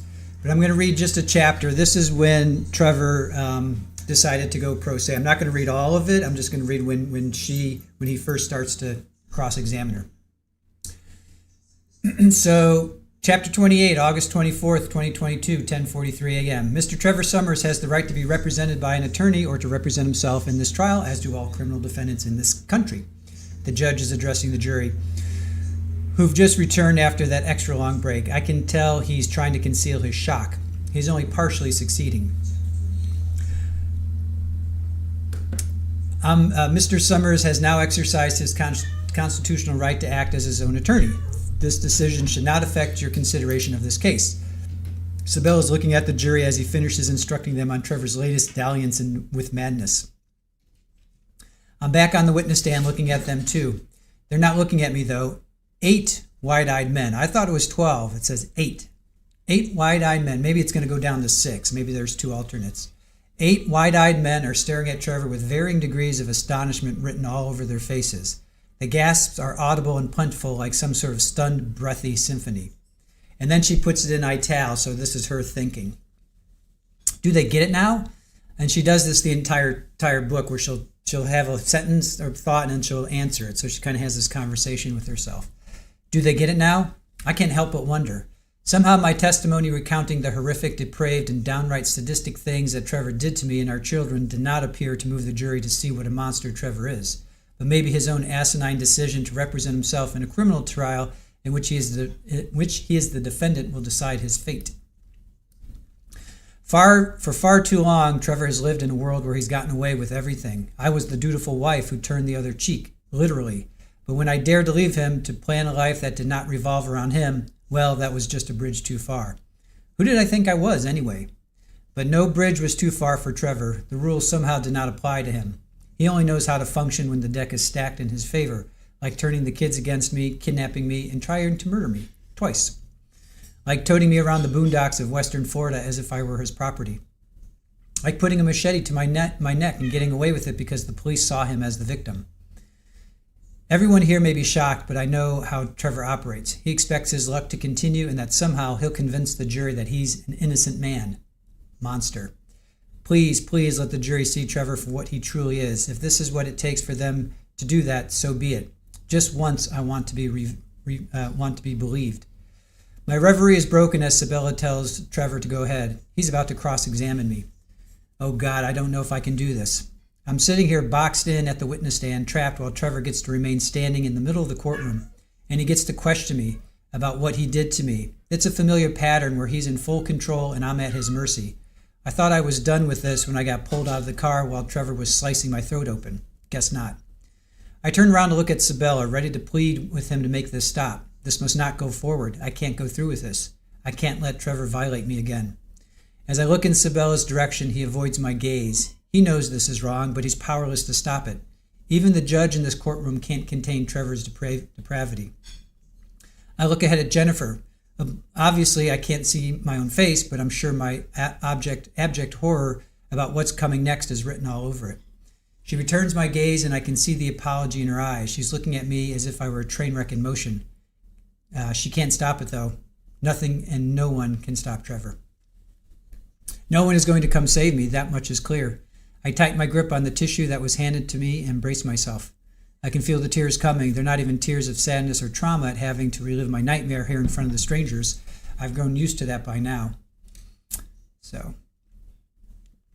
I'm going to go ahead and pause it there and just to give you a little insight as to what she was thinking at that moment. So, yeah, Bama, I'm going to reach out to her and find out where she stands with that book. It's a very, very good read. Very good read. So I'm going to reach out to her again and see where she stands with it. All right. So we are done with closings. Let's get to the verdict. I think it took him 2 days. It took him 2 days and about 8 hours. But a verdict did come in.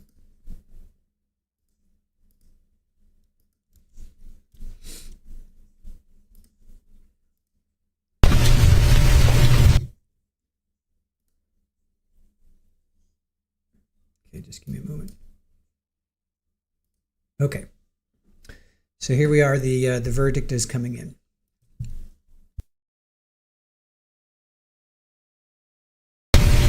Thank you, Deputy Estea. I will review the verdict form and then I will present it to the clerk to be published.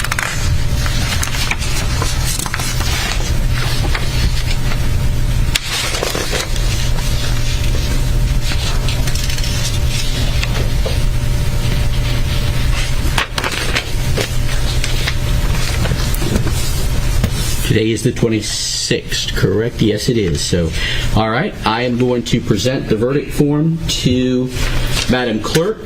Mr. Summers, I'll ask that you please stand for the publishing of the verdict. Thank you. State of Florida versus Trevor Summers, case number 2017 CF 3896, Trial Division 2. We, the jury, find as follows as to count 1. The defendant is guilty of attempted murder in the first degree, and did the defendant personally carry, display, use, threaten, or attempt to use a weapon? Yes.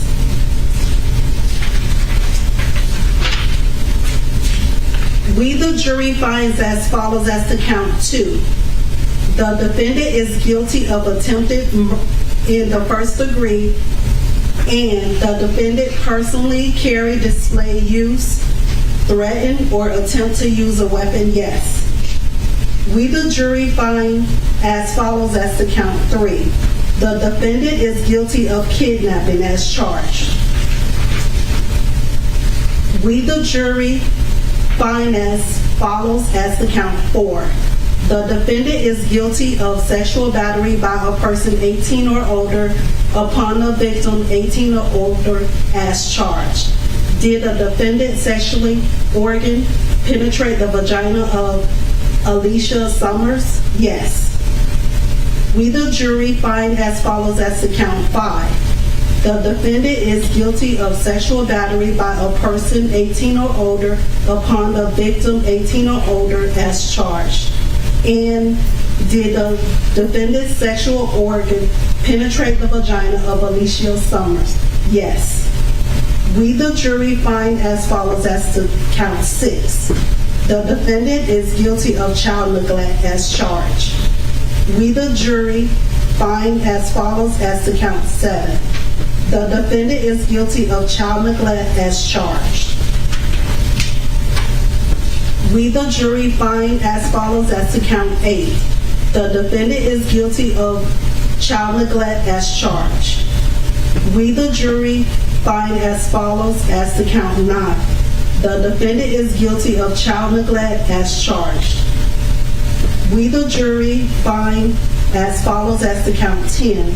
The defendant is guilty of grand theft motor vehicle as charged. We, the jury, find as follows as to count 11. The defendant is guilty of violation of domestic violence injunction as charged.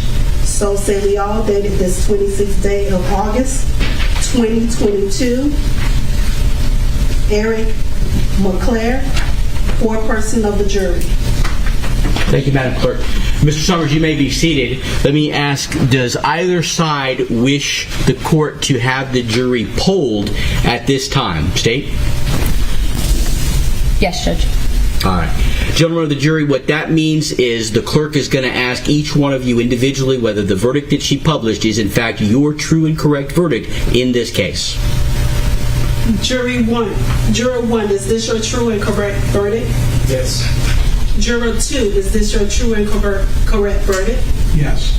Juror 3, is this your true and correct verdict? Yes, ma'am. Juror 4, is this your true and correct verdict?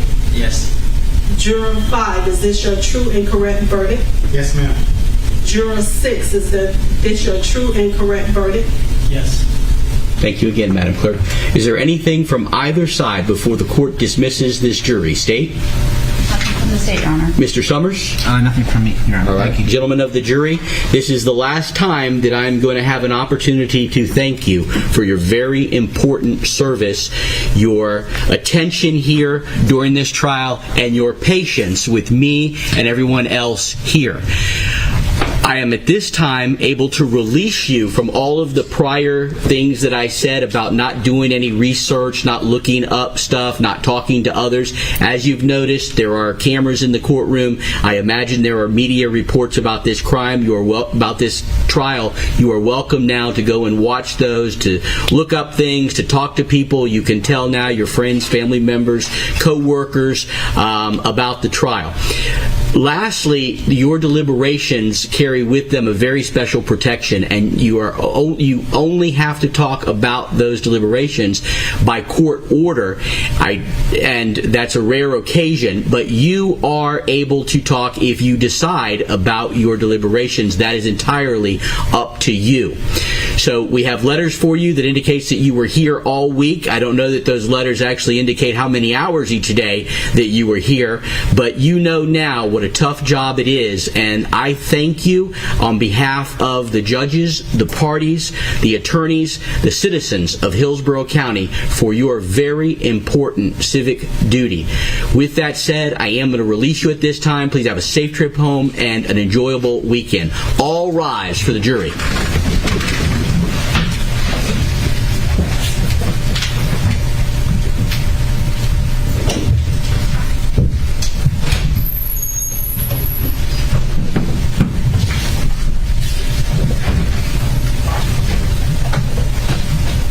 Jury has exited. Everyone may be seated. Mr. Summers, the next phase, well, first I'm going to adjudicate you on all 11 counts and revoke any previous bond that may have been posed against you.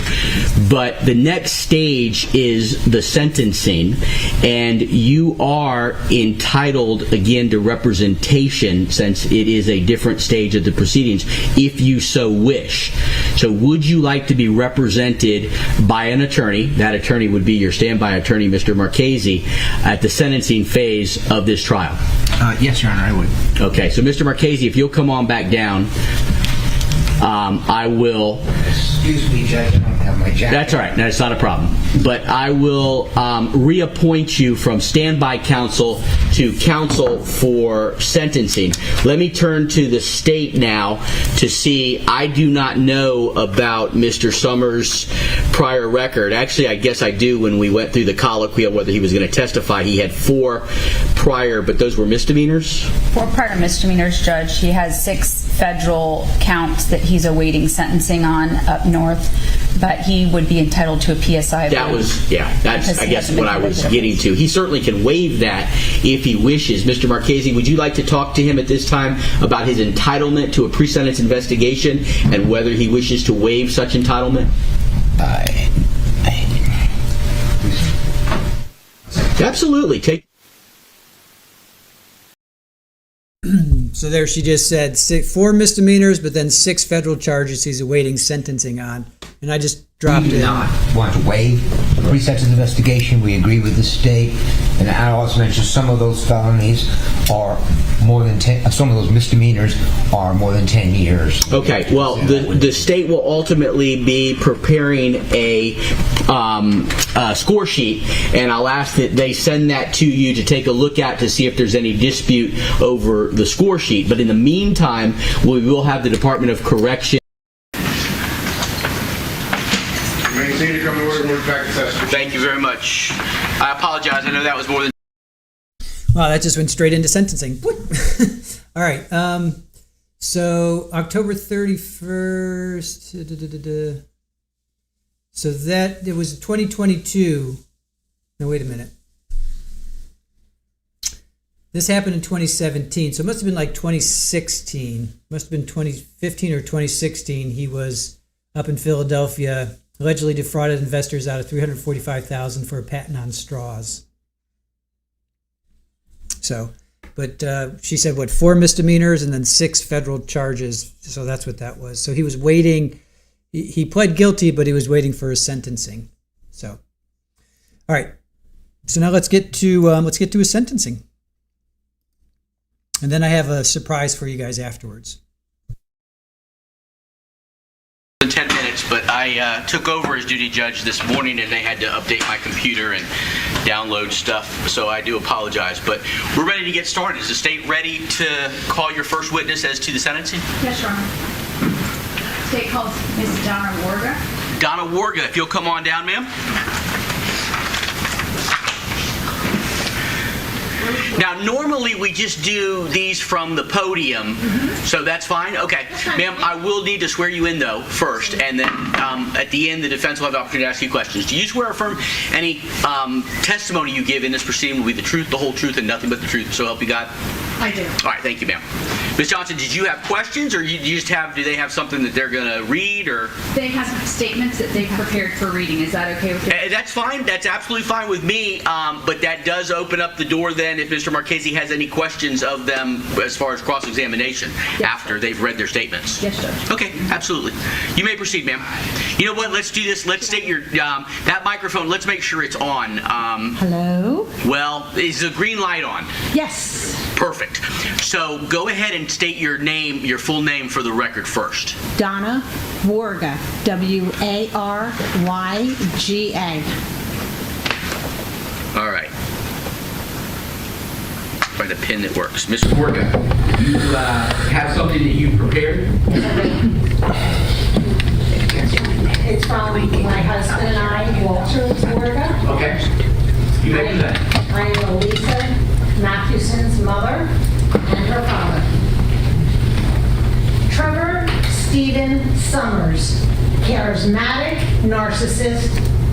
In his own words, Arden and Landon, what your mother told you about me being good at Manipulation, controlling, and lying is true. This did not start March 11, 2017. This has been his whole life. For years, Mr. Summers found himself into situation after situation, and it was never, ever his fault. Trevor always blamed someone else.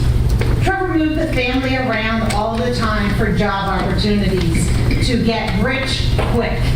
And wherever they moved, he would bring his family with him, and in my opinion, to keep an eye on Alisa. We never gave up on our daughter or grandchildren.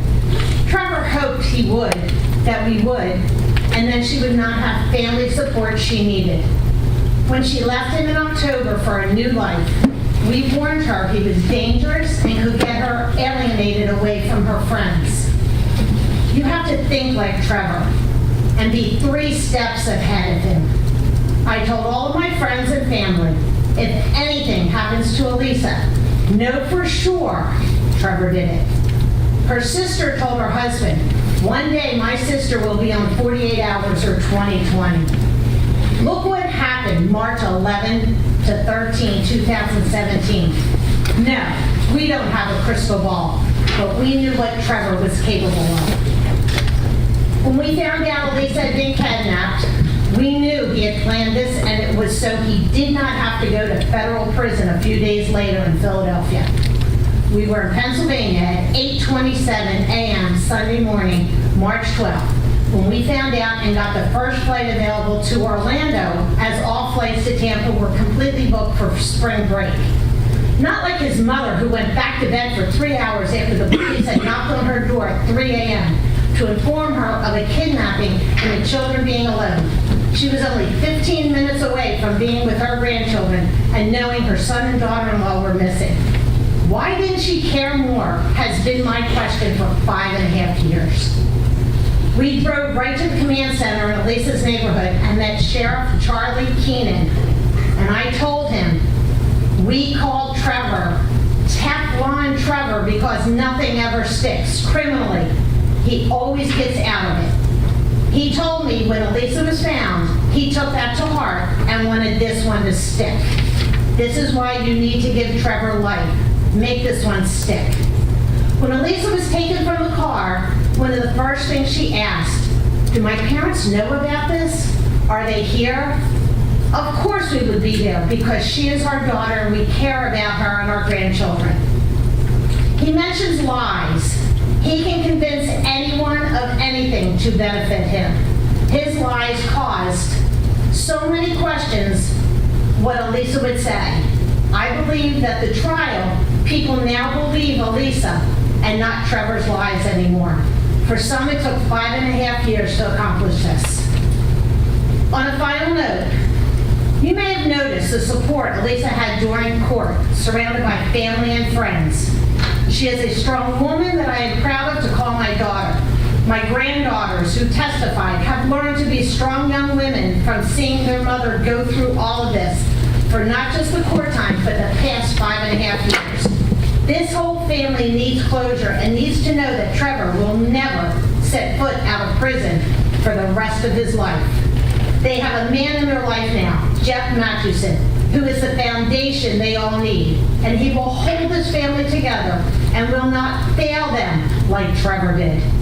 Trevor was all about Trevor, and he was the only one that mattered in his life. The children were pawns to get to the queen, and they did not matter where he was concerned. Jeff told my husband at court, Alisa and these kids are my life, and he will do anything for them. I hope I hear these words today. Trevor Stephen Summers, life in prison. Okay, ma'am, hold on 1 second. Ms. Marquez, do you have any questions? No, Your Honor. All right, anything else, Ms. Johnson? Nothing further. All right, thank you, ma'am. I'll ask Kate to just call your next witness. The statement's next call to Cooper's on.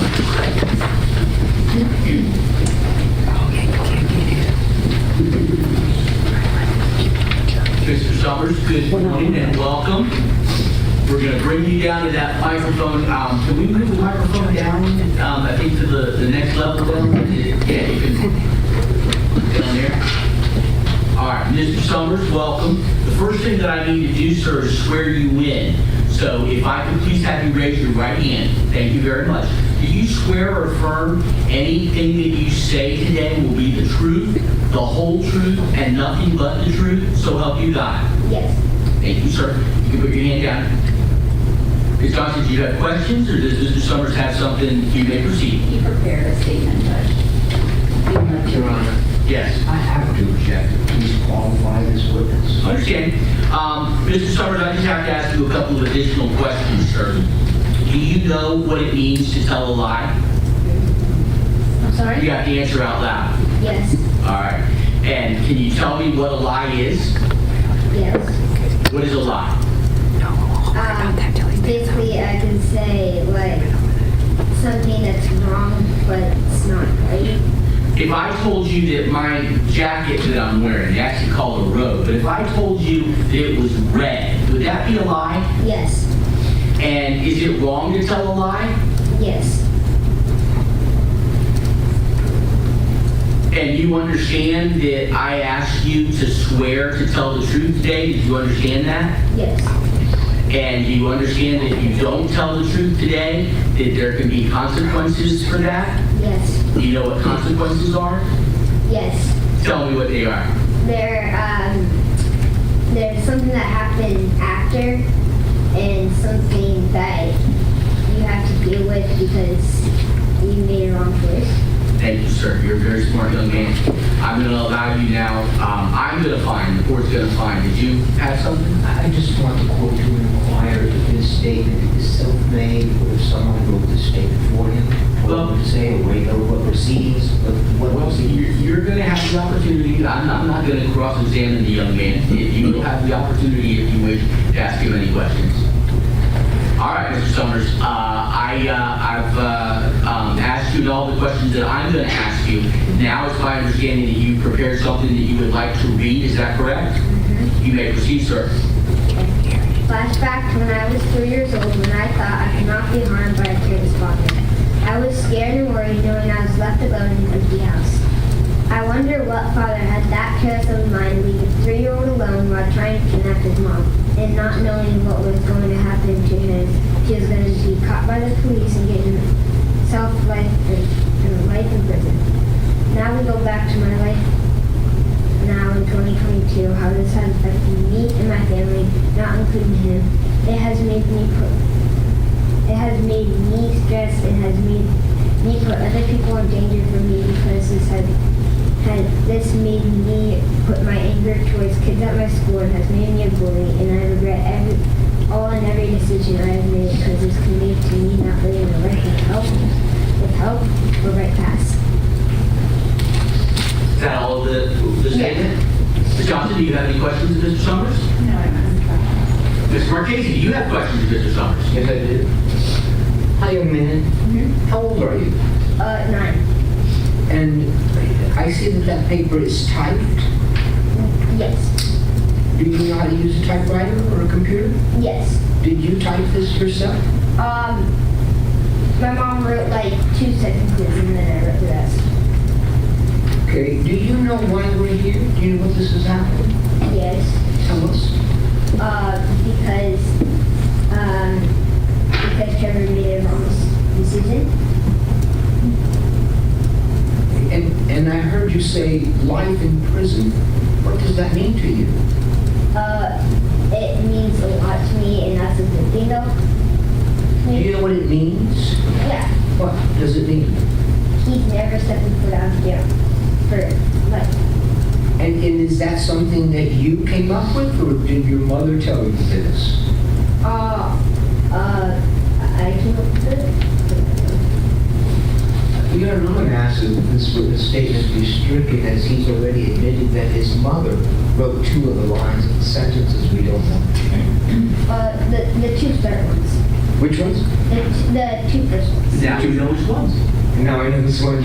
Well, I asked that the ones that his mother wrote be stricken, and they accept only the statements of Mr. Summers and not statements made by Mrs. Mathewson to her son. Yes. Mr. Summers, did your mom help you prepare your statement? A little, but not really. And is that because you're 9? Yeah. And is all the words that you read, is that what you wanted to say? Mm-hmm. I said the words and she typed, but then I said different. I don't have any words. Just, what are the first two sentences? Can you read the first two sentences for me again, Mr. Summers? Okay. Flashback to when I was 3 years old when I thought I could not be harmed by a careless father. I was scared and worried knowing I was left alone in an empty house. Those are the first two sentences? Yeah. Okay, thank you. I'll disregard those two sentences in an abundance of caution. Anything else? Any other questions of this, Mr. Summers? No, Your Honor. Thank you, sir. I'll ask the state, please call your next witness. The state next calls Brent Summers. Brent? Brent.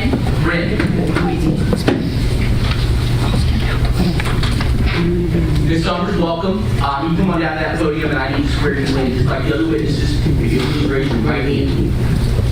Thank you, ma'am. Do you swear affirm any testimony that you give in this proceeding will be the truth, the whole truth, and nothing but the truth, so help you God? All right, you put your hand down. How old are you? And do you know the difference between the truth and a lie? And can you tell me what that difference is? A lie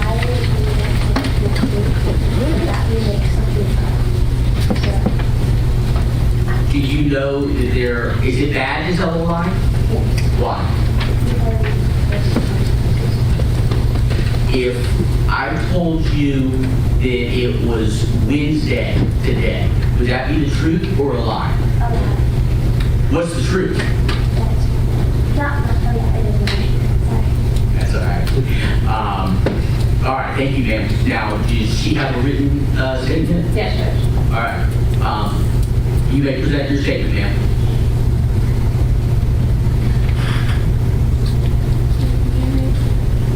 You might want to move it down just a little bit. It's fully adjustable. I can hear you. Madam Court Reporter, can you hear her? At this moment, yes. Okay, we'll let you know if we can't hear you. Trevor Summers has impacted my life by making me get behind in school and involved making me noticed for not a good reason. I'd rather be noticed for something good and influential that I've done than a will, and being an icon to others, not to be known that my father is a criminal. I get the sensation of anger and strong emotions of grief just to the thought of him in his face. Trevor Summers has mainly impacted my life when it comes to feeling safe sometimes. Even a ball teacher is my father. Football guys, short football. He's mainly impacted my life with trust. Trusting people and making promises that they can't keep. Trevor Summers said the other night of the kidnapping that he promises everything's going to be okay between my mom and him and my mom. Everything was not okay then.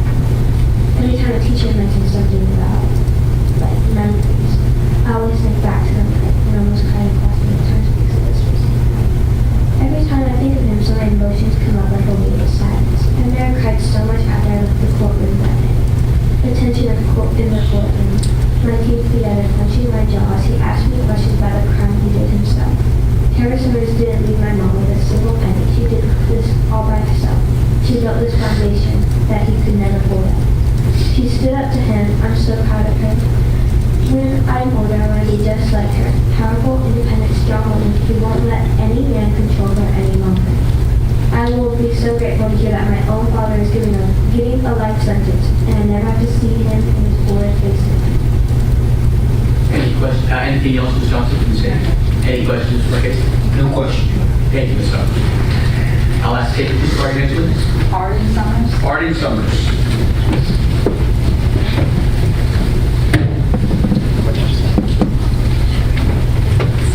Okay, the first thing, welcome, Ms. Summers. The first thing I need to do is swear you in, so if you raise your right hand, please. Do you swear affirmative testimony you give this time will be the truth, the whole truth, nothing but the truth, so help you God? I do. All right, we can get it. Tell me again how old you are at this time. I am 20 now.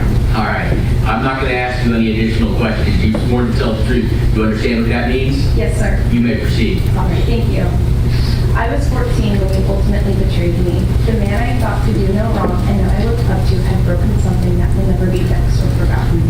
Here I am today, still dealing with the consequences of your actions. For 5.5 years, I have struggled with what happened to my family, especially for the part I took in it. On the night of March 11, 2017, I let you into my mom's house through a bedroom window. I will forever live with the guilt of what you did, even though I know that I could not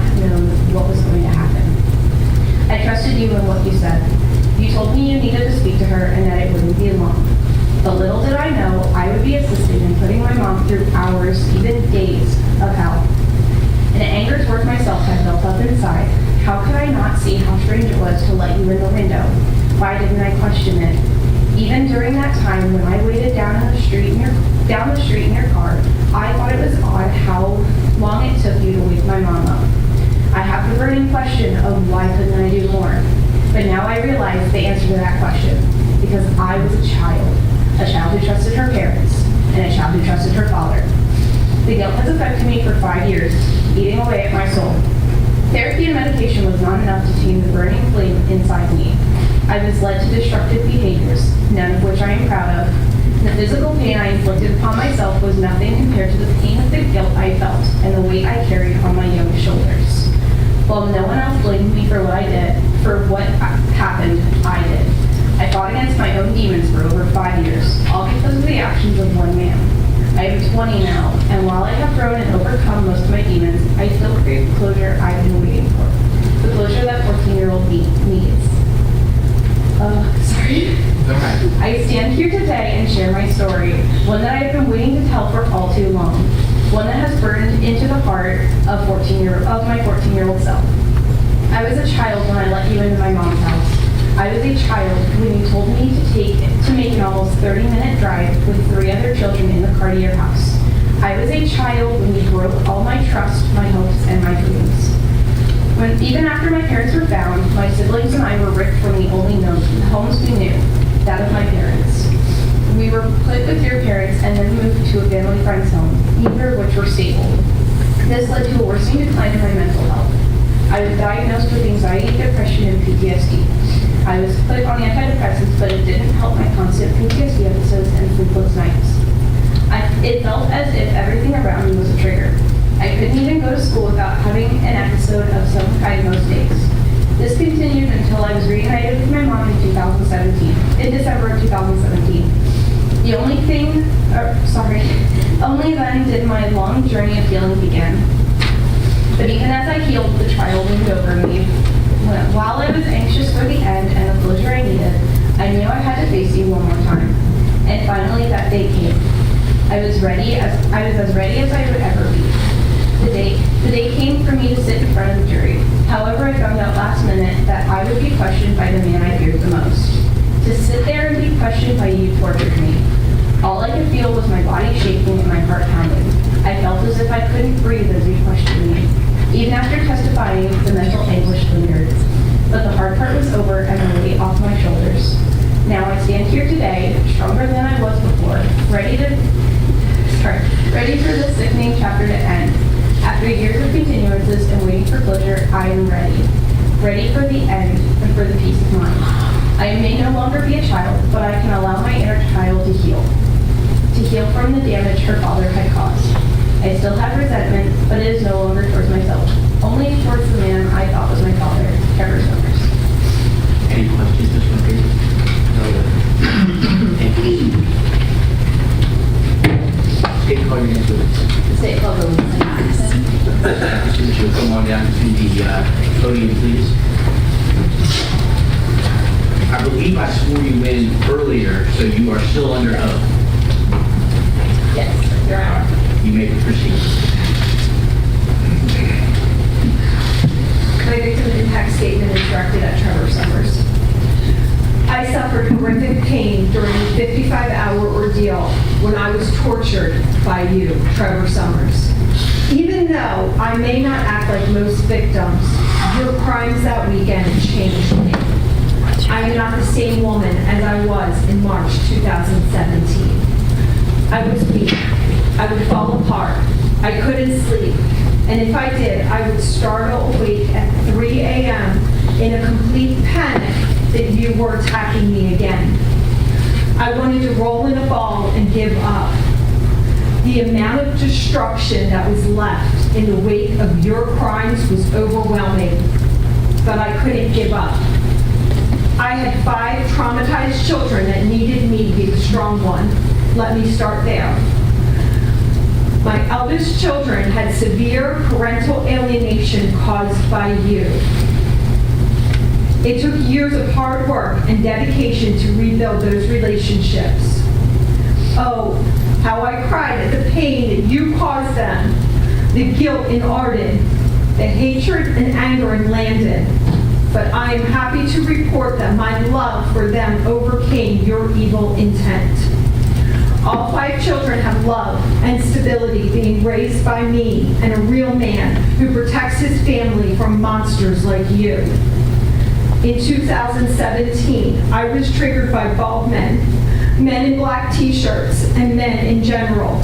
But now I was able to sit in front of an all-male jury, knowing that real men would never tolerate you. You used religion to get what you wanted. You tried to pervert God's word and shake my faith. While Psalms 118:17 says, I will not die, I will live, and I will proclaim what the Lord has done. God has given me the strength to stand strong against you. I am blessed beyond measure now in 2022, although I did not feel that way in 2017.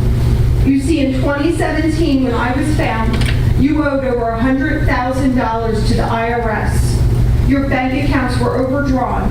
You were being evicted from Newberry Grove Loop, and your car was returned to Enterprise where you rented it from. I was left, a penniless single mom of 5, surrounded by your lies and chaos.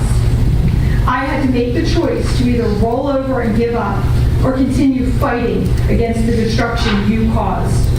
I now have a successful career, and I can provide for my family without anything from you. You have never shown remorse for any of your crimes. You have impacted so many in a truly negative, evil way, leaving victims in several states across the country. But you didn't want that discussed during the trial. You were the one opening the door to the fact that your lies finally caught up with you, and you already had federal charges with pending sentencing when you kidnapped me. Yet you continue to lie and manipulate by trying to get a mistrial if it was discussed, painting an even worse picture of you. You get absolutely zero credit of mine or the children's happiness. The credit goes to my husband, Jeff. He has sacrificed to put us first. He has been there picking up the pieces of brokenness that you treated as trash. We are worth so much more. And we will continue to do great things with our lives. You, on the other hand, will not. You will rot away for what you have done, and you don't deserve any more of my time or energy. Instead, I will use this time to thank Hillsborough County Sheriff's Department and Randall Crosby, as well as others, for saving my life. Jennifer Johnson, Jessica O'Connor, Judge Sabella, and the gentlemen of the jury for their hard work and dedication in seeking justice, thank you. I'd like to thank Riverstone Church, their pastor Matt and Katie, their deacons, their congregation, for the love and support during the most difficult time of my life. The Spring of Tampa Bay for being by my side from the beginning, believing me before the kidnapping, advocating and guiding me, bringing awareness and healing to those who suffer from domestic violence. You all are warriors. To my friends, supporters, and survivor sisters everywhere, thank you for inspiring me to be the best version of myself. May I go on and help others with strength and hope of healing. My parents, my brother, and the rest of my family, words can never express my thanks and love for you all. You carried me when I couldn't stand. You gave me strength and provided the tools for me to carry on. I still hear Poppy whisper, I love you, sweetheart. My 5 children, you are my world. You are so very special to me, and I am extremely proud to be your mom. Arden, you are brave. Landon, you are courageous. Bryn, you are determined. Grady, you are confident. And Cooper, you are bold. I look forward to a lifetime of memories and special moments we will continue to share and all of the love between us. And finally, Jeff Mathewson, the love of my life, thank you. I get to spend the rest of my life growing old with you, feeling loved and protected. Raising our children, celebrating their milestones, watching them grow, may we continue to build an incredible life together. I am thankful every day for having a second chance at life. I am now free, and I I am asking for the maximum possible sentence for peace of mind for myself and my family. If you hold on, Mr. Marchese, any questions? No, no questions. Anything else in the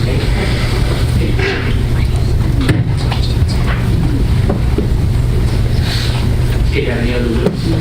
No other witnesses, sir. All right, I'll turn to the defense. You indicated that there were no other witnesses, but do you have anything at this time? I have no witnesses. I don't know if Mr. Summers wanted to address the court. He certainly may if he wishes to. I can agree.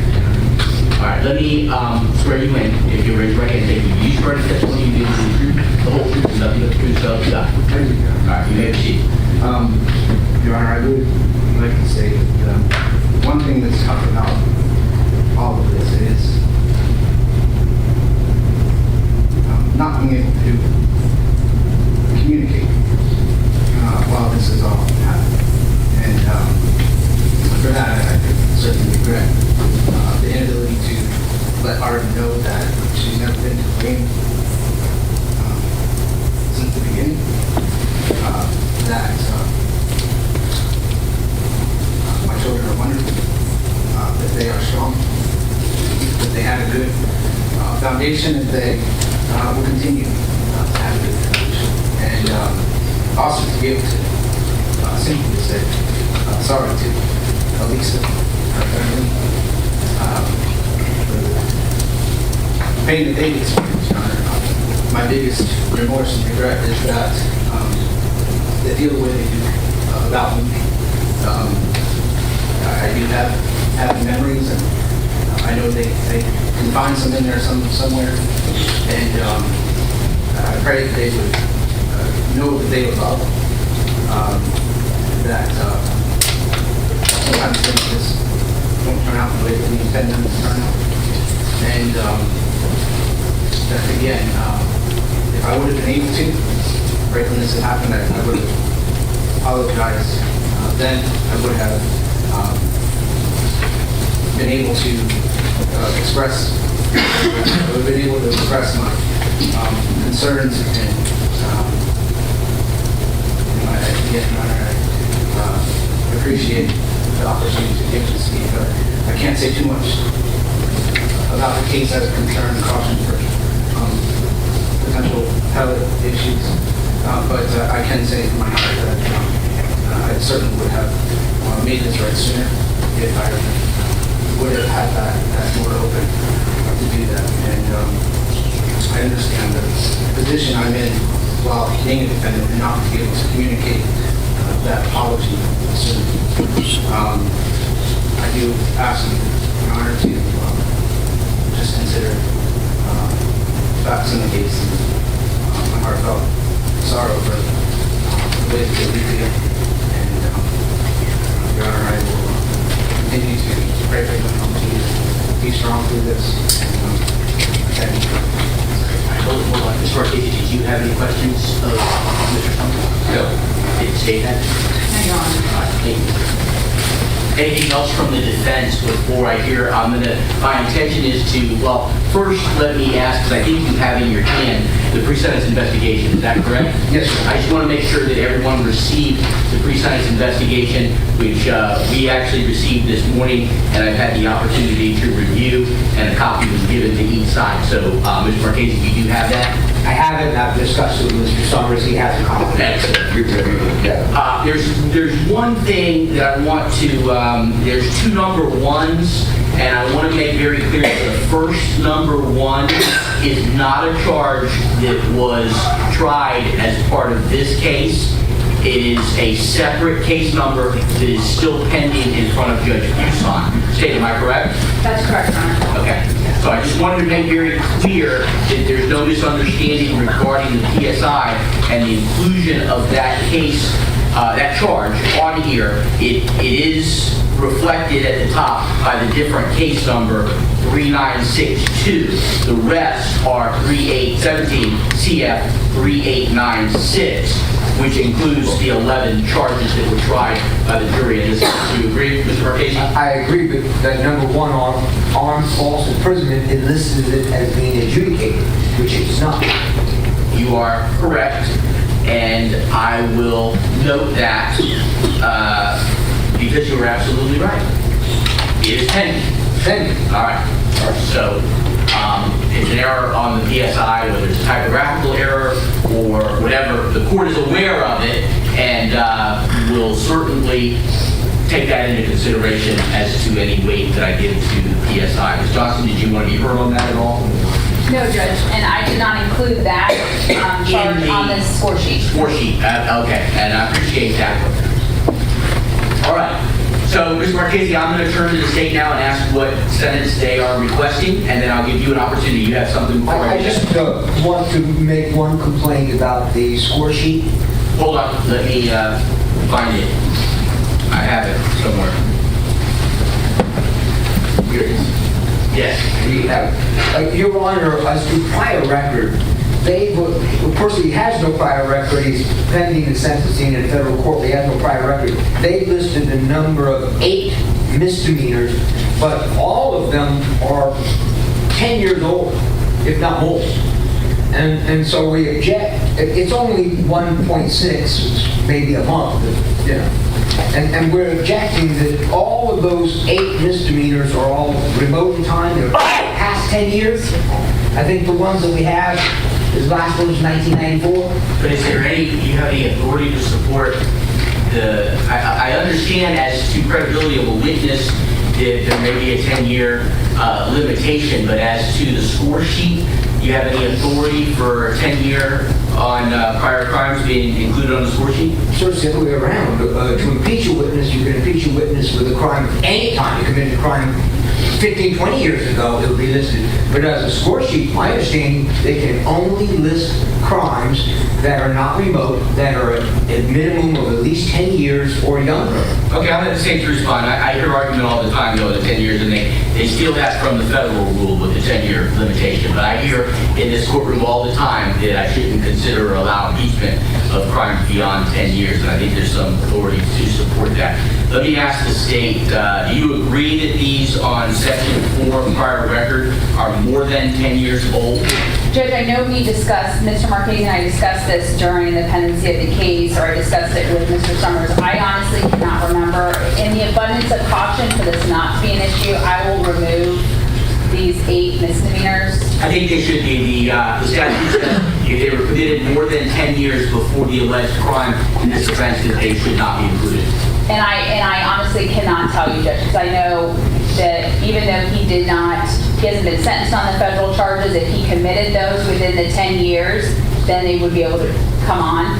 But since it's only 1.6 points in the abundance of caution, let's just remove it. All right, I agree. And I found that information from the pre-sentence report. It gives us all lists of convictions. The last one was 1994. So yes, 1.6 months, but I'm moving that out. All right, no, I understand. And the state is conceded, and I'll ask an amended criminal punishment code 14B submitted, but for purposes of the sentencing today, I will subtract those points. Yes, Judge. So it's going to be, bottom will be 385.35. That's months. Months. All right, perfect. Thank you. All right, so anything else, Ms. Marquez, before I turn to the state to see what sentence they're seeking? Thank you. All right, Ms. Johnson. Judge, the defendant faces life on counts 1, 2, and 3. On the sexual battery counts, Judge, those are second-degree felonies, which is a maximum of 15 years. On the child neglects, those are a maximum of 5 years. And on the last count, Judge, grand theft motor vehicle is also 5 years. And on the last count is a misdemeanor. So it's a first-degree misdemeanor punishable by 364 days. Based upon the victim's wishes, the severity of these crimes and the number of crimes and the manner in which the defendant committed them and his multiple confessions to them, we would be asking the defendant be sentenced to life as to counts 1, 2, and 3, and the maximum penalties as to all other counts. let me just ask you, do the maximums as to counts 4 through 10 increase to the amount of the bottom of the guidelines? I'm sorry, I don't understand your question. Is the maximum, or actually the required sentence of each of those, not the 385.35 months instead of 15 years as to count 4, 15 years as to count 5, 5 years as to count 6 through 10? You asked that I sentence to the max, but I thought I heard you say 15, 15, 5, 5, 5. So what is the appropriate sentence when he scores higher than the max? The court can make finding as to sentence him more based upon the bottom of the guidelines. I'm not required to do that. Lowest permissible sentence must be imposed when the score exceeds the statutory maximum.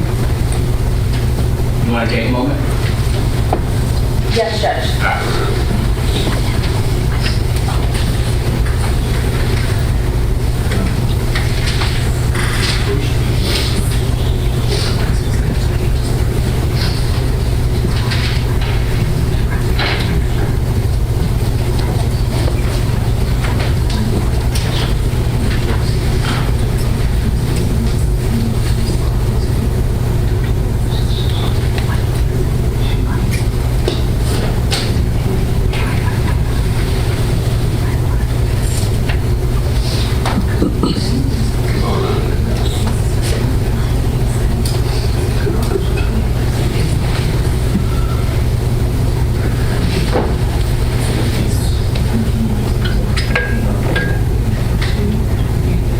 Just for the attorneys, I'm looking at section 921.0024, subsection 2.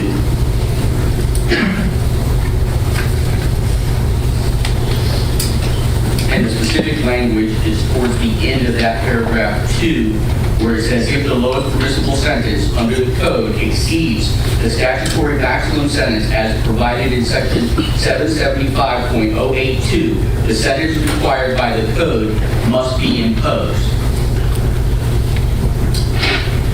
Are we not in that situation?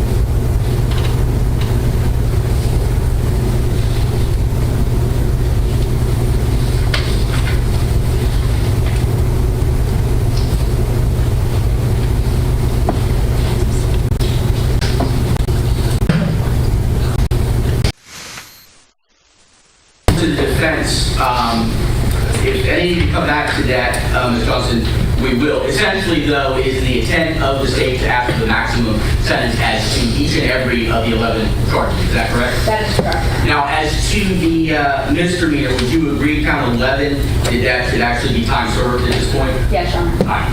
All right, Mr. Marchese, I'll turn to the defense now. Your Honor, And I will be looking for how much credit he has. He's been in the county jail for some period of time, so. I'll have to count that up right now. I need some time to do that. Let's do this. That'll come at the end. I will give him credit for every day he's entitled to. Your Honor, I would say, I still have all my arguments about the case and the jury instructions and all that. Getting past all that, we have a conviction for all of these charges. They do score out to a substantial amount of time. I would argue, especially now when we eliminate the misdemeanors as a prior record, you're looking at a man without any prior convictions. In the sense that as we're sentencing him here, you're sentencing him for the first time on anything that could be considered. He has not lived a life of crime. He is not a violent person. There have not been any violent crimes that he has been convicted of. It's not that he's a pattern of violence. I would argue the extent that there are mitigating factors in that this has been an isolated incident. This was a man who had a long marriage. They were sweethearts. They had 5 children. And for that relationship to break up and divorce obviously didn't sit very well with him. That doesn't mean that he is a criminal by nature. Nothing indicates that that's what he does. So we've heard from his ex-mother-in-law about statements that he made or the kind of life that he lived.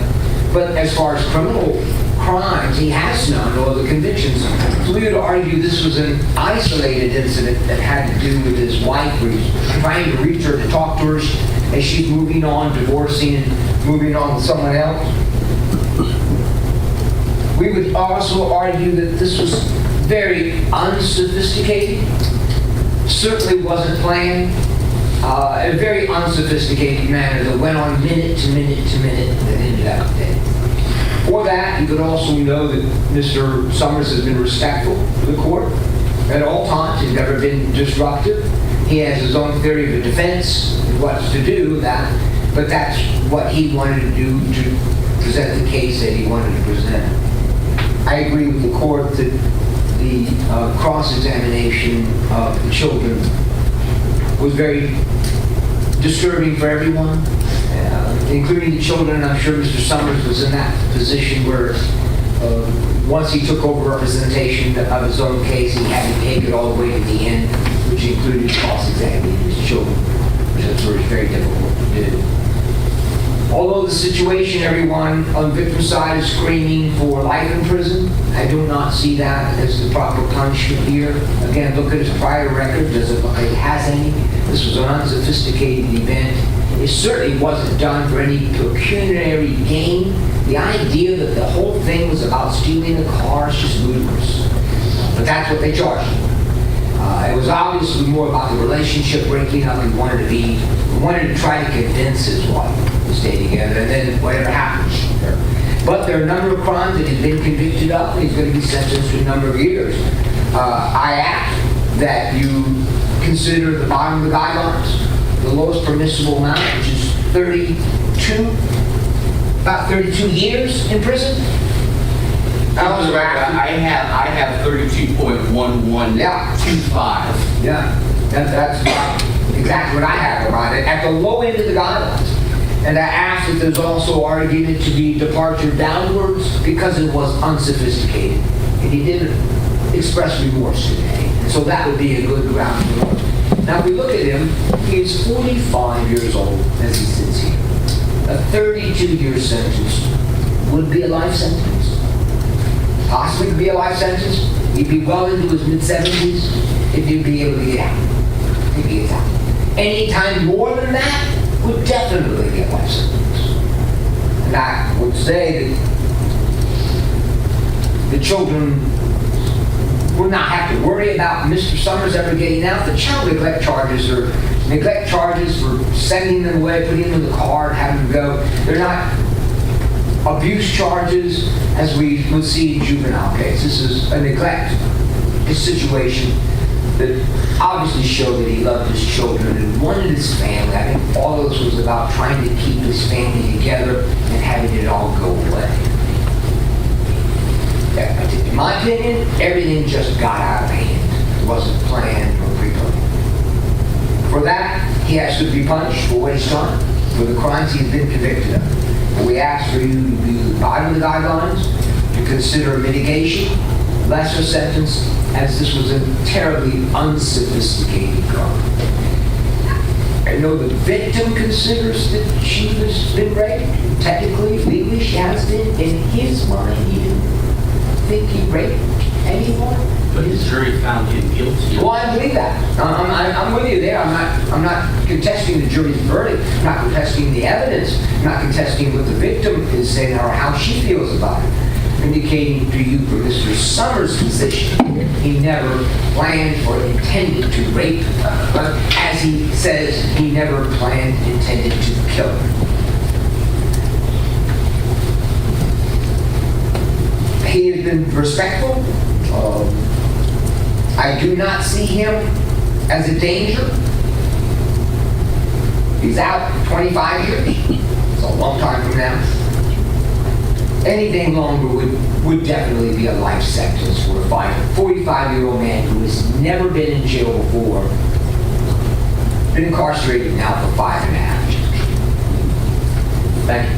All right, and let me just, for the record, pursuant to the discussion that we had at the bench, you are objecting to anything as to counts 4 through 10, which are the felonies, that exceeds the statutory maximum being 15 years as to counts 4 and 5, and 5 years as to counts 6 through 10. Is that correct? Yes, that's correct. I do not believe the court can sentence him to more than the maximum for the statutory crime. 5 years on a third-degree felony, 15 years on a second-degree felony.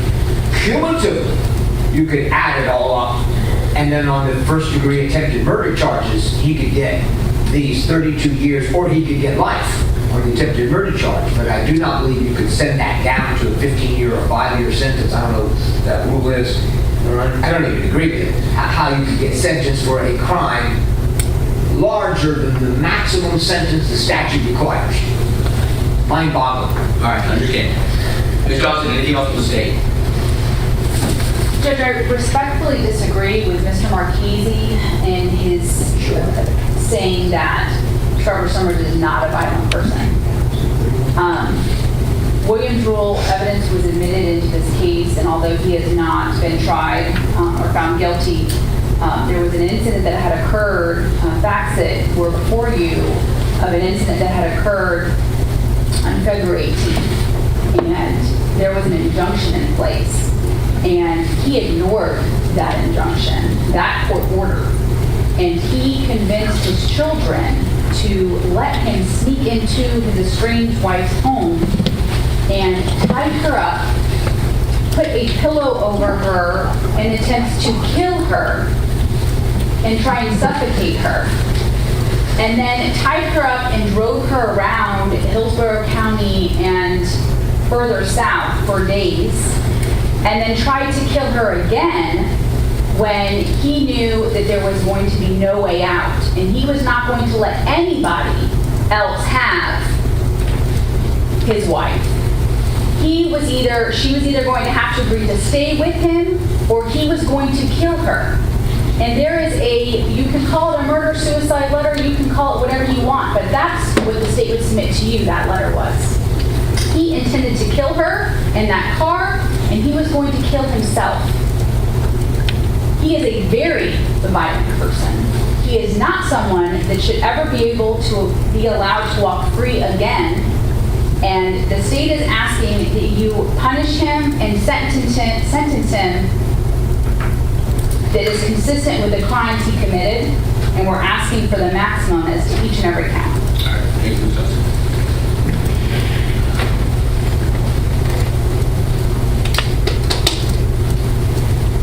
Let me first say, let me ask, because I believe, Mr. Marchese, you're having a discussion regarding the credit for time served. Is that correct? Yes. Do you have a number? I have a number of 2,031 days.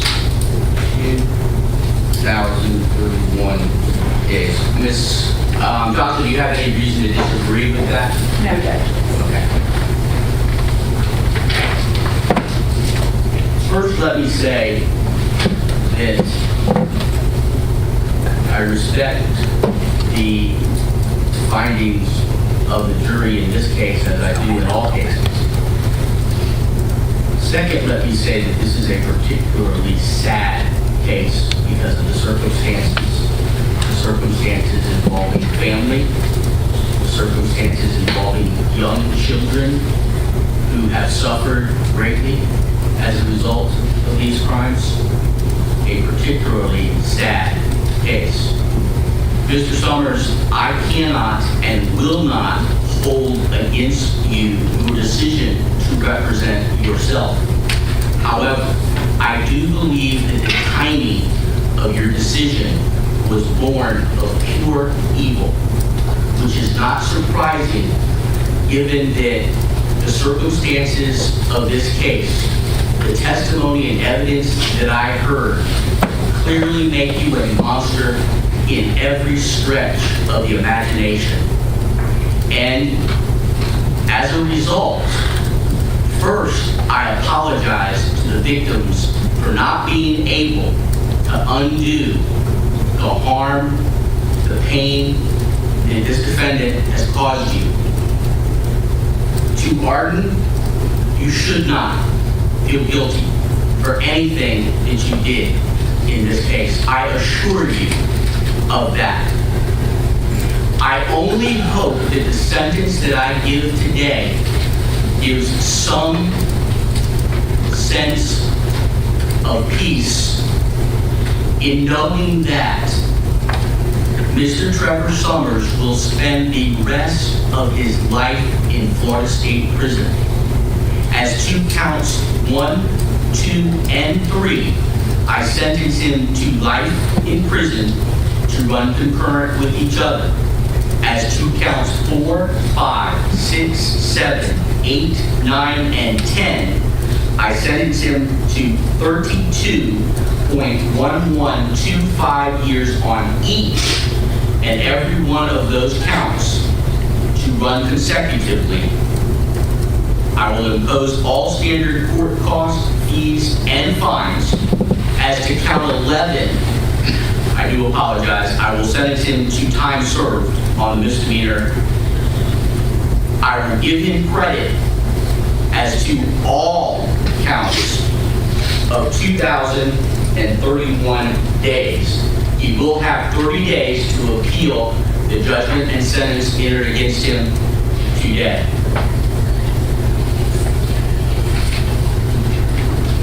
The counts 4, 5, 6, 7, 8, 9, and 10 will be consecutive to each other and consecutive to the 3 life sentences. Again, I thank you all. And that concludes this case. However, there is a case pending in front of Judge Fuson, which I don't know if we have a current date. If not, we need to give a date, and that is case number 173962. Madam Clerk, do you show a future date? Judge, if I may. Yes. Judge, at this time in 2017 CF 3962, the state would be announcing an all-cross so that he can be transferred to Florida State Prison. All right. State is announcing all cross on 173962 at this time. So there is nothing standing in the way of his transfer to Florida State Prison to begin his life sentence. Again, I thank you all very much.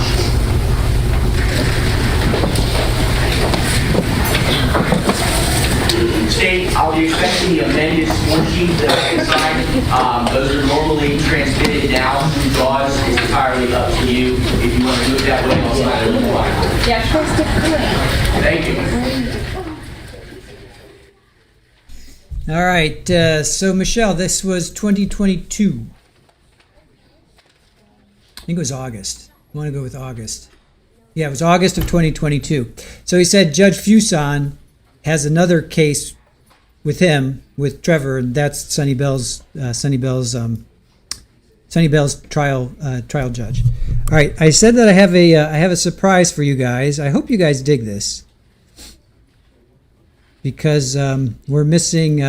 It's my choice. It's my choice. I talked to Aaron about this. We're missing. We're not missing. We're going to show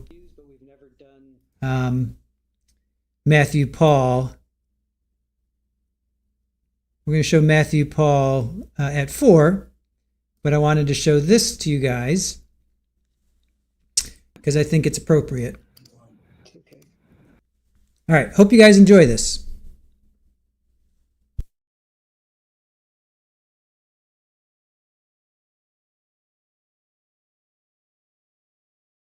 So the backstory is, while we were streaming this last year, Alisa came into our stream and she started to chat. So we developed a relationship, started to talk, we emailed, and she agreed to come on. So that's the backstory with this. And then Florida PI Sam, she was the investigator and she had to interview Trevor Summers, so she's going to come on too.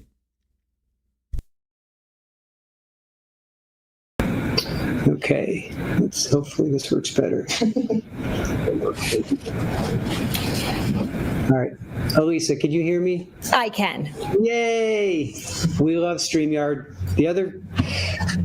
It's a long story, but the other streaming software we use, that's what we usually use, but we've never done people on it before. It's usually just me. StreamYard we use, but it was acting up for it this morning, so that's why we went with the other one. Anyway, we'll wait for Sam to join us. Let me just come over here. Okay. I'm missing her, actually. Okay. And there she is. I'm here. Okay. I'm here. There you are. Can you hear us? Yes. Sam? Yes. Okay. Yes, I can. Thank you both for bearing with us. Okay. All right. Well, first of all, Alisa, thank you so much for joining us. I am beyond humbled. I am so honored that you, A, found us, and B, you made it into our chat, and now you want to come and tell your story. So thank you for joining us. And Sam, most people know you, but you are a licensed private investigator in Florida. Do you want to add anything to that before we launch into Alisa and her story? I had the displeasure of working on Trevor's case as part of the defense. So I had his case, I think maybe for a year or two, I'm not sure how long, and ultimately he fired me. I was okay with that. I'm sure. All right, we have a lot of questions. This just touches the iceberg. But Alisa, do you want to? How do you want this to go? Because this is all about you right now. How do you want to handle it? However you guys, whatever you want to throw at me, I'm an open book. Awesome. I like to hear that. All right. Well, let's start with jury selection, because a lot of people were talking like, were you in the room? And then B, how did it work that it ended up being all male? Okay.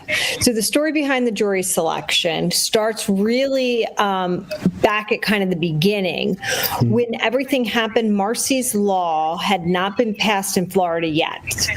But I knew very early on that I needed to seek justice. I knew I needed to be a big part of the criminal justice system, and there was no victims law in Florida to basically support me.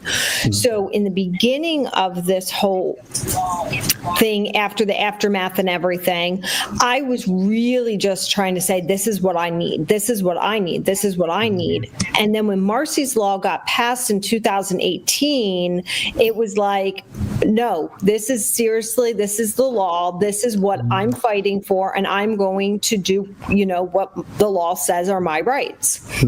So one of the things of Marsy's Law is I am allowed to be present at everything. Even if I am not need to be at that hearing, I need to be notified, and I have the right to be present. So a couple weeks before the trial started, we had already gotten up to pre-trial several times. And we never made it that far. We got to pretrial and something would happen. So as soon as we got done pretrial, I said, okay, what accommodations are there for jury selection for me? And Jennifer Johnson was like, we have never had a victim present in the room for jury selection. Yes, we'll have defendants because they're a party to the case. You are not a party to the case. The state, the prosecutor, is the party to the case, but you are not. And I said, no, that's not what Marcy Law says. I'm going to be in the room. And she says, Alisa, as much as I advocate for you, I don't know how that is going to be possible or happen. We may just put you in like a room and you can watch it. We'll just put you in like a separate room. And I go, no, I want to be in the room. So while I was waiting for her to get that decision to me, I started on the phone calling Marcy's Law, calling politicians, saying, I want these accommodations. Somebody needs to make it happen. So at the same time, this is 3 weeks before trial, and a big thing happened 3 weeks before this trial. DeSantis removed Andrew Warren. So that happened 3 weeks before the trial. Okay. And so now Andrew Warren, who he and I had butted heads multiple times, he's removed, and it's Susie Lopez. And I was like, what? Who is this person? This is the first I'm hearing of all of this. Right. And so she, her office, and she was very accommodating for me. Jennifer Johnson got back to me and was like, we're going to make all the accommodations. We've never had this happen, but you can be in the room. Wow. So they assigned me 2 victim advocates, one from the court and one from the domestic violence organization. So I had 2 advocates that went with me everywhere.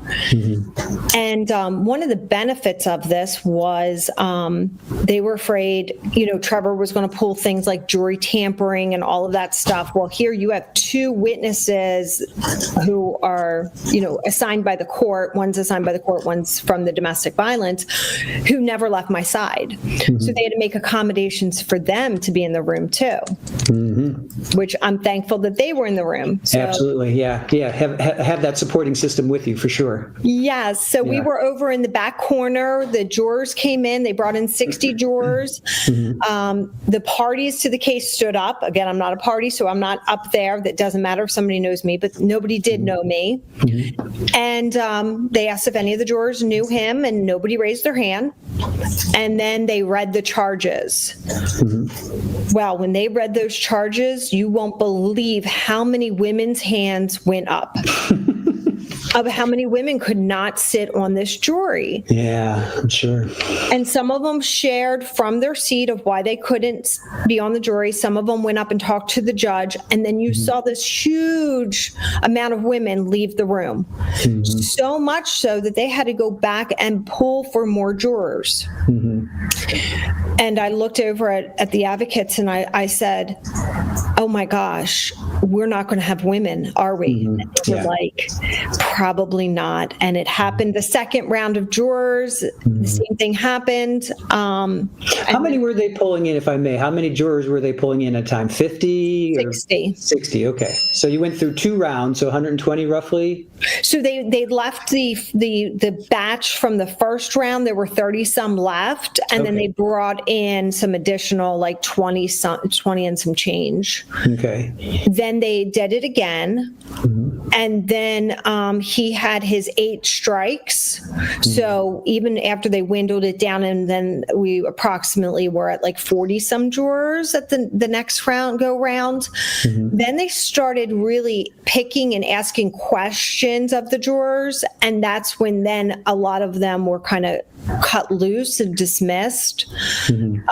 They also, which was strange, there was a lot of 20-something-year-olds when they got into the questioning. 20-something-year-olds raising their hands that they had experienced their parents' divorce and that they did not feel that they could sit on the trial on this. So we saw that happen a lot. But then he used his strikes for, I think it was only 3 women got pulled from the numbers that were left, and he used a strike on them. Gotcha. Now, who was his attorney at that point? Because he had gone through 7, I think you said in our chat? Yes. Okay, so who was his attorney, if you remember? Who was representing him at that time? Marchese. Oh, was it? Okay, it was him. Okay, all right. So do you know anything about that backstory about why he went through 7? Were you a part of that, or was that something? Yes, I was there. Yeah. I was there for all of them. Okay. So public defender was put on right away, and then he had a conflict of interest. So public defender was first, then he got a private attorney, then declared indigency, right, because he never paid that private attorney and had no money. Right. And then he got a second private attorney and never paid that one, and that one got indigent as well. Yeah. Then he went back to the public defender, had a conflict of interest, and he was assigned to a different public defender in the office. Okay, so that's 4. We're up to 4, right? Yeah, they had to move him up. Sorry, the kids are walking around. That's okay. Hey, kids, you're part of the story too. So they had to move him up to the head of the public defender's office because none of the public defenders could deal with him. Then he had a conflict of interest with the public defender's office. They moved him to regional counsel. He had already had conflicts with regional counsel in other hearings. Okay. And then he got Marchese came from the list, court-appointed private counsel. Okay. Now, Sam, where do you jump in with all of this? With what Alisa just said, where do you come in? Marchese. Okay, that's where you came in. So you didn't know anything about those other previous ones? Nope. Okay. Nope. I work for the private defense attorneys who are on the JAC list. That's how I am employed. Okay. Same as they have a contract with the JAC. I have a contract with the JAC. So I don't pick the cases. The lawyers ask me if I want a case, and I usually don't know anything about it, and I just say, yeah, of course, because I want to get paid. Sure. You're handed the assignment and off you go. Gotcha. All right. So, Alisa, you said there were 2 public and 2 private, so that's 4. Then where does Mark? Oh, because he was a public defender's office, private, back to the public defender's office. Then he was shuffled around at the public defender's office until finally they were like, nobody can handle him, conflict of interest.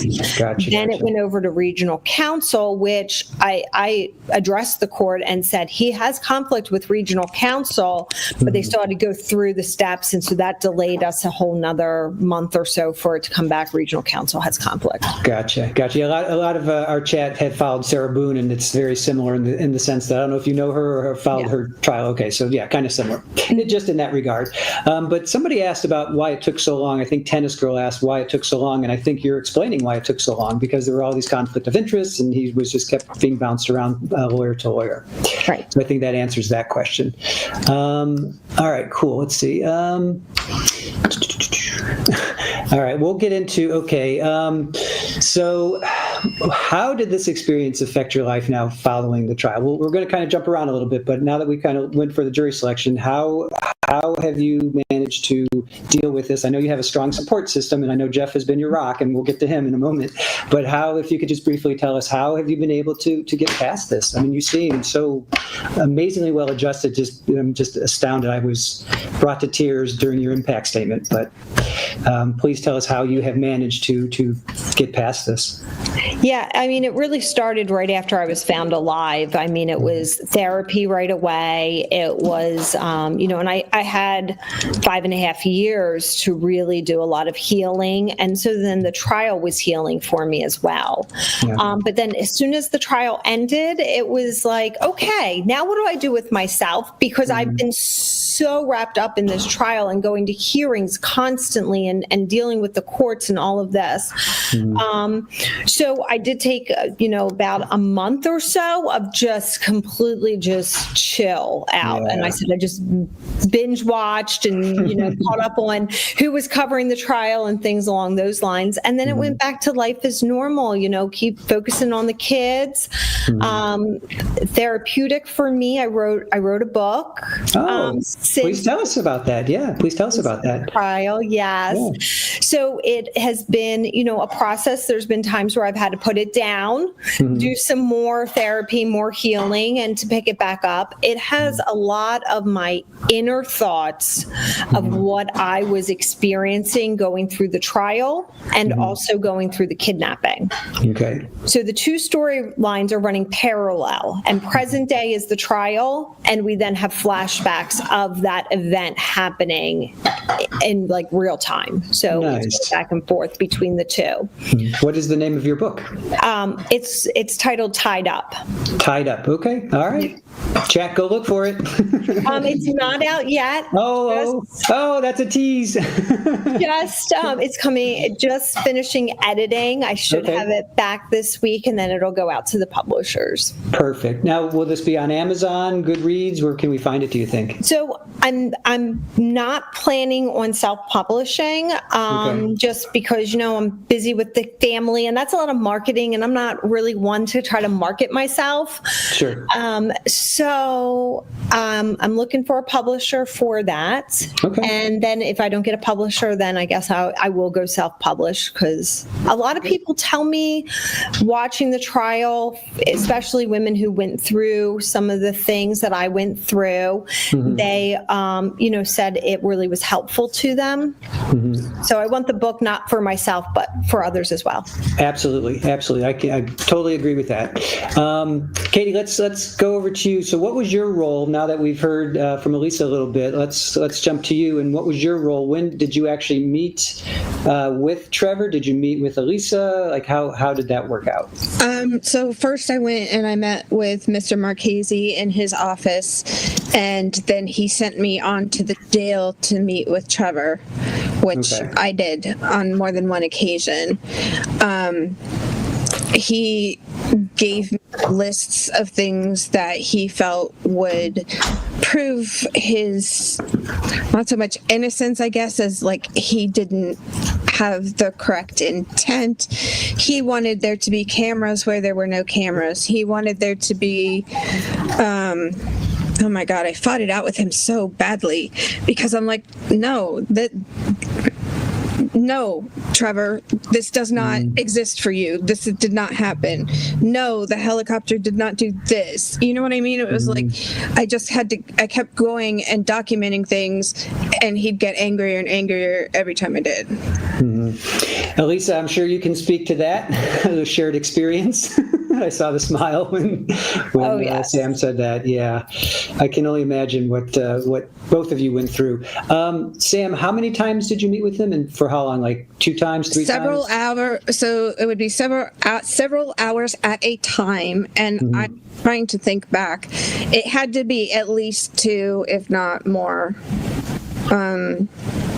Because when I go to the jail and I see somebody, I go into a private room with them.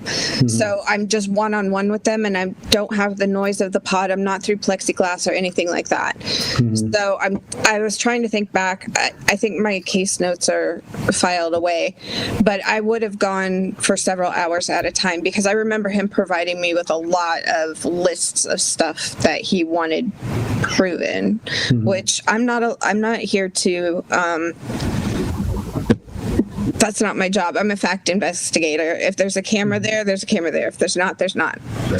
So I called Walgreens Regional. I talked to the Walgreens store. He talks about Randall Crosby not knowing anything about him. You can see, it was an exercise in frustration, I guess. I'm sure. So, Alisa, Little Miss is in our chat often, and I have your email and her email, if it's okay. I can. Yes. You guys? Okay, cool. Please. All right. Yeah, I have a long history in publishing as well, but that's for another story. This is not about me. This is about you. All right, support system, Alisa. So who has been your biggest source of support? Family, friends, I'm sure both, but why don't you talk a little bit about that? Let's bring Jeff into the conversation. Sure.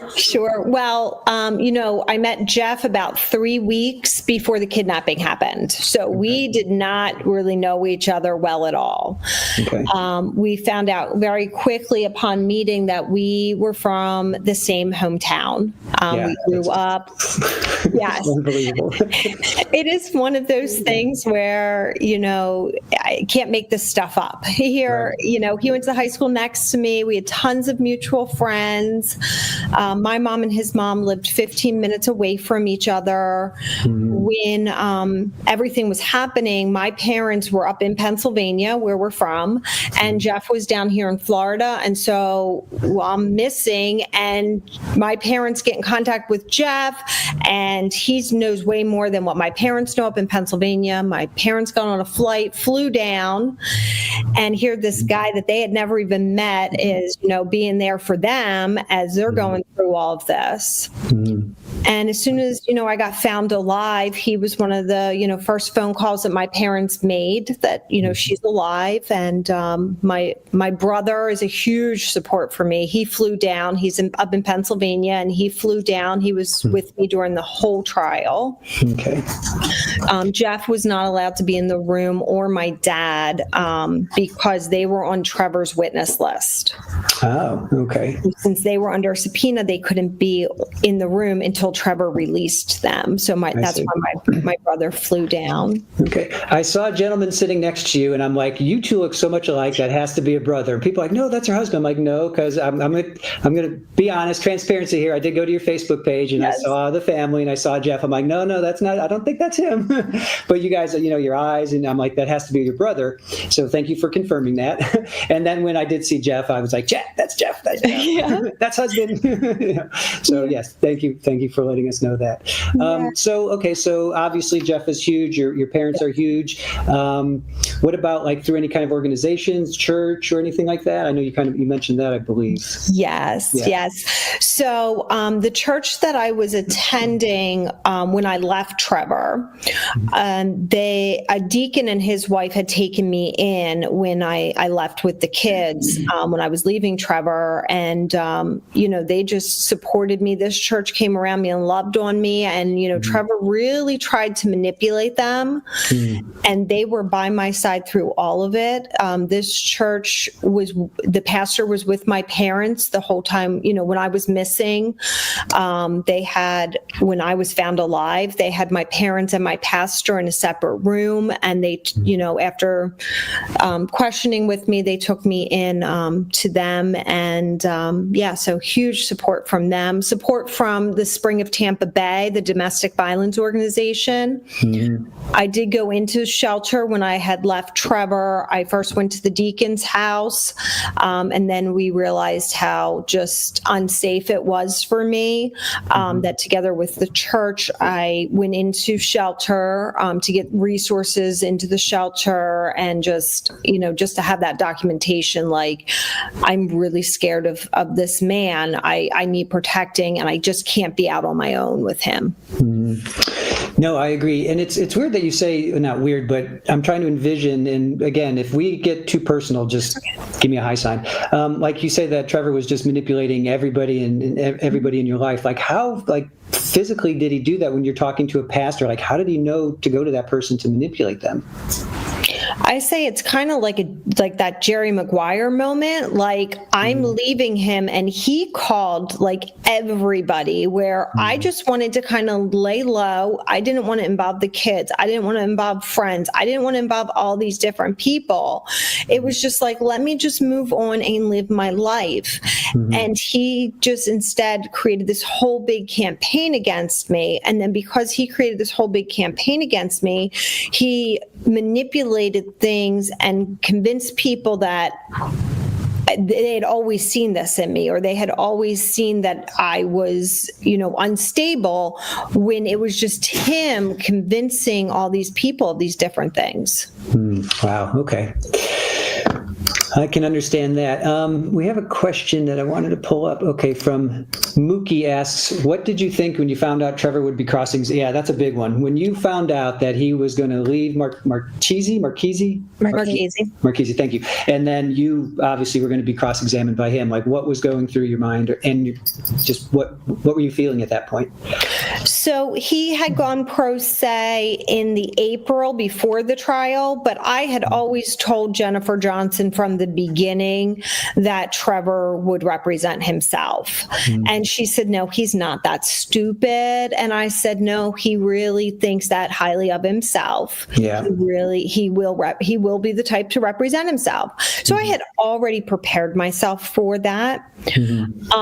Because he represented himself in April. I prepared myself, then when he did for that. But what a lot of people don't know is that I was forced into a dependency case after I was found alive. And I had to go into that dependency case and sit at the same table as Trevor Summers for the dependency case and the termination of his parental rights.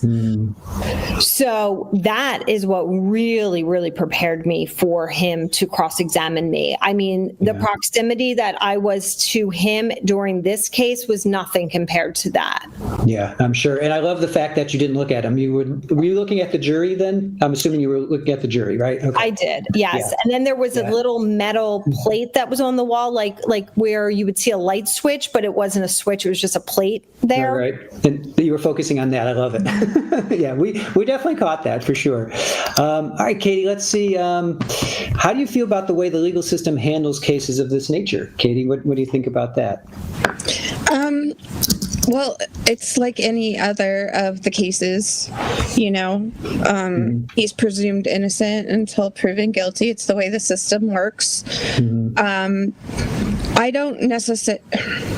Okay, I don't agree with a lot of what my clients... what they say, what they do. I'm not pro anything, right? I'm not with you have to be neutral, right? You have to be neutral, I have to try to prove approach my job neutrally. But then I thought he was going way too far by doing what he did to Alisa. And that was just disgusting. It didn't surprise me, but I would have just been like, man, you should not do that. But after having read everything and knowing everything that, seeing everything, all the stuff that I had taken in and the hours I spent with him, I knew he thought more of himself than anybody else,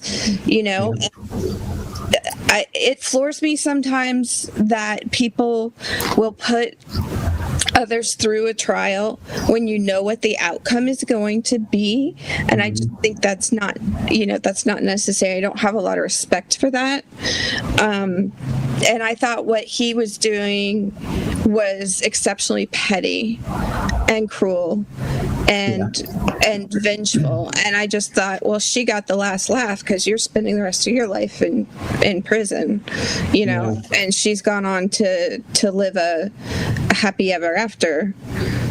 So that's a great point, Sam. So Alisa, what did you think then that your kids would be involved in testifying? How did you feel about that and react, and what did you do to prepare them for that? That was really hard. When Arden turned 18, I told her, you have the same rights under Marcy's law as I do. So now that you're 18, if you want to go to any of the hearings, you can. And she decided that she was going to do that would help her prepare for the trial. And so she went. She saw when he was pro se. She was, it was very hard for her to be in the same room with him. I knew it was going to be harder for her than Bryn. And so she had really prepared ahead of time. And then Bryn, it was really Jennifer Johnson did the job of preparing her ahead of time as well. Because I really didn't, I didn't want to influence the kids or anything like that. And I wanted her to be prepared. And so Jennifer Johnson did a great job with her, with Arden. Her therapist did really good. All the kids' therapists did really good preparing them as well. Yeah, great. And when your little guy got up for us today, they gave his little impact statement. That was just Mr. Summers. Yeah. So the kids still, they're holding on to Dad's last name then? Is there any talk about that to change their names or no? So before the trial, before the trial, we had filed for Jeff to adopt the kids and their last names to change. But then COVID hit, and then it just kind of fell out of the court system. It was released with failure to prosecute, I guess it was. We didn't have an attorney at the time and all that. So we've talked about it. And their legal last name is Summers, but they go by Mathewson for everything. But yeah. Sure. And I also found it interesting that your two daughters did not say did not say Dad. They said Trevor this, Trevor that. Was that a conscious decision, or that's just the way they felt? I think you said in chat that they considered Jeff Dad, right? Yes. So it would be really awkward for them to say Dad did this, Dad did that. They'd be talking about Jeff, so that's why. Okay, that makes sense. Chad, if you have some questions, which I know you do, I know Aaron's. You want to pull up a few? Or? I have a question for Sam. Oh, sure. Somebody else was asking about the offshore bank accounts. Does Sam know anything about that? They didn't exist. They did not exist. That was a hot topic in our chat for sure. He made that up. The money, all that stuff all of it was a lie. Yeah, and the boat, right? Wasn't there? He was lying. Yeah, as soon as he opened up his mouth, a lie. So I had reasons to believe that he had offshore bank accounts, and there were two reasons, and I wasn't allowed to talk about them because we had a bunch of rulings leading up to it. I forget what they call that, where you can't talk about certain things. And since I was there for every hearing, I knew what things could not be talked or touched upon.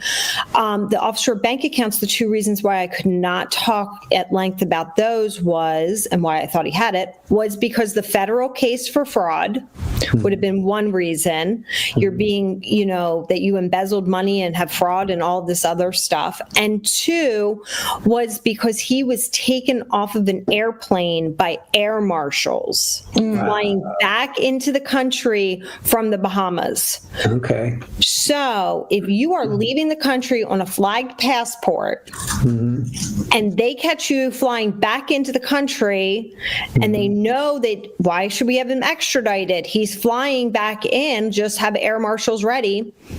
And he was arrested flying back into the country from Bahamas. So I'm like, if you're going to risk that with a flagged passport, then it must be something worth a lot of money for you to go take care of. Right. So that's why I thought there was offshore. Well, if he was under indictment by a federal grand jury to begin with, he shouldn't have left the country.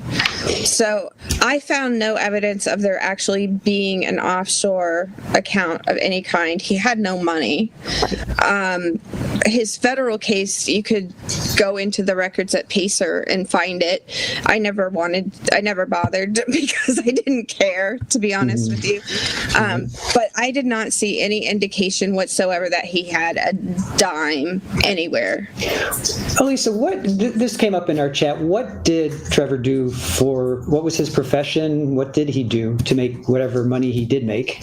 So he claims he was an entrepreneur. He started a business, got bored, moved on to another business. I was, busy with 5 kids and homeschooling, and he didn't tell me anything. And if I ever asked anything, it was not met well by me questioning him ever.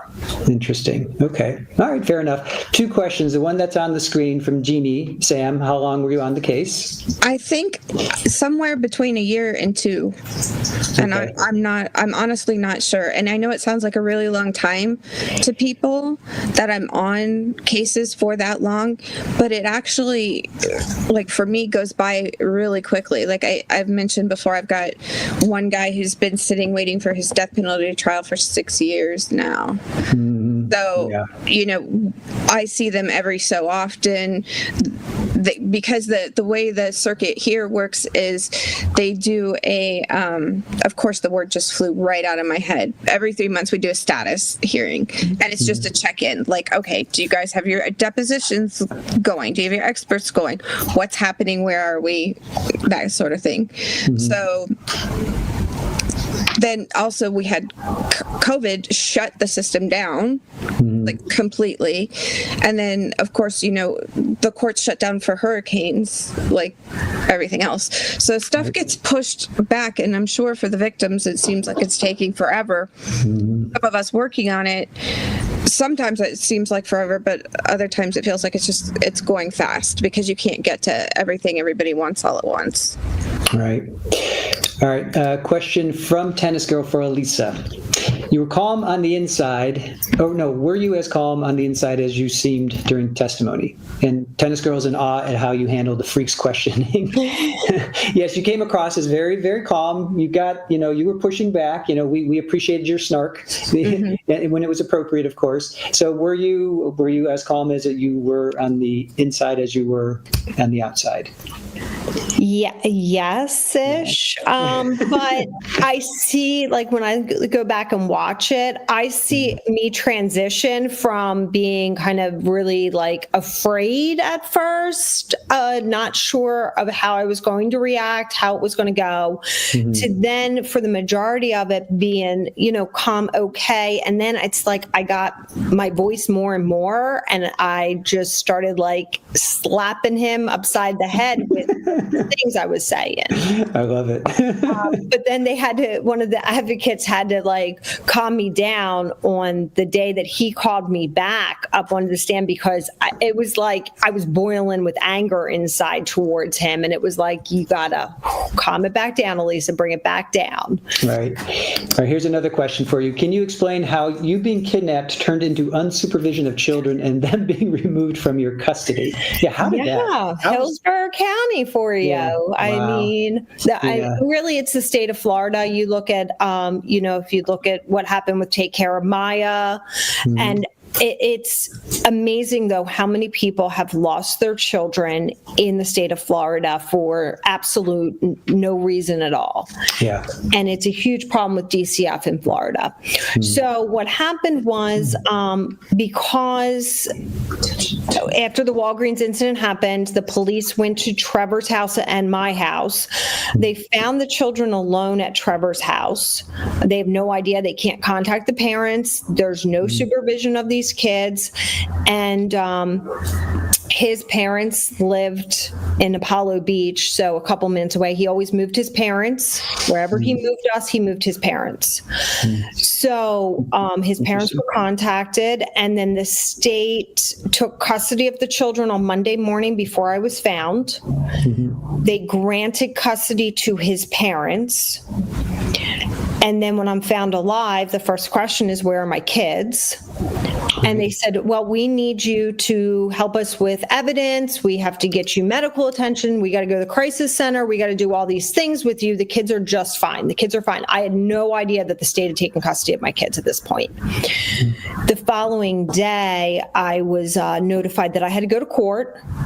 And I was like, okay, go to court. And that's when I was informed at the courthouse in front of Judge Peacock that my children were in state custody, and I would have to do a case plan, and I would have to fight to get my children back. And where were they? They were with Trevor's parents. Oh, okay, they were, okay. And then my parents fought to try to get them, and they would not grant it to my parents, saying my parents were out-of-state residents. My pastor tried to get them. My friends tried to get them. And because of the severe parental alienation, the kids, the older two, were not willing to go to anyone associated with me. Wow.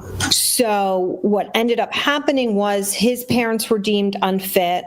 The children were moved to one of his friends, Trevor's friends' homes.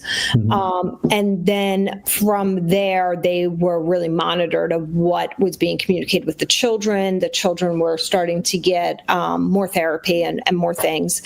And then the little three kids were brought back to me after I completed everything the state had said.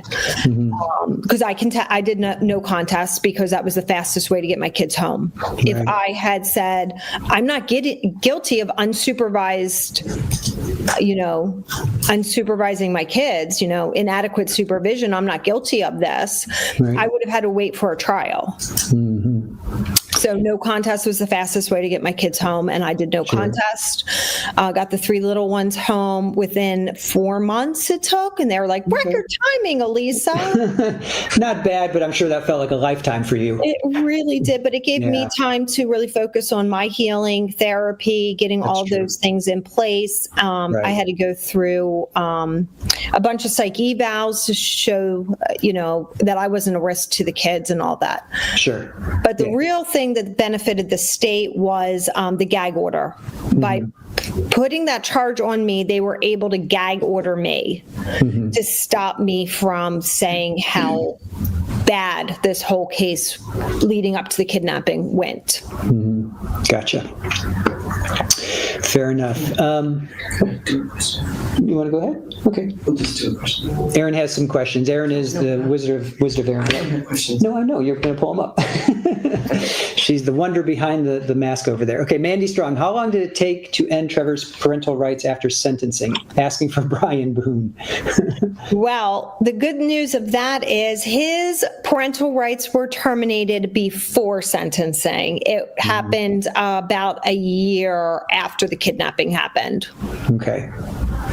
Well, that's good to know, because he should not be allowed to have any, come anywhere near your children, such as it is. Let's see. Sam, what advice would you give to victims who are considering coming forward? So I know, Alisa, you seem like a very strong individual, and it doesn't seem like you had a problem per se coming forward, but there are a lot of women, sister survivors, as you call them, or survivor sisters. Sam, what would you say to those people that want to come forward but might feel intimidated or just, My advice to anyone that would call the law office where I worked and they were saying, so-and-so is doing this to me and this is happening to me, was to document everything you possibly can.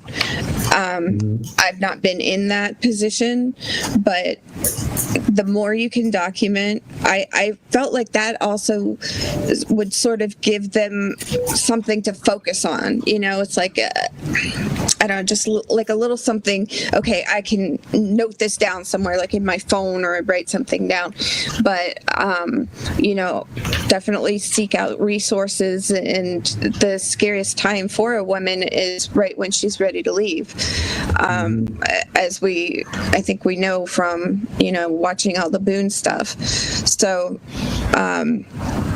definitely don't do anything to put yourself in danger. But if you've got a husband who's maybe not actually hitting you or actually like physically hurting you, but is doing manipulative things, my advice is always just to document that.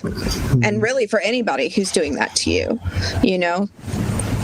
Yeah, Alisa, I have in my notes, I can't find them right now, but you were basically saying you were just saying yes to Trevor. You were, when you were going through this process, of those 2 days, you were just trying to appease him and say yes and go along because you were trying to find your escape. You weren't resisting him, in other words. No. Is that, because that would be the last thing that you would want to do, right? Right. Because to Sam's point, that would, who knows what that person would do. You're already in a situation you do not want to be in, and then you aggravate that by resisting. Fair enough. Do you want to pull up another? All right, Aaron. He said that by Alisa not resisting meant that she was happy to be there with him. Complying, yeah, consensual. Yeah, that she was consenting to all of it. And then he also would say that you had like OnStar or something in your car, right? But you didn't have it on. Like you have to have that subscription to be live for them to track the car. And he's like, well, they could have tracked me if it was a big deal. They could have tracked me through OnStar. Like, no, because the OnStar, sorry if it wasn't OnStar. Yeah, I'm like, no, the OnStar has to be not just subscribed to, but why are words just flying right out of my head? Okay. Activated. Thank you, activated. Yeah, activated. Yeah. You know, he would just come up with stuff like that to say, well, that, you know, she could have. Why didn't she just use the OnStar? Right. You know, he also said at one point, you know, between 6 and 10, you're driving on major roads. She could have very easily just, you know, waved down a motorist who, and no, your hands were tied, right? Your hands were tied behind your back. I mean, are you kidding? And I don't remember if it was Jessica or Jennifer who said he let himself in at whatever, 11 o'clock at night, 12 o'clock at night. That's not a welcome. That's not you opening up the door and say, come on in and let's wrestle. You know, it's like, again, what this person was thinking. I'm not even going to say man, but what this person was thinking just boggles the mind. Mm-hmm. All right, chat. We'll get to justify things. Just it was mind blowing. Yeah. You know, and then so go to this place and get this. My parents have this. Alisa did this. Walgreens did this. And you go to locate or find those things, and none of them exist. Yeah. You know, that was nobody has that information. He's just making this all up to show he's right, and he's not. He's anything but. Yeah, agreed. All right, let's see. Let me get to some questions here. Lucy, snakes will hiss. Alisa is a heroine. Yes, you are. You are an amazing woman. I'm sure you saw all the blue hearts in the chat. I did. That was so nice. No problem. Sinbad 333. Who hasn't been fired by Trevor? The best, I mean, I felt bad for Mr. Marchese, I really did, but I would check in on the docket on the case, and I was seeing motions they were both filing to fire each other. They wanted off the one thing they could agree upon was that they didn't want each other, and the court just would. I don't remember, Alisa probably does. Was Sabella always the judge, or was he just the trial judge? They moved it to him for trial. Yeah, that's what I thought. Because I was like, I know it wasn't Sabella that was saying, no, we're not letting Marchese come off, you know, but I was, oh my God, that was comic relief for sure. 4 judges. Oh my God. Geez, seven lawyers and 4 judges. Are you kidding? Oh my gosh. So what were the reasons that those other 2 or 3 judges were off the case? So Kaiser was the first judge. He was on it for a long time. Yeah, I remember. I remember him being there. Then we got Fuson, who was leading up to it. Before him, though, we had a woman judge for like, I don't know, maybe a month or 2. She did maybe 2 statuses via Zoom during COVID time, and then she was just like, I'm pushing this over to. Like she was just like, I'm not taking this anymore, and she pushed it over because she didn't give a reason. Our judges. I don't know what the reason was, but it was only with her for like 2 status hearings, and it was during COVID time, and I don't know if she got moved departments or moved within somewhere, but she was just like, Judges do get cycled in and out of criminal, which sucks for those of us who work inside the criminal system, because the civil judges do not understand the way criminal trials trials work, and it can be very difficult for the lawyers. And also with it being COVID, you know, they were struggling to keep anything going at all. Yeah. So, and then it will often be that they start out in a felony division and then they're moved to a trial division as it gets closer to trial. And Sabella is now our chief judge. Oh, okay. I didn't know that. Sam, I have two questions. Traveling Teresa, do PIs not have confidentiality agreements on cases? Are you allowed to speak about cases freely afterwards? And then also Jay Davis, who did testify, was a PI. Did you know Jay Davis? So no, I did not know. Did not know Jay Davis. He was of Trevor's choosing. Okay. After Trevor did not like the fact that I was not agreeing with him. And so, yes, I am subject to attorney-client privilege. I do not talk about the case while the case is ongoing. Trevor has been adjudicated guilty. I can talk about the case. You know, there's nothing that could not be obtained by public record searches now. You know, I mean, you just streamed the entire trial. Right. So there may be little details here and there. I don't know anything that I have not already seen in the public. Okay. Alisa, I have a question for you. Now, you know, you're looking back, do you see the warning signs? Like, you were married for 16 years, is that correct? Yes. Like year 1 or 2, now that you have this hindsight, do you look back and say, because I know I've been in relationships and I look back, I'm like, oh yeah, I knew it then and I just kind of, sloughed it off. But do you have, can you speak to that? Like, were there warning signs and yes. Yeah. So looking back, there are some pivotal times that I say, gosh, I could have left right then and there. But the scariness is you're under such control from and manipulation from this person. You cannot see reality. You do not, it's not until you leave and you are that don't have that person controlling and influencing you that you start to really see things. Like, I'm still not surprised when I find out something about Trevor that I never knew, because I find out things all the time. I found out he was, arrested 13 times during our marriage. I found out that he owed all this money to the IRS. I found out all of these things like after the fact. The first time I filed taxes on my own, that's when I found out about the IRS thing. And I'm like, what the heck is going on here? So I had to file for innocent spouse. I had to go through all of these different things. And I said, I still to this day, I had somebody reach out to me on like Instagram, and they owned a business next to one of Trevor's businesses, and how difficult it was for them to deal with him. And I'm like, I am so sorry. I never knew any of this. I think there was a second person involved in the federal fraud situation, if I'm not mistaken. Yeah. I think he was not in there alone. But if the feds if they've got an indictment against you, because I do federal court defense fraud cases, all the financial stuff, you are guilty. They win 99% of their cases. I mean, you're just done. Right. Yeah. And back to when Sam was saying about confidentiality, this is the first that Sam and I have ever known about Sam, because I didn't have privilege to any of that.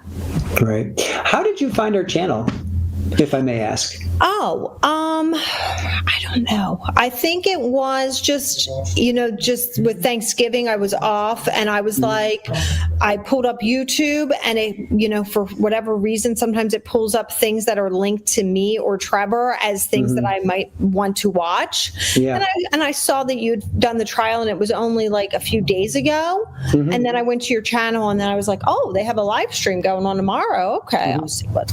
Yeah, cool. Well, trust me, when I saw your name pop up at first, I'm like, is this real? And then I went to your channel. I'm like, oh, it looks like it is real. And then Aaron reached out to you, and again, we are so blessed and so thankful and grateful that you are with us today to tell us about your experience. Let's see.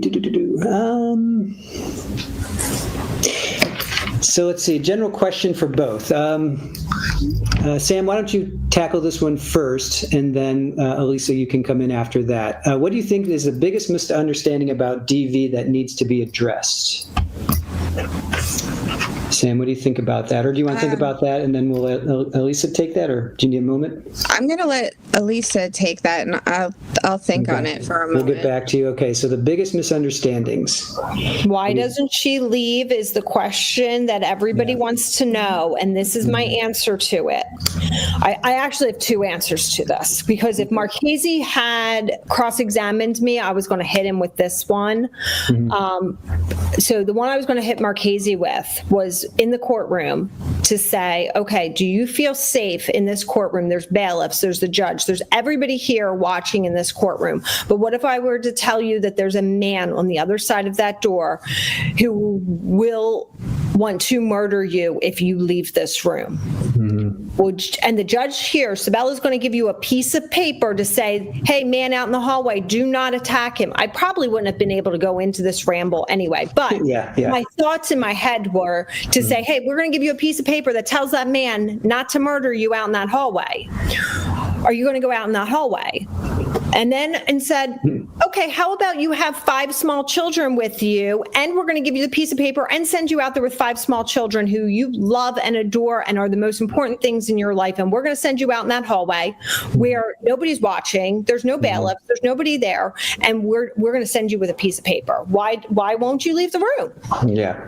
The other thing that I really thought about why doesn't she leave is, okay, we're going to put this mountain in front of you. We're going to tell you to climb this mountain, financial, where are you going to live, all of the logistics things, your safety, get a job, educate your children, all these things. And we're going to put 5 kids on your back and tell you got to climb up this mountain of all this logistical things. And then we want to know, why didn't you do it?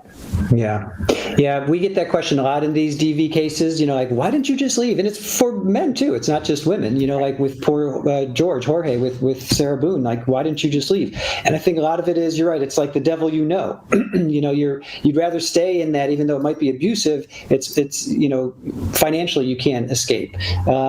Maybe physically you just need somebody there to help you. Emotionally, a lot of it mentally, you're just not prepared to be away from that person. So I totally agree with you on that. Sam, what do you think? What are some thoughts? I want to say that I don't believe Mr. Marchese would have called you as a witness. That was a Trevor thing, because defense attorneys, I know we all don't like defense attorneys, but they're not intentionally cruel, and I don't think he would have done that. Although he was intentionally cruel when he was cross-examining your son there after he gave that impact statement. I thought that was pretty low. Yeah, that was pretty low. Over the top. I agree. I don't think that was the greatest look, but again, I think he was just trying to, everybody. It's CYA. Cover your, because there's going to be an appellate court or an appellate attorney looking for something to overturn this on. And yeah, it was unnecessary, Pammy. I kind of felt like it was out of character for him, but I think that one of the biggest misunderstandings, at least from an outsider's perspective looking in, is the financial situation. A lot of people don't realize how controlled they are, how the husband or the significant other is controlling the money. And by controlling the money, then it's not just that it's not safe, like physically to leave. It's like, how do I pay for leaving as well? And I get a lot of inquiries like, can you find out if my husband can you find out how much money he's making? Can you find his accounts? Can you find these things that I think belong to him? Because he's lying to the court in order not to pay me child support or for whatever reason. So I get a lot of inquiries about that. Right. That's that's a great point. And Alisa, we'll go back to you on that. When you were raising your children, did you have to ask Trevor for money? Did you have joint accounts? Did you have access to that, or it all went through him? Everything went through him. And it was like, it wasn't like that on day one. It's the slow conditioning of, oh, I'm going to take this off your plate. I'm going to pay the bills. I'm going to take care of all of this. Right. And then he would basically, I would have a card that would have like a couple $100 limit on it that I could go get groceries, and that would be it. Right. No, I totally understand it. You come into the relationship, whatever you come in with it, but over time, it's like, no, you have this to worry about. Let me deal with that. Let me take that off your plate. Let me do it, honey. All that, and eventually, 2 years, 5 years go by, and you literally have no control anymore. Yeah. So yeah, no, I get it. All right, therapist, I like this one. Did Mark Crazy know that Trevor was going to call you, Alisa, that he would go pro se just to cross? Did you? Well, how would we know that Mark Crazy would have done that? But I'll throw it out to you. What do you guys think? Alisa, did you have any inkling that Trevor was going to do that? That he was?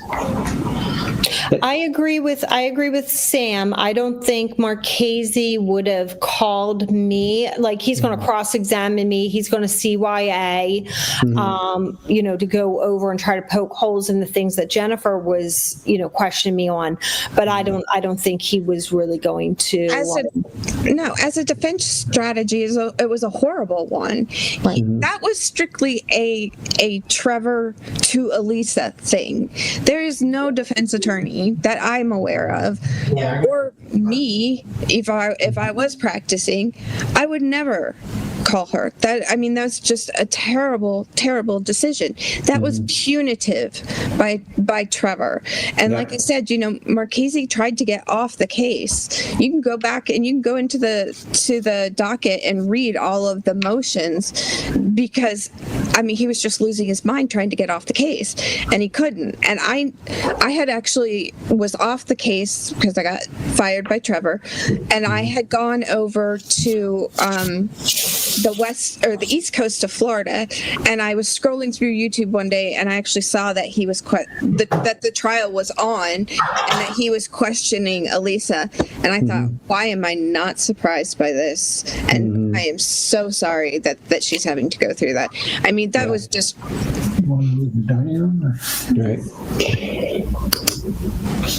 Ozzy says it takes 7 attempts, average 7 attempts to leave. Is that valid? I haven't heard that before. That is correct. Yeah. Yeah, statistically, and each time a woman tries to leave her abuser, he gets stronger. So I'm sure it pertains to men as well who are trying to leave a narcissist. They learn from each attempt to leave. And so each time you try to get away from them, they're going to correct themselves for the next time. All right. Legal-minded friends Karen Cole, who practices in England, says, and we are not allowed to ask in court, why didn't you leave? Is that the same here in the States? Are the lawyers allowed to ask? Lawyers could ask anything they want. Doesn't mean it's going to be answered. That's true.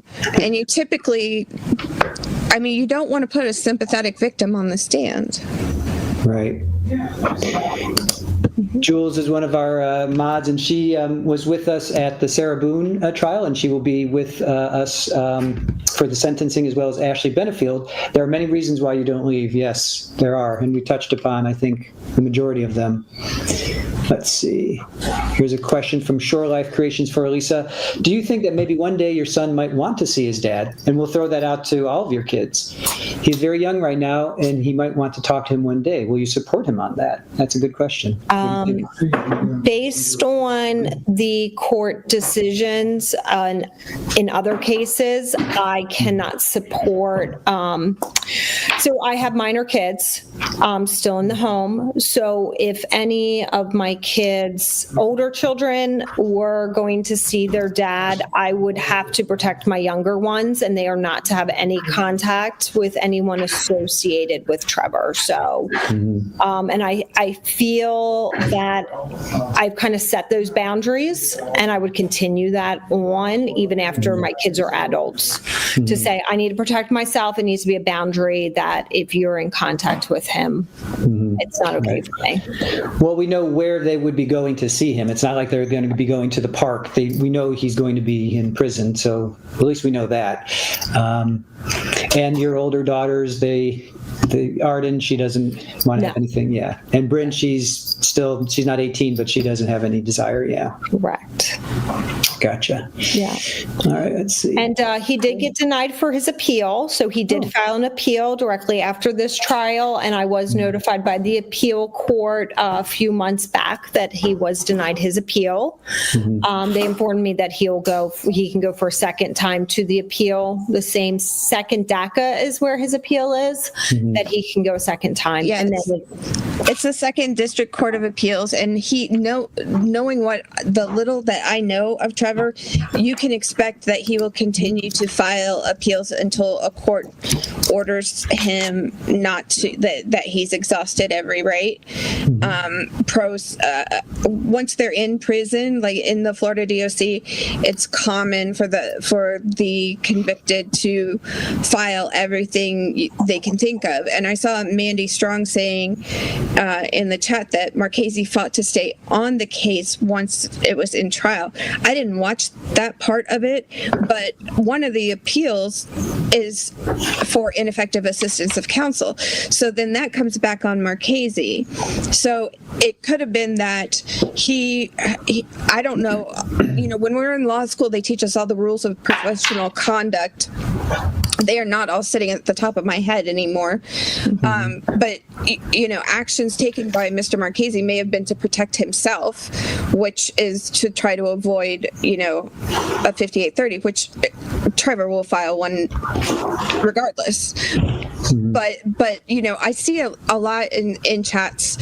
People are saying, why are they doing this? Or that's stupid, or how horrible, or whatever. And it's just why Trevor had to move for a directed verdict. It's part of the steps, It's like you're just checking off the boxes as you go. And it's part of the process. Does it ever get anywhere? Rarely. But it's just something that everybody does. All right, we have a few people that have asked this question. How has he still been bothering you, and has he faced any consequences?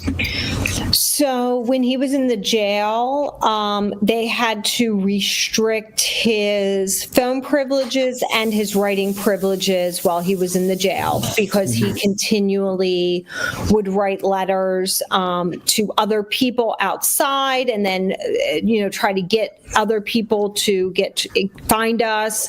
One of the things during the trial, he wanted my address to subpoena me. I fight really hard for him to not know where I am, but he continually tries. He got a hold of Arden's phone number somehow from the prison and tried to call and contact Arden from the prison. I had to call. He's in Okeechobee State Prison, and I've had to call down there and basically fight with them to restrict him down there. But the jail, when he was waiting trial, was really good at monitoring him, because he continued to have stuff slip through that they would have to take his privileges away. When he would go pro se, though, they had to give him those privileges back because he was pro se. Gotcha. So then we would have problems where he was writing all these letters and they would get out, and then we'd give them to the prosecutor, and then it would basically be like another thing. But it was a slap on the wrist, because what are we going to do? We can't do anything. He's pro se. We can't take away these privileges, and these letters just keep getting out.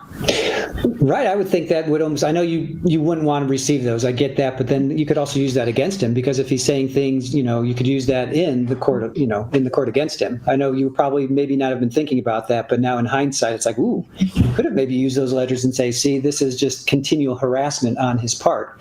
Right. But right. And what are they going to do? Add more time to his sentence? They're not. another life sentence? Sure, why not? Sam, we have a question for you. Were there any surprises that you found? Any surprise findings? Was there anything that surprised you? Me? Yes. On working on his stuff. Yeah. Or was it just like He was so diabolical. His manipulation of the children to do what he did that night, and he tried to deny it. And you can see on the doorbell cameras like things hanging off of him as he's walking, and you see the kids drive by in the car, and he can try to spin anything. I forget all the crap he would tell me. Oh, it wasn't this, it wasn't that, whatever. And he was saying that was his closing argument, is the evidence that you're seeing doesn't support the fact that it happened. It was consensual, even though I snuck in through the window. Yeah, it was constantly like that. Yeah. Oh, it was fine. She knew how to drive, but just stupid stuff like that. Okay, my next question, follow-up, is: was there any evidence that you found that did not come into the trial that you know of? I told you honestly that I hadn't watched the trial because I didn't like Trevor very much. He really kind of gave me the ick. Yeah. To my knowledge, no. I mean, I saw all of the defense discovery. What I watched today, because I told you I would, before we knew Alisa was going to be here, we were going to talk about the case. I remember the evidence, I remember the discovery, and I watched today to hear the closing arguments. To my knowledge, no, nothing came in that I was not aware of already. Right. Alisa, then to you, was there anything that happened that did not come in to the trial? I can't think of anything, but I continued throughout the trial to tell the victim advocate, does Jennifer Johnson not realize that she has not shown this video? She keeps talking about the video. When is she going to show it? Did she not show the video? She did at the end. It was the neighborhood video, the video that Trevor made on my phone. Okay, yeah. We waited till the end, and we kept talking about this video, and she kept asking me about the video, and the video kept coming up, and we were like, "When is she going to show it?" Play it. Oh my gosh! She played it at the end, but she did that. She saved it right at the end. Okay. Yep. Let's see. I took notes on that. Shoot, what was it? Oh, it shows video confessing. Yeah, okay, that was the first thing she showed when she said, "This is Trevor Summers in a nutshell." That was the closing. Yeah, the closing arguments. Her rebuttal. It was her rebuttal. She said, "Shows video confessing about being manipulative," and she's like, "That jury, a gentleman of the jury, that is Trevor Summers in a nutshell." So, yeah, I just thought it would have came in earlier. Well, I mean, it worked. Yeah. It worked to your advantage, the way in which she used it. It was such an odd thing. It was like, so see, she's standing right there. She's a part of this. I'm not holding her, hostage or anything like that. It was just on and on and on. Right. Let's see. Let's see. Guys, if you have any more questions, I think we may be, I don't know, do you guys have any questions for each other? Sam, do you have any questions for Alisa? And Alisa, any questions? Cooper just came in the room. Cooper, do you want to say hi? Oh, hey, Cooper. How you doing? How you doing, buddy? Good to see you. Love you. Take care of your mom. Love your mom. She's a wonderful woman. He's like, yeah, whatever. Let's see. I think, all right, I've gone through everything that I've had. Let's see, chat, anything else? Oh, I had one other thing. I have gotten to see Sabella since the case. I did run into him. Okay. So I did a press conference with Ashley Moody. Oh. And she was doing an initiative and wanted a domestic violence survivor to talk at this press conference. So her office reached out to me like the day before and was like, is there any chance she's going to come to Tampa to push this initiative? Can you be there? And I was like, yes, I will be there. And Sabella was there, and I spoke at the press conference, about the challenges of domestic violence, and that her initiative to give Ring doorbell cameras to victims would, allow to help. I'll tell you what, the Ring doorbell footage is something that has yet to sink in to people who are out committing crimes on the street. I've got a lot of breaking into cars, right? And some of those cameras are just clear as day, and it's not dawned on anybody yet that they are catching them in the act, and they're a great tool for sure. Well, Sam, you were the one that coined it in our chat, the Walmart murder aisle. Yeah. Don't go shopping at the murder aisle. Or if you're being chased by somebody, go to Walmart because their video cameras are video cameras at the checkout. So, I can't tell you how many trials I have watched, and you see that somebody has bought before pre-incident supplies or post-incident supplies in the murder aisle at Walmart. And it's the stupidest thing for them to do, but it's the best thing for the prosecution because Walmart's got fantastic video. Right. Really, really clear, and That's good to know. Alisa, a question for you from Ozzy. Did you get any input in the case? I think we kind of touched upon that a little bit, but do you want to just kind of go over that again, or what input did you have? So when he was offered a plea deal, they called me and they said, we're going to offer him a plea deal of 40 years. And I said, well, I'm not happy with that. He's not going to, but he's not going to admit fault, and he's not going to accept a plea deal. So go ahead. Yeah. So that input I had, but then I really pushed for a lot of that victim advocacy for myself, of wanting to be present, that I thought this was therapeutic for me as a victim to be, in the room. And so I did address the courts a few times leading up to it, and then did the victim impact statement. But other than that, victims really do not get to have input. Right. And that's kind of sad in a way, right? It seems like you're getting ready for dinner, so we won't hold you too much longer. This question's come up a couple times, and I didn't want to pull it up, but because I don't want you to have to go think about him. But do you know if he's had any problems in prison, Alisa? In prison, I did know that they did have to move him several times when he was in the jail. They had sorry about the noise. No, it's okay. They did have to move him in the jail a few times. So I don't know exactly why, but I can think that I like to think that that's why he had problems there. Yeah. Because I think about some of my exes, and I'm like, I don't want to think about them, so I didn't want to bring that up, but it has come up a couple times. So anyway, all right, I think that's pretty much it. Oh, here, Mandy Strong, best impact statement. I got to tell you, you brought me to tears. I was like, you are a very incredibly strong individual, and we are so, again, grateful and thankful that you are on this chat right now, and you have, I think, impacted a lot of people beyond just our chat, our little chat. So. Oh, thank you guys, and hopefully you guys will be able to get my book. I'm going to touch base with Little Miss and get that book published. And so I know with all the true crime junkies out there, they love this kind of stuff. So we do. Alisa, do you want to say any last words before we let you go? No, I just really appreciate you guys covering this trial. It has been a pleasure to talk with you guys, give you a little bit of snippets from behind the scenes about it, and just all the love and support that you guys gave me. Just thank you so much. Yes, thank you. And yes, we do hope you come back and visit us soon. I'd love to give input on any DV cases you need me on, because the ballerina trial one, I watched that one and I was like, doesn't sound, something's fishy going on here. Yeah, we are going to that. That's Ashley, right? The Ashley Benefield. Yeah, that's the one we'll be going to her sentencing. Yeah. All right, we will let you go. You have a book coming out, and I will connect you and Little Miss. But in the meantime, have a great holiday season, and please come back into our chat anytime.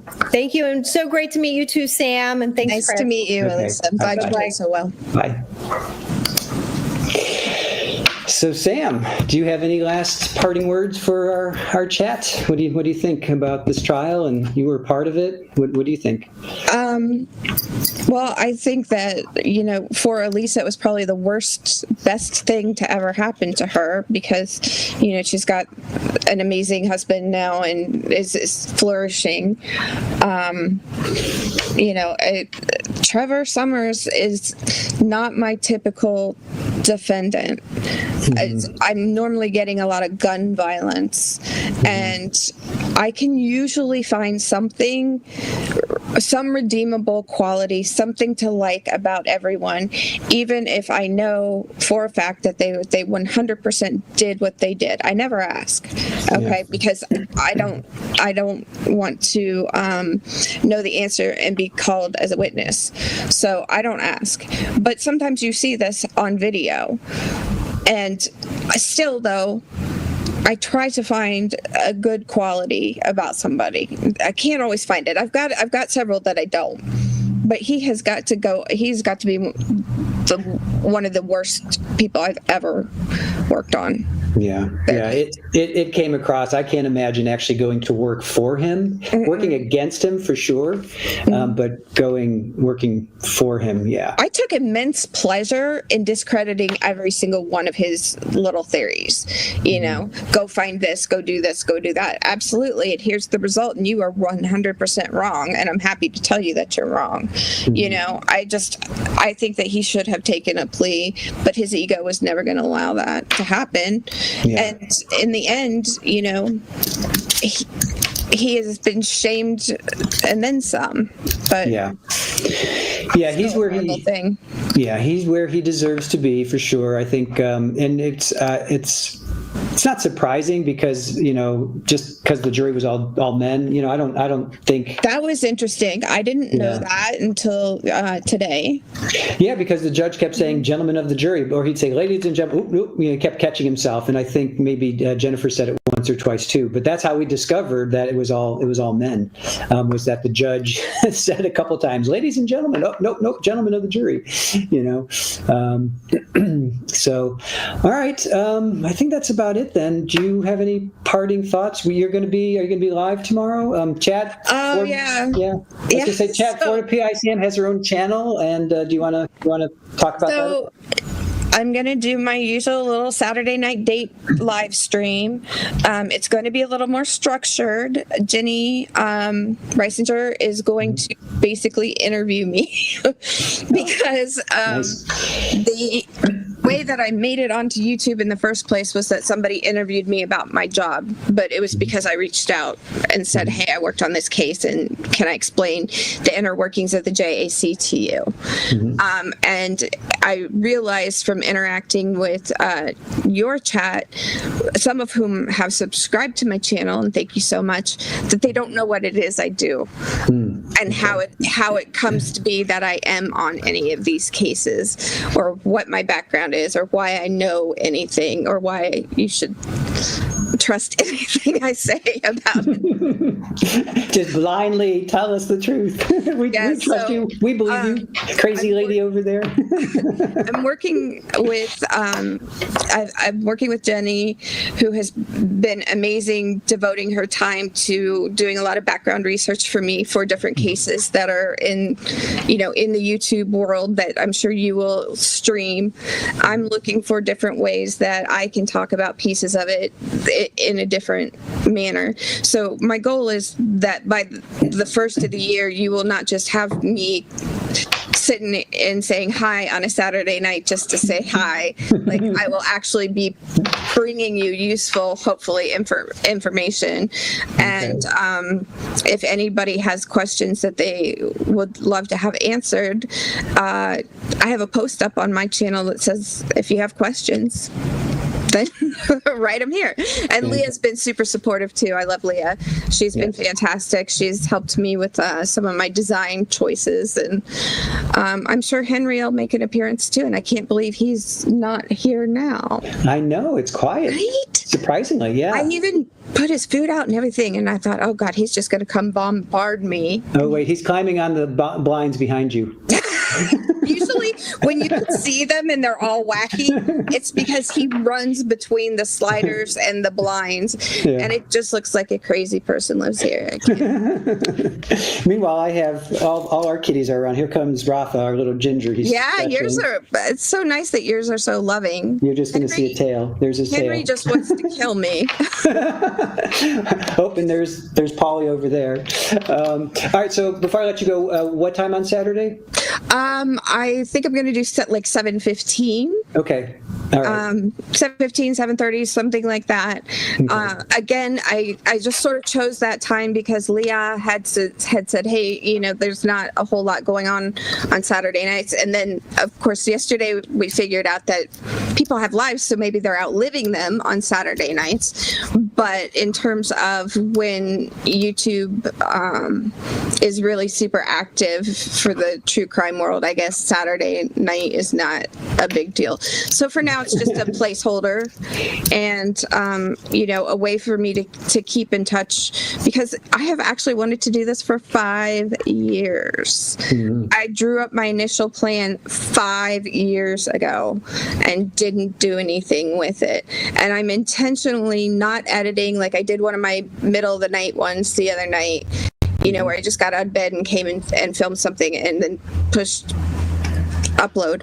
Right. I'm intentionally leaving it messy because I want to encourage other people that it doesn't have to be perfect, that you don't have to be perfect, that you can get out there and do something, and even if one or two people hears it and learn something, then that's worthwhile.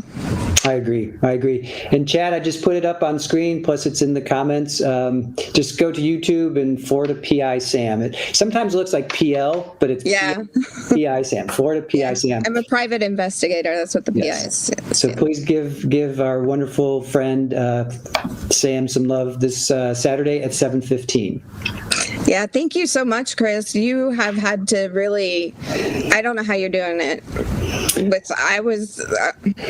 when is your appeal? When do you get to submit your appeal? They want it by the 6th, so we have to scramble because I'm going to be out of town Sunday, Monday, and Tuesday. Right, because you're going to the Sensei. I think I can go to Benefield. Okay, because I found a secondary road I can take. Yeah. Oh, good. And Little Miss, you had asked a question about who's Benefield. That's Ashley Benefield. Her sentencing is the 3rd, so that's Tuesday. So Jules and I will be at Sarah Boone on Monday, and then Sam, you'll be joining us on Tuesday? I think I can come on Tuesday, yeah. Okay. I just can't do a drive to Orlando right now. Totally understood, yeah. All right, so chat, Jules and I will be at Sarah Boone's sentencing. I believe it's either at 1 or 1:30 on Monday, which is the 2nd, and then we will be driving over to Tampa, and Sam will be joining us for Ashley Benefield's sentencing, and I think that's at 8:30. Does that sound right? I looked it up. It's in Manatee County. I can't remember what time it was. Oh, you know what? It's south. It's south of Tampa. I'm sorry. It's Bradenton. It's Bradenton. Yeah. My bad. Yeah. It's like an hour for me. Yeah. Okay. Close enough. Yeah. And Little Miss, yes. 7:15 p.m. Yes. Yeah. I think Eastern. coming on Eastern time. Yeah. Okay, it's 8:30. Aaron says it's 8:30. Ashley is going to be at 8:30. So that's going to be an early morning. That'll be an early morning for us. But, I've had to do 8:30 in Seminole County, which I've left here at 5 a.m. and still walked into the courtroom when court was already started. Okay. The traffic going through Orlando, in and around Orlando in the morning, or if you're on I-4,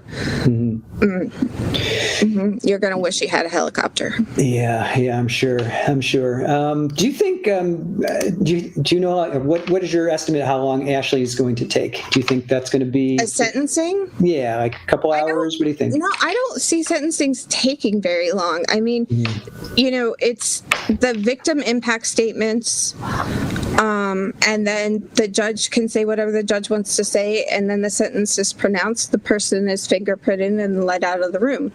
Yeah. And that's about it. I would be surprised if it takes a long time. Yeah. Well, to us, Trevor's was an hour. I think Judge Kranig said Sarah's was going to be about an hour. I expect that it'll be more there'll be a lot of people there, maybe that may be something you run into, but I don't think that in terms of the amount of time it's going to take will be very long. I agree. All right, awesome. I will let you go, and I'm just going to say goodbye to our chat before I hang up. Absolutely. So thank you. Thank you so much for having me again, and I will see you soon. Thank you. Thank you, Sam. All right, bye. We'll see you on Saturday.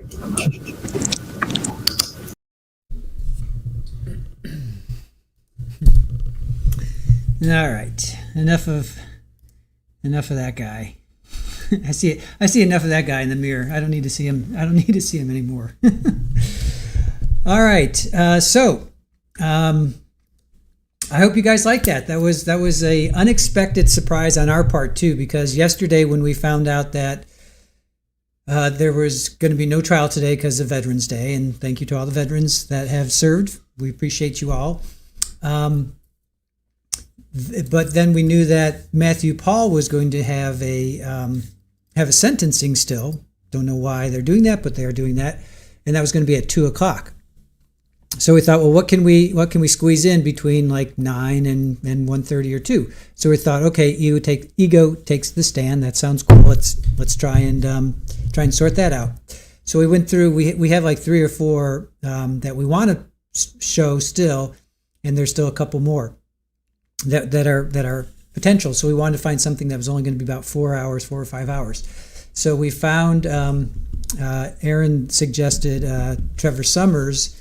And then I thought, since, you guys were so engaged with the trial that I thought, well, wait a minute, we had done 2 interviews. I've done 2 interviews with Alisa, and the other one I'm not going to show because it has to do more with, like, we watched a couple trials, then we had her weigh in and what she felt about it. One of them was Ashley Benefield, and that was that's like an hour and a half. So I'm not going to show that. We're going to get over to Matthew Paul now. So it was just kind of a happy accident, I guess. So you guys were so engaged with how, she reacted with Trevor and all that stuff, and I thought, well, you know what? Let's end this on a positive note. Let's end this on a positive note, and let's show you how strong Alisa really is, and she really affected me. I'm not gonna lie. She was very, very, just, I would say powerful, but that's not the right word I'm looking for. She just affected me. She really affected me, and I'm glad that she came into our chat when she did last year. It was basically right around now in November, and it was great that she agreed to come on and do a show, and actually do 2 shows now. So I'm hoping that her book it's not out. So I'm going to reach out to her later today after we finish up for the night. I'm going to reach out to her again and just kind of see where her book stands, because it needs to get out. It really needs to get out. So anyway, with that, you guys, Matthew Paul is on the horizon, top of the hour, another 10 minutes, 4:00 Eastern. And I want to thank you for joining us today. This was it was a tough trial to watch, but in the end, I hope that we all have grown from it. And Alisa's story is very encouraging, and hopefully you guys have taken something positive out of all of this. So thank you for watching. I know you have a choice in how you spend your days, and I really appreciate you guys watching us. If you're on Replay Crew, thank you so much. Definitely make sure you put some comments in. Let us know what you think about these Ego Takes the Stand series. We're on episode 8, and we definitely have a good one set up for you on Thanksgiving, the Wednesday before and the Friday after Thanksgiving. So we're looking forward to bringing that to you guys. So with that, thank you again for watching. Thank you to our mods for doing the fantastic job that you guys do. And thank you to Aaron for keeping everything together on the back end. And with that, I have a redirect set up for Paul. But in case you don't have it, I will drop it in chat as well. So here's Matthew Paul. There's the Matthew Paul link. And if redirect doesn't work, you can always grab it there. Yes, double egos on Thanksgiving. Yes. It's going to be a good one. My lips are sealed. You'll have to wait, but it's going to be a good one. I promise. It's going to be a good one. So with that, you guys have a good night. Join us over at Matthew Paul sentencing, and if you can't make that, 2:00 tomorrow. 2:00 tomorrow is Devin Michaels. So we're going to try and figure out what we're going to do between like 9 and 2. We'll do something between 9 and 2. But we have a lot of good content for you. So have a good one. Thanks for watching, and we will see you hopefully at Matthew Paul.